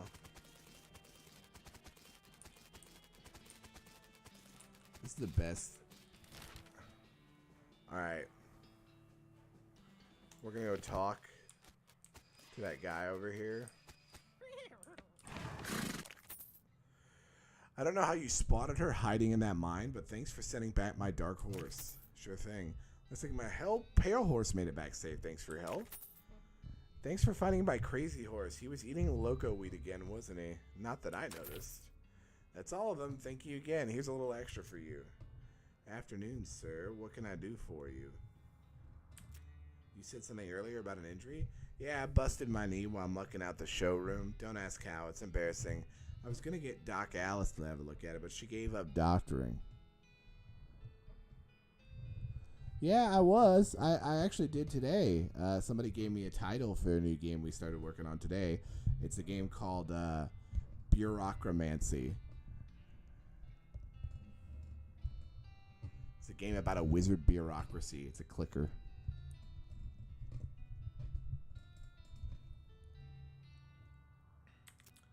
Why'd she do that? Nobody knows. She just shut herself up in her office. Said she wouldn't talk to anyone except Nurse Whiskey. Is that an actual nurse, or I'm pretty sure she's just being sarcastic?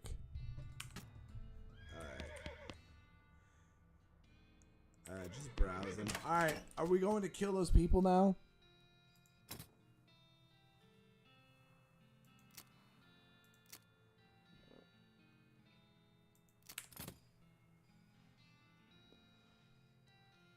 I feel like... See, what I do is I ask for very specific ideas for how to upgrade, for like upgrade names and stuff.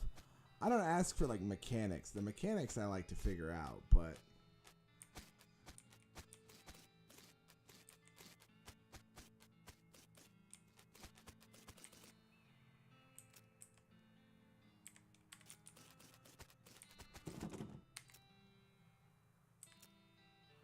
I'm led to believe. Didn't know she makes house calls. Alright, hold on. That's a lot of TNT next to a fire.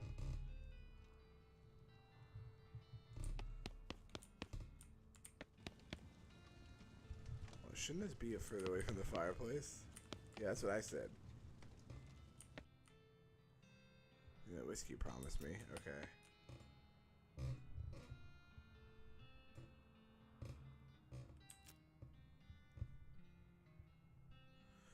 She cracks open the whiskey and fills a small flask she takes out of her pocket. And then she puts the flask back in her pocket and starts chugging out of the bottle. Doesn't seem healthy. Who's the doctor? Me or you? Point taken. Is everything alright? It depends on how fast I can get this whiskey into my bloodstream compared to how fast my liver filters everything out. And I can't talk and drink at the same time, so... What's the matter, Doc? The whole world's gone to hell in a horse cart, and you ask what's the matter? Bandits, cow demons, dead man walking. Why don't you go ahead and pick one, and I'll drink to that. Dead man walking? You haven't seen it? Corpses and skeletons stagger around like puppets with half their strings cut, looking to take a bite out of the living. Oh yeah, there was a skeleton in the cemetery.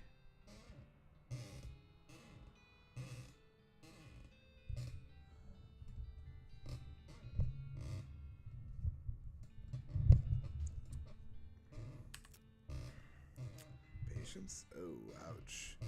Every doctor loses one now and again. You never get used to it. But, well, it happens. What doesn't happen is them coming back afterwards looking for revenge. It must be pretty rough. Rough, buddy? I don't think you comprehend the situation. It's not just patients. It's neighbors, friends, husbands. Oh, indeed.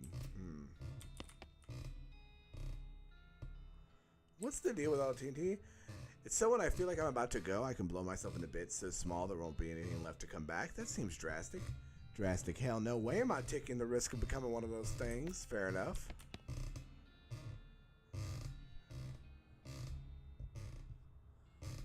So yeah, you don't need to be like a super technical person to code. I think that's a common misconception that a lot of people have. You don't need much to start learning, and you don't need to spend a lot of money. And you can just, as long as you're willing to spend the time, you can do enough to like get started. I'm not a programmer, but I'm learning.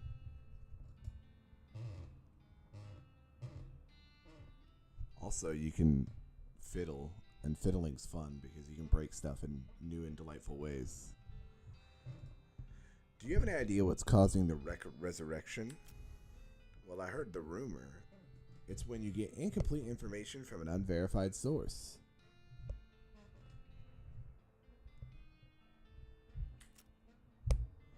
What I heard is that there's a fella out west that's causing it. A necromancer, they call him. Supposedly, he's sending magic out into the world somehow. Magic like the beanslingers use? Never heard of any beanslingers raising the dead, have you? That'd be a hell of a can of beans. This vanity doesn't seems like it look at that. This vanity doesn't seem like it sees much use. Can I look at your books? Sure, if you want to. Not that they're gonna do you much good in this doom-forsaken hellhole. Should try being less cheerful, Doc. Goblinoid tongues, a primer. Oh, I can speak goblin tongue. Godot is a game engine. It's a game engine that is free and open source and very like community oriented. It's not owned by a company. And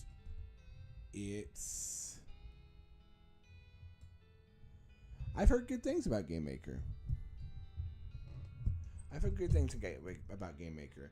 I personally like Godot because it's free and also because like the community's made a lot of cool support around it. Yeah. You got a problem with that?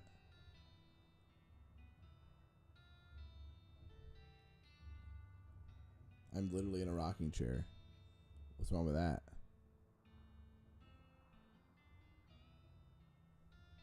There's nothing wrong with that. Yeah, well. So are my bones. I'm old, okay? Leave me alone. See? People like it. Listen.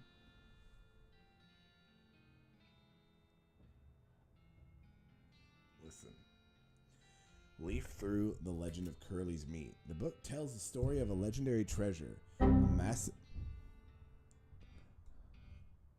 That does not add nice ambiance. That adds I'm shitting my pants ambiance. That's what that adds. The book tells the story of a legendary treasure, a massive chest full of premium meat secreted in the hidden sense, not in the extruded sense, in the western desert by an old cowhand named Curly Butterfield. The life and works of Fred Ferguson. This book purports to be a Civil War surgeon's autobiography, but flipping through it, you mostly just find lists of reasons that drinking alcohol is bad. Oh, hello. Oh, no. It's a bot. It's a bot. Everybody. Kill. Get him. We're going to ban him. We don't like bots here.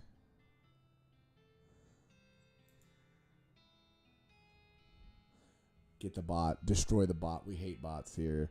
It's so funny because I actually work in tech in my day job, and I despise AI with the passion of 1,000 suns.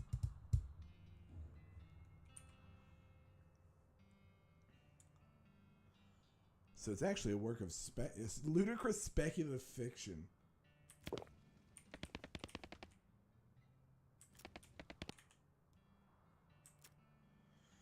Assuming he exists, what about him? Well, maybe someone ought to try and stop him. You, because I know you ain't talking about me. Why not you? A gray-haired old woman that knows as much about fighting as a squirrel-nosed surgery. Did you hit your head on a bar stool, kid? You aren't that old. And if I were going to pick someone to go up against the necromancer, it'd be someone who's all about death, but in a scientific way. There is no good AI. Wait, which one's the bot? I don't know. It's the one that said free viewers at url.scam.com.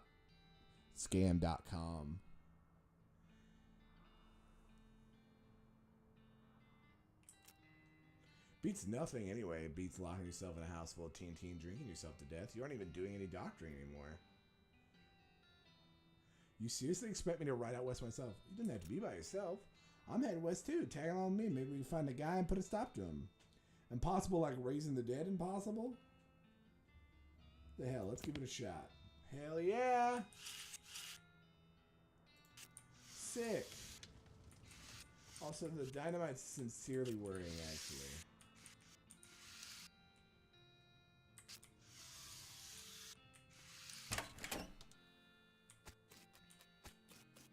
Okay. It's time. It's finally time, everybody. We're going to level up Muscle again. And we're going to go over to the Fricker Gang's hideout. That Thud Fricker, the Fricker Gang's intrepid lookout, appears to be taking a little nap. Just shoot him. That doesn't seem very sportsmanlike. You sure you want to do that? Yeah. Really, you're just going to gun down a hapless sleeping man in cold blood. Cold is the only blood I have. Shoot him. He's just a kid. Everybody dies. Pull the trigger. Dang, partner. I got ruthless. I didn't actually know that was going to happen. What does that do? You're a cold-blooded killer, and people can see it in your eyes. It's often the last thing they see, in fact. I actually love that. For Chad Jerkinson, incredible. It's a beer barrel cactus. Requires foraging. Pile of random stuff the Fricker Gang stole. Pair of cufflinks, recovered mug, 25 meat.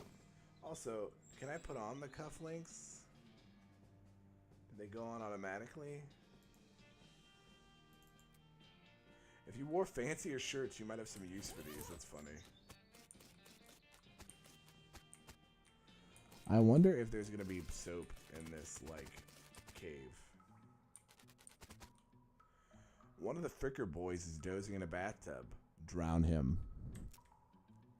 You push his head into the water and hold him there until he stops struggling. At least he died warm. Rub-a-dub-dub. I'm actually just gonna kill all these people in brutal fashion. You cautiously approach the Fricker Gang. They're putting ghosts in their poke game, so it doesn't actually require that much caution. You hide behind a barrel and eavesdrop on their conversation for a while. The one with the eye patch is quiet, but you gather that his name is Snipe, and that the squirrely one is his brother Wimpy. What's your play here? Shoot one of them in the back. You draw your pistol and execute the one with the eye patch. His brother screams, jumps behind a barrel, and starts firing at you wildly. This shouldn't take long.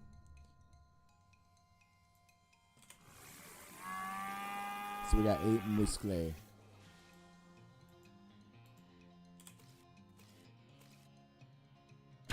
Almost instant kill.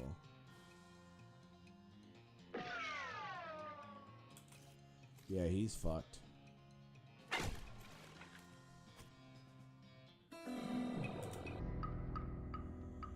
Maybe the Fricker Gang are dead by your hand. The sheriff will be proud of you, though. You're not sure how your mother would feel.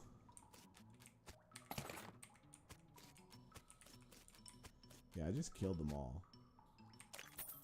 50 meat. Let's go. Ah, the sheriff's door. Was that brutal? Was it brutal just killing them in cold blood like that? Possibly. Did I leave...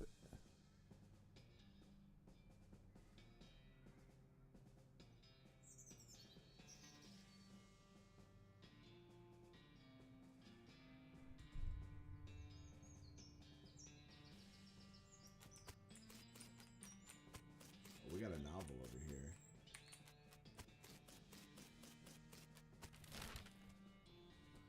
There is a point to be made here in that they don't have to be good games.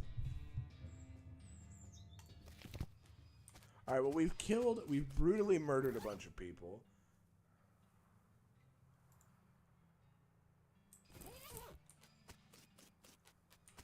I'm going to return a bunch of this stuff to this guy.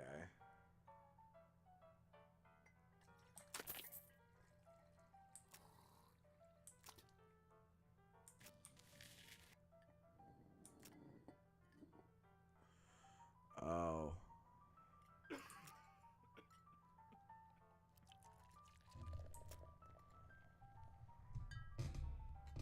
Was a raid, see? Ma and Pa used to ranch cattle back before they came home. Pa didn't make it, but Ma and I managed to rebuild. We ranched pigs instead, and she lent me the place when she passed. Well, I guess a passing herd sniffed out it used to be a cow ranch, and they attacked. A couple days ago. Happened so fast I didn't even have time to get my rifle out of the gun safe. Cows smashed in the front door, and a fire stayed out back by the root cellar. House went up in blazes just like that. What did you do? There wasn't anything I could do. I couldn't get upstairs to the kids because of the fire. I saw Tim get trampled right in front of me. I ain't want to talk about it anymore. Sorry. What will you do now? I head west, I suppose. Nothing keeping me here and no desire to stay. I can't leave without my rifle, though. It was Ma's rifle. It's all I got left of anybody. Where is it? Left at the ranch like a damn fool. Listen, can I ask you a favor? I need someone to go get it for me. Yeah, I'll go get it. Oh, shit. New place. That's the wrong place. I hope there's soap here, because I desperately need the soap. Yeah, I can tell. You didn't need to tell me how long I was living like that. Cochran Ranch, estimated 1891. All the water in this trough is boiled away. Susie's ranch house is burned to the ground.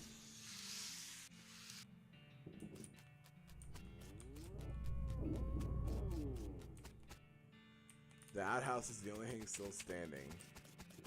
Something in behind his doors makes some pretty awful noises. Someone is in the middle of fixing a knife. Varmint skin and knife. What does that do? 4 to 5 damage. Alright, yeah, no, I'm okay.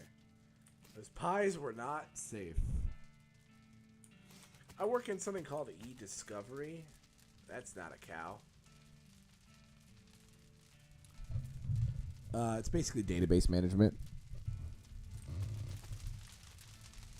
This thing looks angry. You're not going to make it to that safe without dealing with it.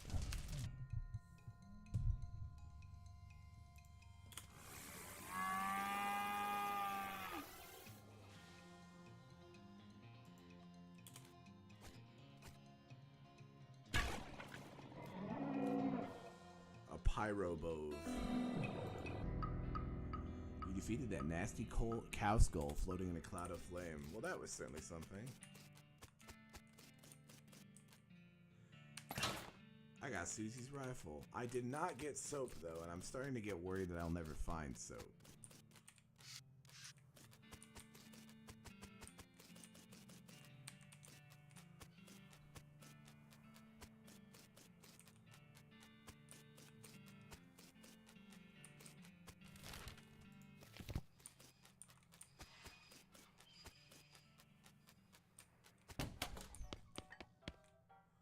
Yep, here she is.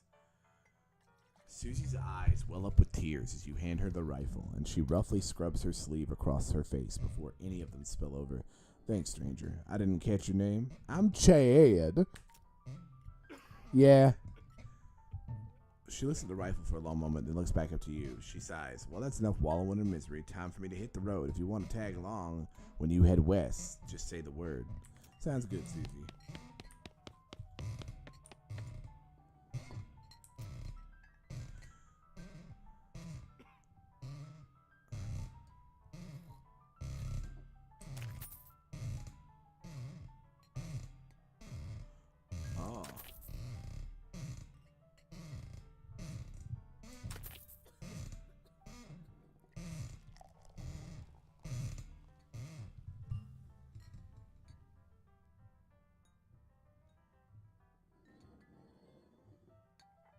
Sure I do, but thanks.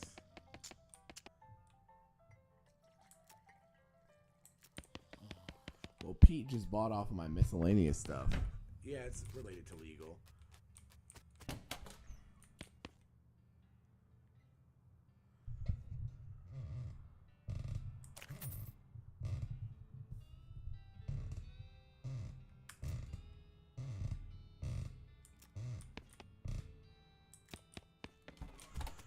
I think this guy had a lock.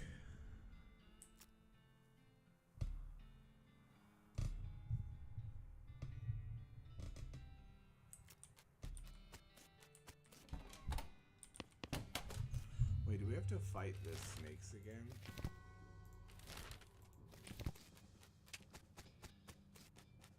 Oh no, the snakes don't respawn.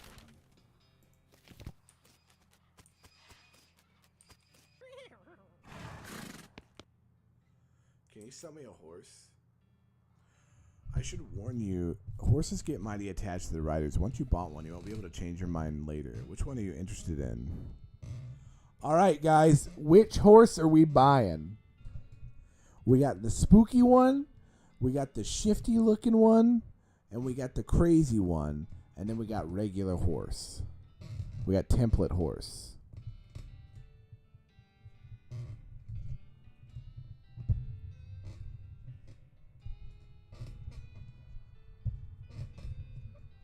What are we buying?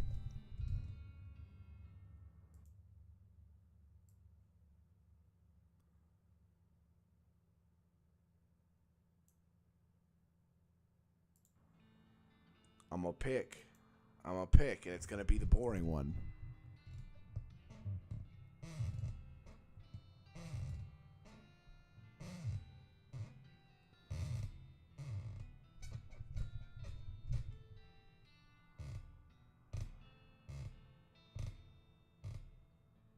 Okay.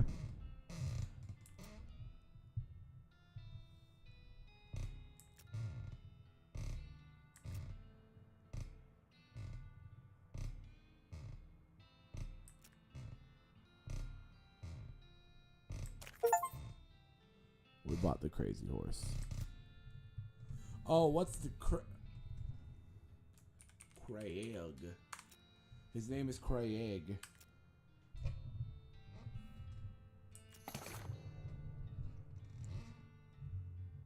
Okay, cool. Is there like somewhere else to go or no? No, just.